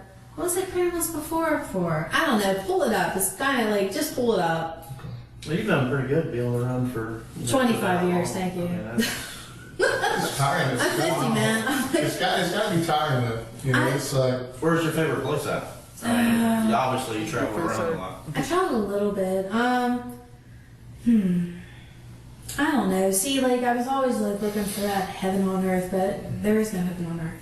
So, and there's no perfect place. Especially when you're by yourself, it's got to be tough to I'm pretty good by myself. I just do a lot of prayer, so I always feel like I have God with me. But God wasn't really with me, because if He was, I would have made that money. But my granny and Pat, God's with all of us. I believe that personally. I really do. No, He gives us a chance for sure. Absolutely. But He didn't bless me. He didn't care how hard I worked.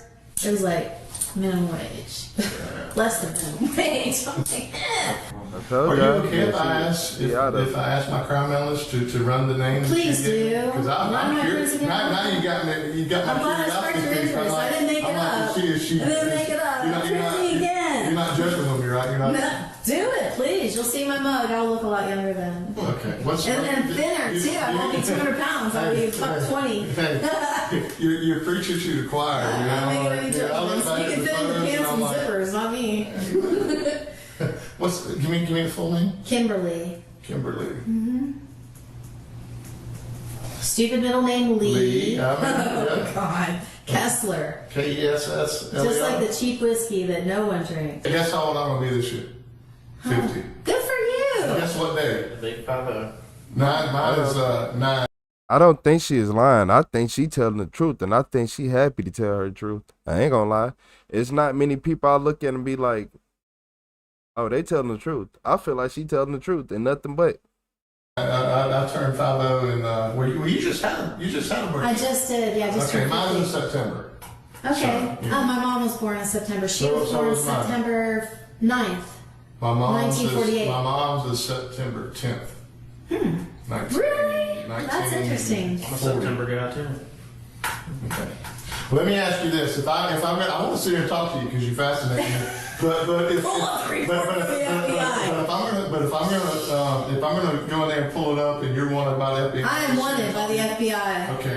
Are you right with me Mirandizing you? Cause I get back here and you're wanted for something. Sorry, what? Reading you your rights. If you're wanted by the FBI, I can talk to you. Fine. Let me read these to you real quick, and then I'm gonna walk inside. You gotta wait so long, she don't even know what Miranda is. No, I'm not. You'll see. All right. Print me. All right. Have you ever had your Miranda rights written to you before? Yeah, of course. You'll see. Yeah. That's fine. Read to you. Read to you. Read to you before? Yeah. Obviously, look at I'm my... just sitting here to help them out. That's what I'm just keeping an eye on them. Okay. So you understand what I read to you? Yes, sir. Okay, let me go drop this off. Yay, good job, John. We'll be back with you, Kim. All right, I'll be right here. Okay, so I'm gonna The detectives leave the room to go check Kimberly's criminal history and see exactly why she is wanted by the FBI. Kimberly claims that she has an extensive criminal record that has spanned over 25 years, so the detectives are very curious about what they may find. When the detectives re-enter the room, they explain that all they have found so far is just a missing persons report from 2004. The detectives find this very strange because Kimberly claims to have been on the run from the FBI for 25 years, which is why she changed her name so many times. Wow, Kim. I didn't lie. Well, she's still working on stuff, but she found this right away. Is that you? Yeah, that's me. I was a lot younger then. Stop taking back and... Yeah, squinting my eyes. You know what? She wanted me to open my eyes there in Tennessee because they wanted to scan them and I wouldn't open them. See how squinty my eyes are? The woman kept saying, open your eyes. Open your eyes. No, this one. Open your eyes. I was going to say, your eyes look up. Open your eyes. Is that a driver's license photo? Yep. Open your eyes. I wouldn't do it. I was like, kept them squinted until she finally gave in and took the picture because I didn't want my eyes scanned. It's not, That's me with short hair. It's not short saying hair. that you're wanted, though. It's just saying that you're a missing person. Why would you be wanted? No. I have aliases. I have IDs. I was Christina Brooke whenever I had my son Evan Brooke. Well, I was Melissa you wanted under, McKernan. though? I am Kimberly Kessler. That's No, but you said you're wanted. What's up, you Trey? run from the FBI. Why? What are you... So whenever they snatched my son, I went out and bought a gun. Okay. And whenever I went to visit my son, I planned on taking him. I never made it to see him. He wasn't there anyways, and I got arrested for having a gun.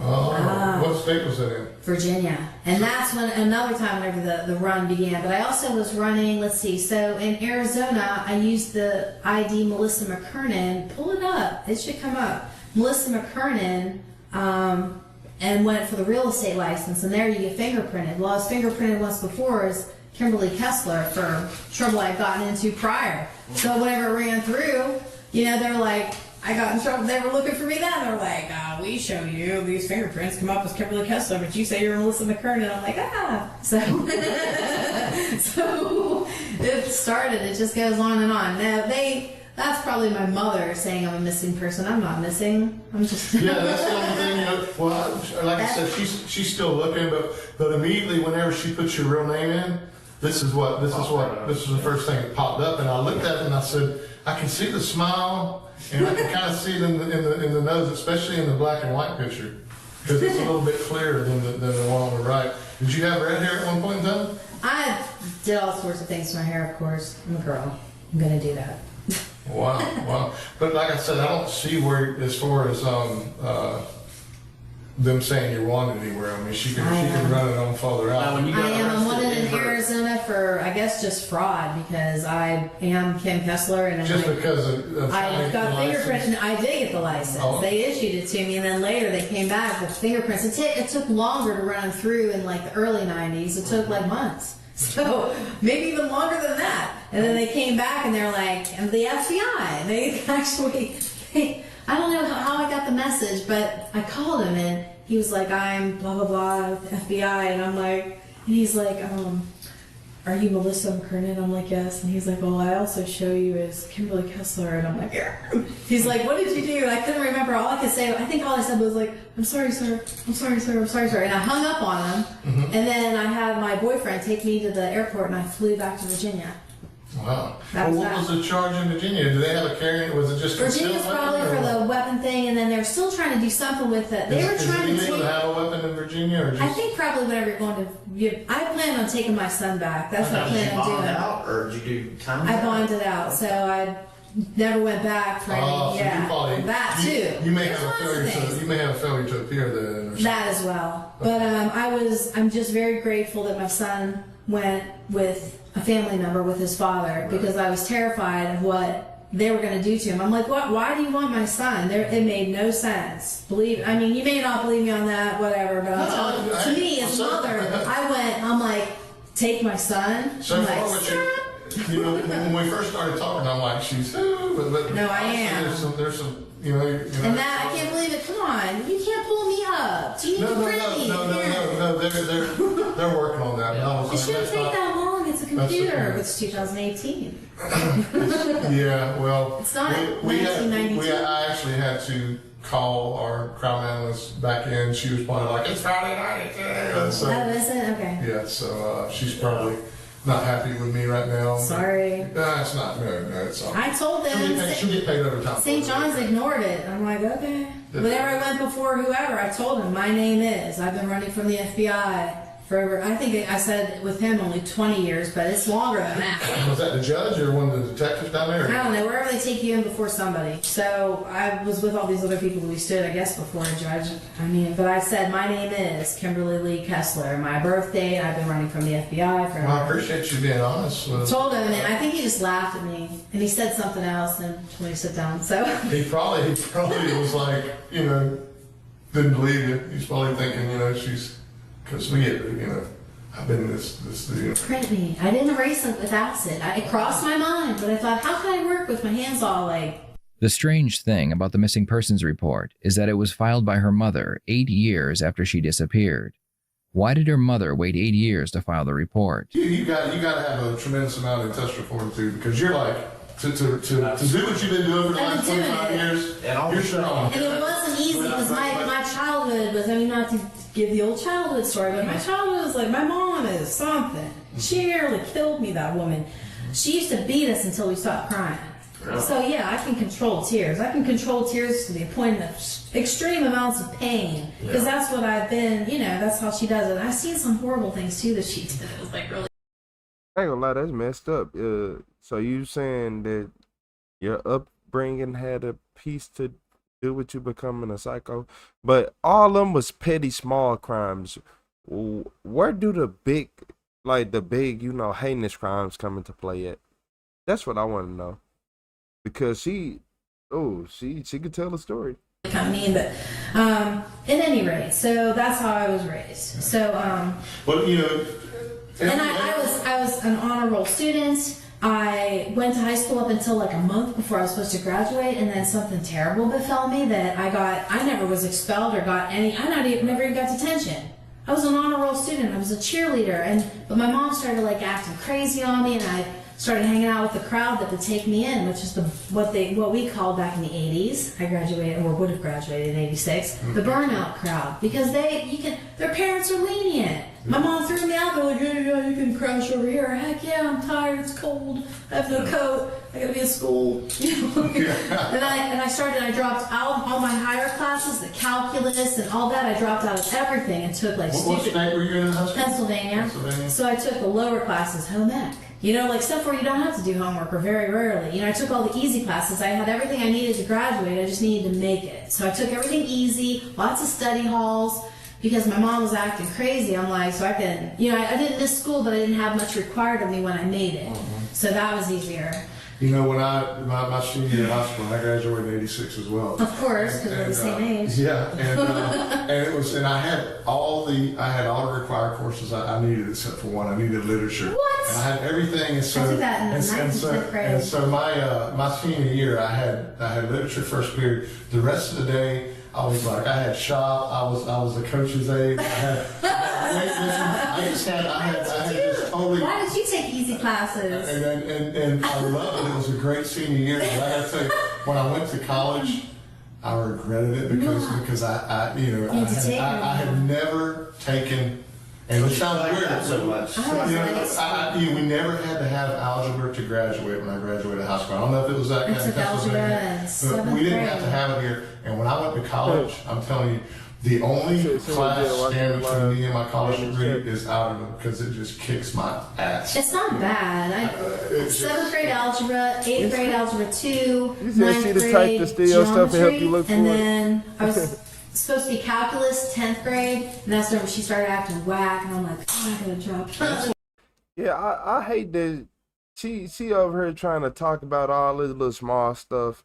If you don't get into the juicy details, why she try to skip over all that real quick? What got me was math too. I like math. It represents numbers, money. Some people have a mathematical brain, and some people just. That's my opinion. And I can do normal math, but you can do it. You just didn't want to. You could have done it. You could have done it. You could have done it. This is what I did in college because I ended up taking pre-calc, I guess, or whatever, and I would do the homework like 2 and 3 times, like do it over, write out, and again, until I kind of memorized it, I guess, till I felt comfortable. And then by the time I took the test, I had all the whatever formulas kind of in my brain, so I would get an A. And there were kids in the class way smarter. They had this IQ that was like a nuclear bomb, right? Huge.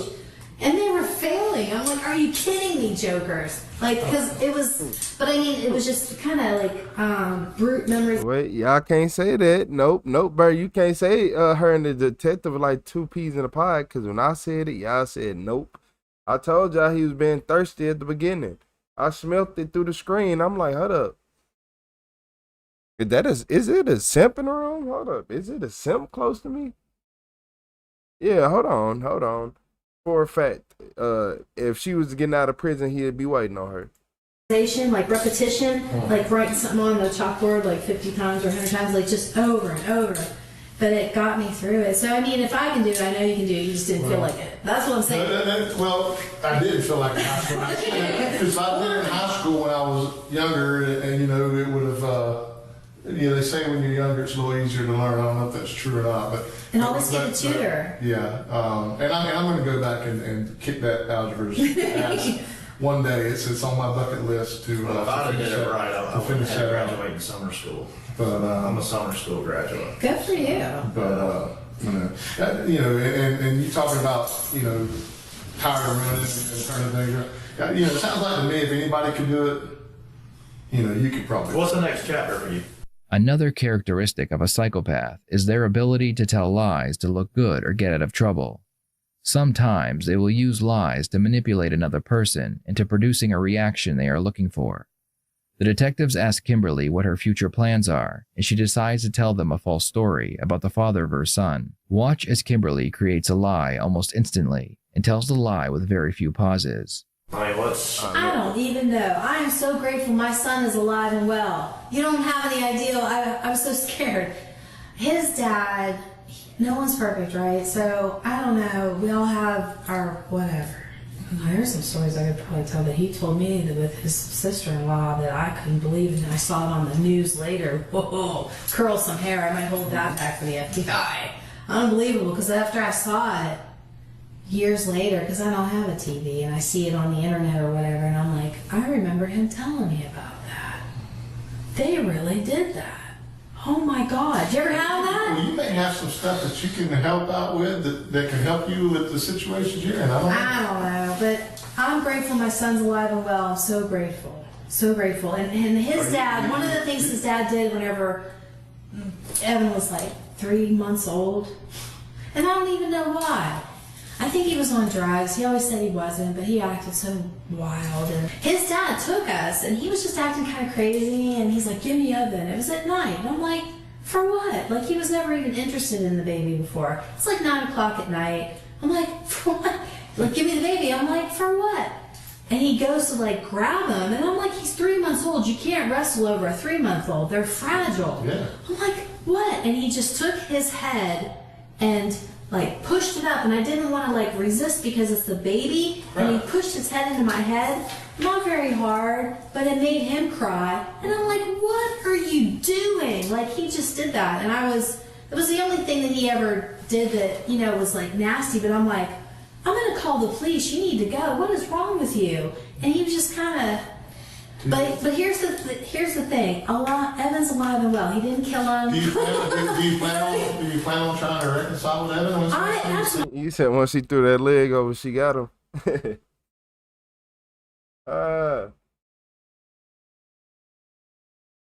Yeah, the other detective she ain't paying him not a single piece of mind, Paige. Not one piece of thought.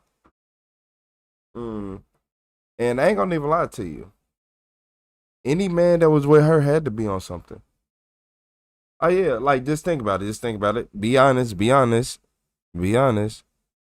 If you are gonna deal with a woman like her, it's something wrong with you. Yeah, it's something wrong with you. It take two. My baby, that's my son. That's my only child. He was a baby. I don't know, 14 months, 15 months. Their conversation with Kimberly lasts over an hour, and she has not asked why she has been arrested or when she will be released. Instead, she has spent the hour doing her best to manipulate the detectives into liking her. Hold on. She may be hoping that it will pay off. Why would she care about why she being arrested? If she already told you that she wanted by the FBI, she giving you her real name, she cooked. She basically saying she cooked from the beginning, so it ain't no point to her even caring. She just want to tell her story. Off in the end, or perhaps she has spent the majority of her life manipulating people, so it just comes naturally. The detectives decide it's time to switch topics and ask her if she knows why she has been arrested. Taking it on the map, do you know why you're here? Yes, I'm being accused. You accused me the other night of you're like, where's Jolene at? So, and I do not know where she is. I have no idea. You know, and the other night, and I think I apologized to you the other night because, you know, when I talk to you and tell you that family means a lot to me, you know, a couple days ago I met Jolene's two sons, and I mean, they were literally, I call it, and it's probably not the best term to use because people will look at it and go, that's kind of a prejudice statement. And I don't mean it that way, but you know, my mom, when I was a kid, she'd say, stop running around like a wild Indian. I mean, that's what it reminded me of, because her two little kids were just, literally, I'm standing there, and one of them's running between my legs, just running around, and they're all over the floor, and I'm like, you know, they were running around like wild Indians. I don't mean that negatively. And it was just, you know, it broke my heart, because I was like, you know, where is she? It's, you know, she had been reported missing. They said, you know, there's no way that she's not going to be with her kids. And so I probably come across harsh when I talked to you the other day. And for that, you know, I didn't mean anything by it. But like I said, I want to know, I want to be able to find her, and I want to be able to get her back with her little boy. It's just like, you need to go and be with Evan. She needs to be with her kids, okay? So again, if I come across, you know, you're just doing your job. I understand. But it's more, it is my job, but at the same time, I try not to let you know, in my job, you try not to let your emotions get involved, but sometimes even I've been doing it for 21 years. Sometimes I let things get to me that I shouldn't let get to me, and at least until later on when I'm not trying to have a conversation with somebody. You kind of man, why is you? He like her. He like her a little bit too much. He is explaining himself. He doing everything, and she is sitting right there looking at him and finna say the most manipulating things ever. Yeah, these two. Exactly, bro. These two. I can't believe this detective. Put me in the room. Put those things to the side and you worry about them later, and maybe I didn't do a good job of that when I started talking to you. You're fine. Feelings are just kind of a funny thing, because I was raised by kind of stout German people that are like, suck it up, you don't show feelings, I'll beat you until you stop crying. So we're like, we finally learned. It only took a couple beatings, we're like, okay, we got this under control. But feelings are like a funny thing because you gotta somehow deal with them. And I've never really quite figured that one out. Like, where do you stuff them? Well, I stuff them in different places, then I end up stuffing my face because I'm going to do something wrong. So are we not going to talk about the coworker that the coworker she killed, or what? Like, you remember you driving her car and stuff? Okay. To like try to quelch that, because we all have, feelings that aren't positive. Not everyone's happy. I mean, we all have things in our life, So, and I stuff it with food, which is not good, and other people do it with drugs and alcohol or whatever. The right way to do it is like going to the gym. Before this interrogation took place, the police had begun their investigation into the disappearance of Jolene Cummings. Besides the surveillance footage showing Kimberly leaving Jolene's car at the Home Depot, they would find DNA evidence as well. Jolene's DNA would be found in Kimberly's car, on her clothes, and all over Tangle's hair salon. Cameras placed behind the salon would show Kimberly leaving the salon with large heavy bags that she would throw into the dumpster. A local Walmart would also provide video footage showing Kimberly buying large trash bags, cleaning supplies, and an electric carving knife. Can we just go through when you worked with her on that Saturday is there anything you can tell me did she ever talk to you about a boyfriend? I know she's got a husband. I know she had a boyfriend. Did she ever talk about anybody she was scared of? Did she ever say anything that she wanted to run away and get away from it all? I mean, I don't remember hearing anything. She would have different conversations sometimes with different clients, because different clients, you don't tell every client. You know what I mean? But the one client what was it? The one I told you, what was it? She was saying CPS came to her house. She was telling one client that. I caught a little blip of it in between listening to YouTube and the phone ringing. And I remember hearing her say she thought her ex-husband or her husband was doing it to get out of paying child support. That's all I heard. And I don't remember ever hearing about a boyfriend ever. But then again, I don't always really pay attention. And as I told you before, Miss Ann, she really talked to Miss Ann. Her and Miss Ann would go out back and they smoke cigarettes together. They sit out back sometimes for a while, and they would even forget that their clients were in. I'd have to go to the back and be like, "Hey, your clients are here," because they would get so involved in talking. So I don't know as much as maybe Miss Ann. And honestly, whenever I first started, she would tell me. Obfuscating. Man, look here, Mr. Towers. Look here, Miss Towers. You were that one friend in the group. I don't even remember what she started to tell me some things, and I would be like, I'm not the person that ask. I can't give you any good counsel. She was hanging around with, or was she in anything that maybe she shouldn't have been She into, would just say to me, the time or two that she'd say, I'm just going home and having a quiet night at home, or I don't have the kids tonight, or whatever, I'm just going to enjoy this. And I'd be like, you're young, why don't you go out? She's like, no, I don't need a man in my life. But here she had a boyfriend. I didn't even know that. Was she involved in any bad habits or anything that could get her in trouble? I can't say that she did, but I did find a bag that I believe had crystal meth in it, just a little bit in the bottom, a tiny baggie back by the back door. At first I thought, well, maybe it's Vicky's daughter, whatever her name is, Whitney, because I heard she had a drug habit, but hers is opiate, and that's not crystal meth. So, and I didn't even know what it was at first. And it was actually Jolene who said, that's a drug baggie. And I'm like, really? She said, yeah, that's drugs. She goes, do you know what kind of drugs it is? I said, I don't know. It could be bath salts. They look kind of like crystals. And I ended up looking up on the internet, and I believe it was crystal meth. How much was it? Just a little bit in the bottom, but enough that you could see it was crystals. And I'm like, and then as I started watching YouTube videos and trying to get myself educated on drugs, you know, the behaviors and so forth, I'm like, well, maybe it was Jolene's. But at first I didn't think it was hers. I thought it was maybe Vicky's daughter, Whitney, because Whitney has a drug problem, but I didn't know exactly what at the time. And then later I found out it's Whitney likes opiates and heroin. She doesn't. Kimberly creates the narrative that Jolene was a drug addict, and perhaps her addiction is what led to her disappearance. What's interesting is Kimberly doesn't change her. You was living in your car, and you gonna sit right here and try to. So look, you finna look me dead in my face and tell me that you wasn't the one smoking it, and you living in your car, and you on the run from the police, and you going through all this stressful stuff with no downtime. Okay. Body language or her voice when she tells this obvious lie. She's either become very good at lying, or everything she said during this interrogation has been one big lie. Yes, Robin, she is still talking. Did you hang out after work? Did you ever go anywhere together? Okay. She ever allowed to use your car? You allowed to use her car? Did you ever go anywhere together like that? No. Okay. But you asked me all that before and I answered before. So. Okay. That's all right. I mean, I think when we were, the charge you were arrested on is a grand theft auto charge. You knew that, correct? Yes. Okay. And that was kind of what I was talking with you about the other day. And the reason you're charged with that is because whenever we talked about that,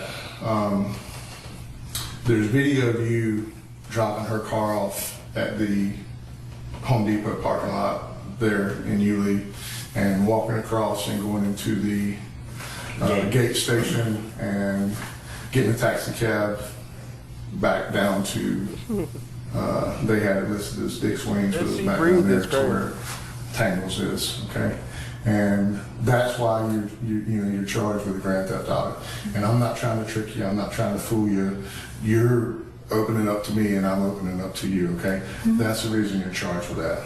You're not charged with anything else, okay? But something happened to Jolene. And, we actually sent our crime scene unit out to process Tangles. And there was some evidence there, okay? We have also, and I don't want you to think I've been fooling you, I just want to talk to you and get to know you a little bit because I think something. What's your name? Something that you didn't plan happened, but let me tell you what we did, okay? Because I just want to be honest with you because I think something bad happened that you didn't intend to happen, but we have, taken a look at your car and we went out and went to your storage unit on the island. And we did that all on a legal basis. We had search warrants going on, okay? We've got the video of you when you go in and buy a bottle of water, you bought it on your credit card. The 10th of third wheel? You paid for the cab on your credit card. You used the clerk's phone to make the phone call to the cab company. We also have recovered your shoes that has Jolene's blood on your shoes.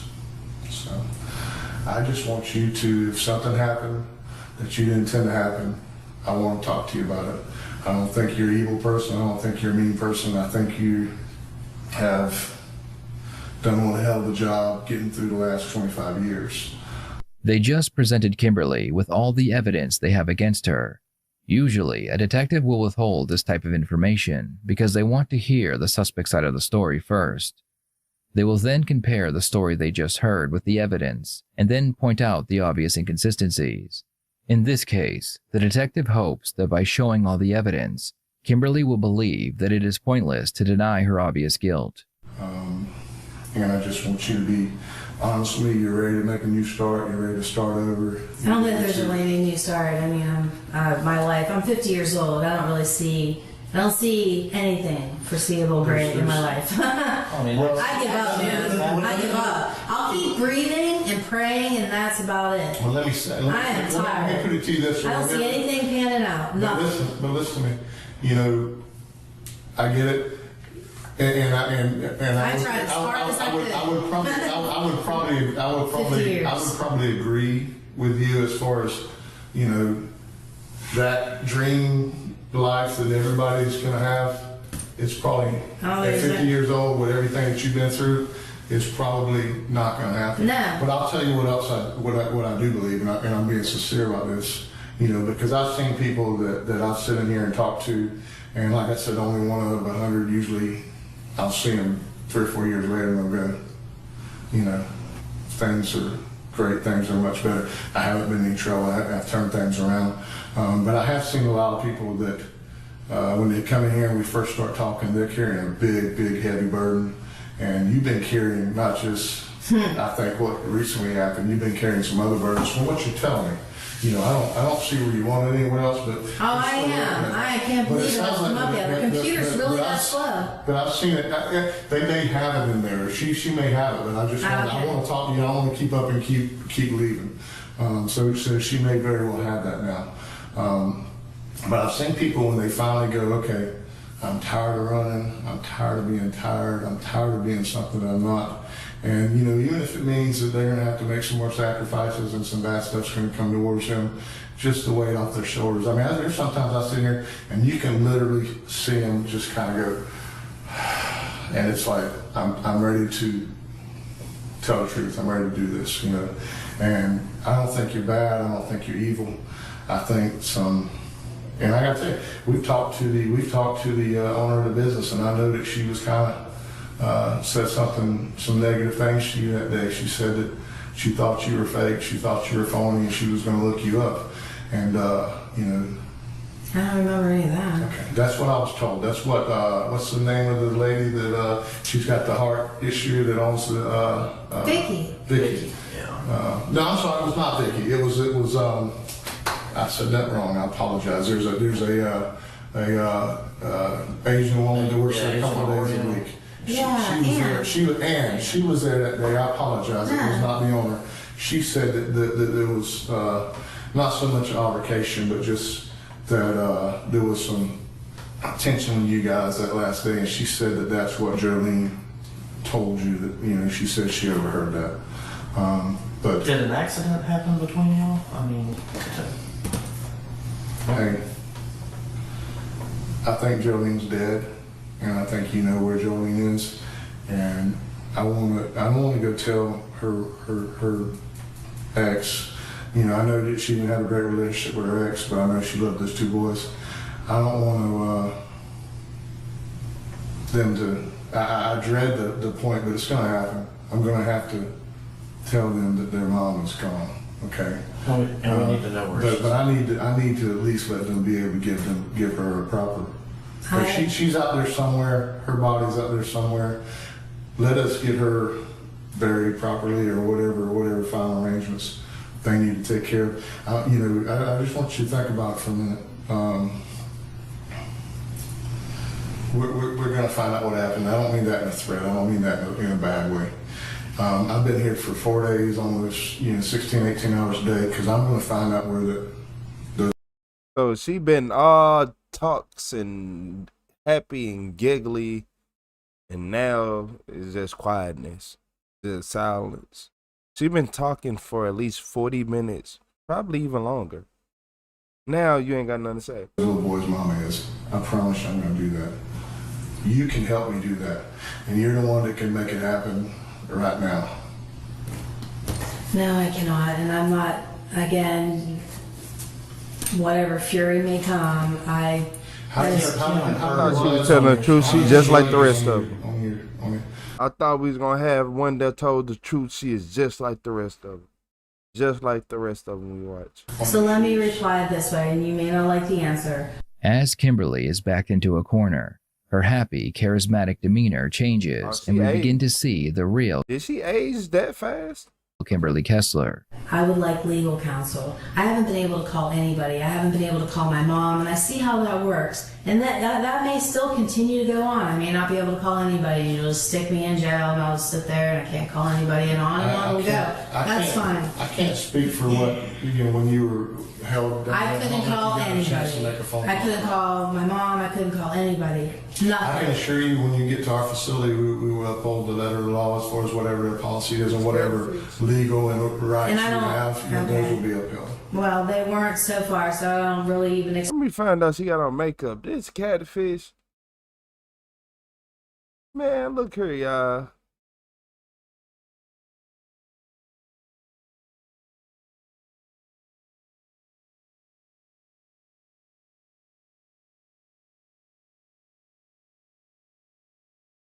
Her eyes following me. Yeah, them eyes following me. I'm uncomfortable. Fine. I'm expecting that's what'll. I heard that Southern jails, that's what happens. So I'm like, I'm That's not perfectly expecting it to be really bad. That's not So, going to happen here, I promise you that. Virginia Beach. So do you not want to? It was. Let me clarify. Do you not want to talk to me? Arizona. Do you not want to talk to me without legal counsel? Is that what you're telling me? Yes, sir. Okay. Do you need a drink of water? Or do you need to go to the bathroom? No, thank you. If you need something, just knock on the door. We'll let you go to the restroom or get some water, whatever you want, okay? All right, I'm good. Thank you. Catfish. Yeah, you a catfish killer. I mean, psychopath or whatever. Killing psychopath. In September 2018, Kimberly was officially charged with first-degree murder. While she was waiting in jail for her case to go to trial, Why she come out like the little the old lady that wanted to buy chocolate in the wheelchair on SpongeBob? Why did she come out like that, like Stone Cold or Kane with first in the degree. 90s? In September 2018, Kimberly was officially charged with first-degree murder. While she was waiting in jail for her case to go to trial, Kimberly stopped eating food and began acting crazy. She claimed that the Illuminati was the reason behind her incarceration. Kimberly's lawyers would try their best to show the judge that she was insane and unable to stand trial.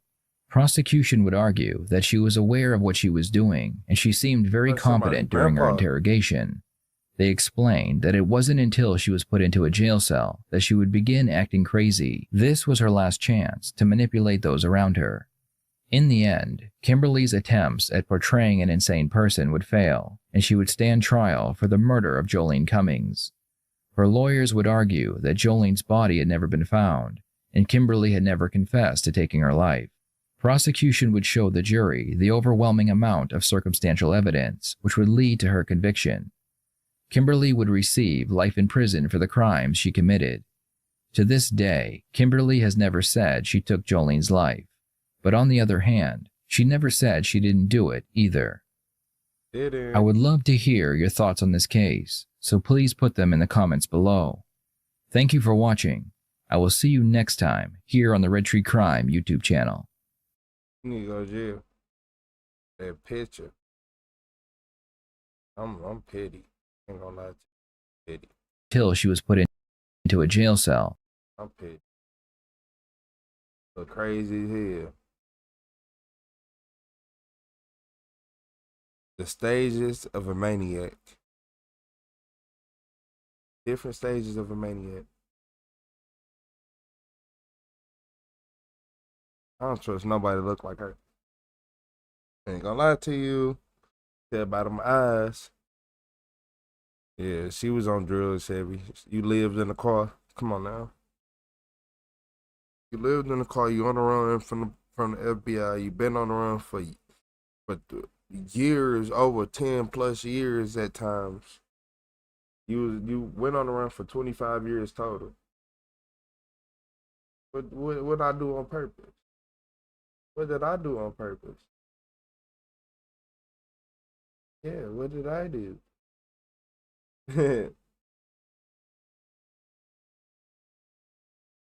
She they got her wrapped up like Hannibal Lecter.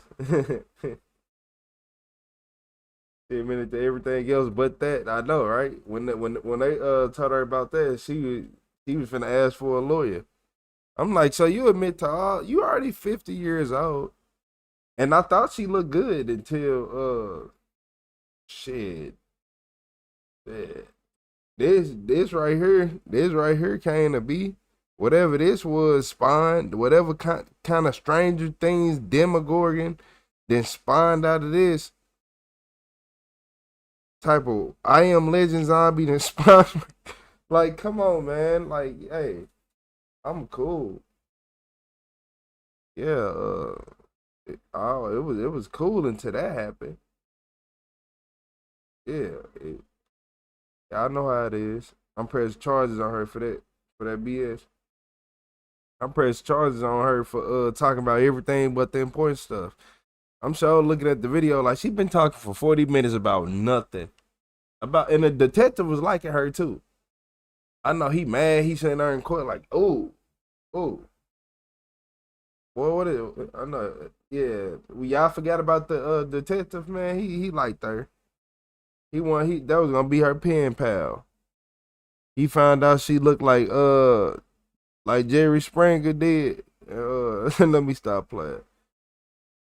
If I end up on Jerry Springer, modern day. But nah, for real though. Watch out for people like her. Watch out for your neighbors too. Especially ones that smile every day for no reason. You know they lying.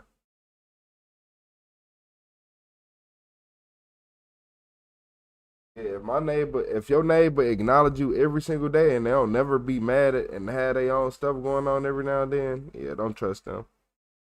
Nobody is that perfect. Nobody is that perfect. You say he talked too much, man. Detective was trying to find a date. He ain't care about nothing else. That woman just sat right here and talk like that. But look, I appreciate everybody stopping by the stream. I will see y'all within the next 8 hours. What time is it? Yeah, it's finna be like 2. So that's good. We got good timing. I'm thinking about getting on in the morning though. I'll probably do like some little lighthearted videos. I still got some videos in here, so I'm gonna be good. But shout out to everybody in this chat, man. Make sure y'all hit that like subscribe button. Make sure y'all turn on the notifications bells because you will end up missing one of my lives and YouTube won't tell you. You'll be bored all night looking for a live and I'll be here the whole time. I appreciate everybody leaving peace. Crystal, we got Cal, we got Mr. Towers, we got Eve, we got Crystal, we got Burr, we got Possum. Who else? It was a couple people here. We got a player. We got Lauren. Shout out to Lauren. We got Trippy. Shout out to Lauren with the $10 super chat. I appreciate you, Lauren Taylor. I hope to see you in the next chat, most definitely. W Lauren. W Lauren.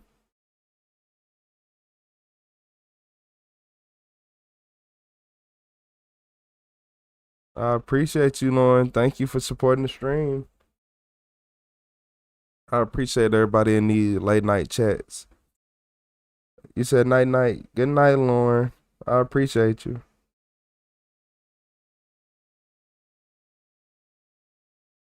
Don't forget Lady and Platoon. Good night, Lady. Good night, Platoon. I said Platoon pattern. Look, I say Platoon because from my angle, but then when I'm like Platoon, hold up, that's pattern. Pattern know how this go. I'll see you later, D. See you later, Kim. All right, we got Trippy. See you later, Trippy.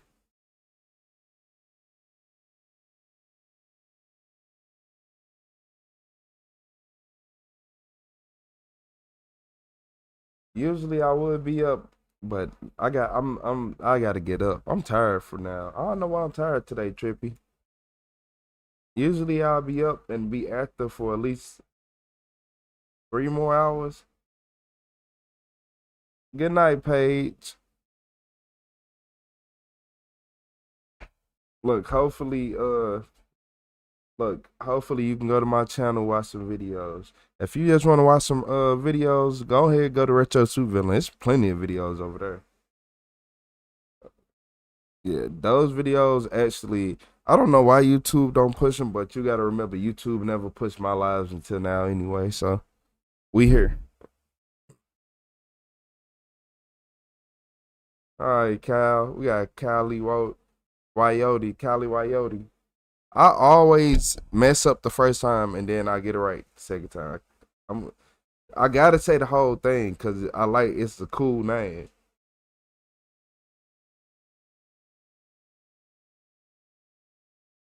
You said Tired 2 got off work an hour ago? At 11 a.m. my time? Yeah, so that'd be about it might be earlier, but that would be in about 9 hours, but I could go live before that.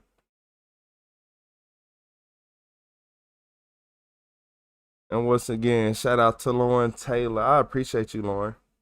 I really do.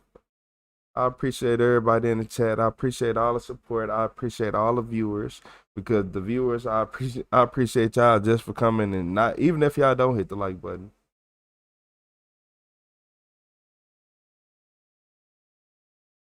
I'm tired too. I drive trucks and you bring me home. What time tomorrow? I'll say between 10. You catch me between 10:30 11 a.m. Yeah. That's Central. I'm in Central. So look, the best thing I could tell y'all between 8 and 9 hours from now. But if I wake up, and I'm just, if I wake up feeling too good, I'll be on here. Oh, y'all gonna see me. If I wake up feeling good enough, oh, you're gonna see me.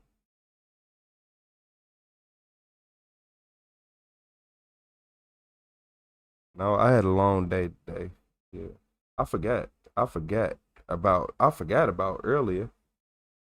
Yeah, man. Whenever you having a good day, a car try to mess your day up. But it wasn't that. It was more of just waiting in heat. Yeah, it was hot outside. I'm like, man. But that was it. It was just a little bit of waiting.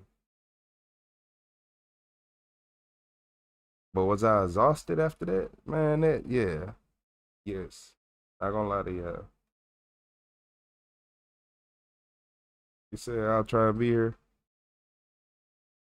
Good night, everyone. See you later, Gigi.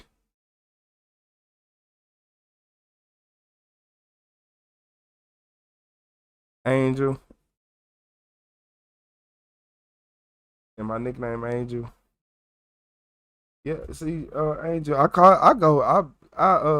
depend on how many people in the chat. Like if I just see it's you, I'm gonna be like Angel, depending on who else in the chat. Cause sometimes it'd be like 50 angels. I'd be like, hold up. That's trippy, Angel. Cause I'm used to seeing your name in the chat now. So when I see your name, it's like a highlight in my brain, like, oh, yeah. That's why I always, like, if y'all ever wonder why I say Crystal Dawn and all that, because there's a lot of crystals and stuff. There 251 likes. It should have been more than that. It should have been more than that. But I ain't mad. I felt like everybody was tired today. Like, a majority of the world was just tired. A lot of people went to sleep earlier. It don't even feel like a lot of people went out as much as you would think. Like a lot of people had a hard day at work today. Like everybody had to do extra at work for some reason. And the only reason I know that is because of the views. I'm like, whenever the views get to a certain point, that's how I know when people are asleep. Believe it or not. And I've been looking at I've been reading viewer sleep patterns for the last at least 2.5, 3 years. So just imagine it. Yeah, YouTube tell us like when y'all like the most active. Like, you literally get to see when everybody on your channel is most active. So I can always know that, oh, y'all usually be on, like, if I go live at this time, then most likely everybody will be on. So you ain't go outside after 4:30 p.m.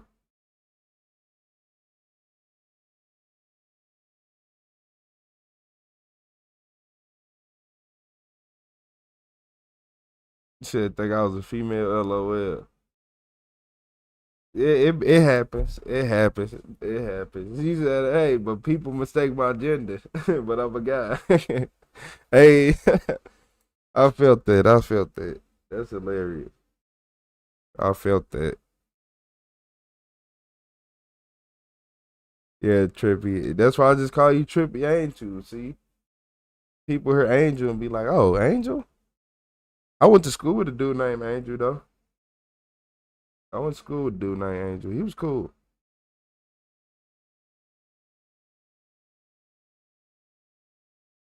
Yeah, blame it on the weather. Well, look here, y'all. I appreciate all y'all. I'm finna get up out here so I can get right back on here with y'all. Thank everybody in the chat. I appreciate you.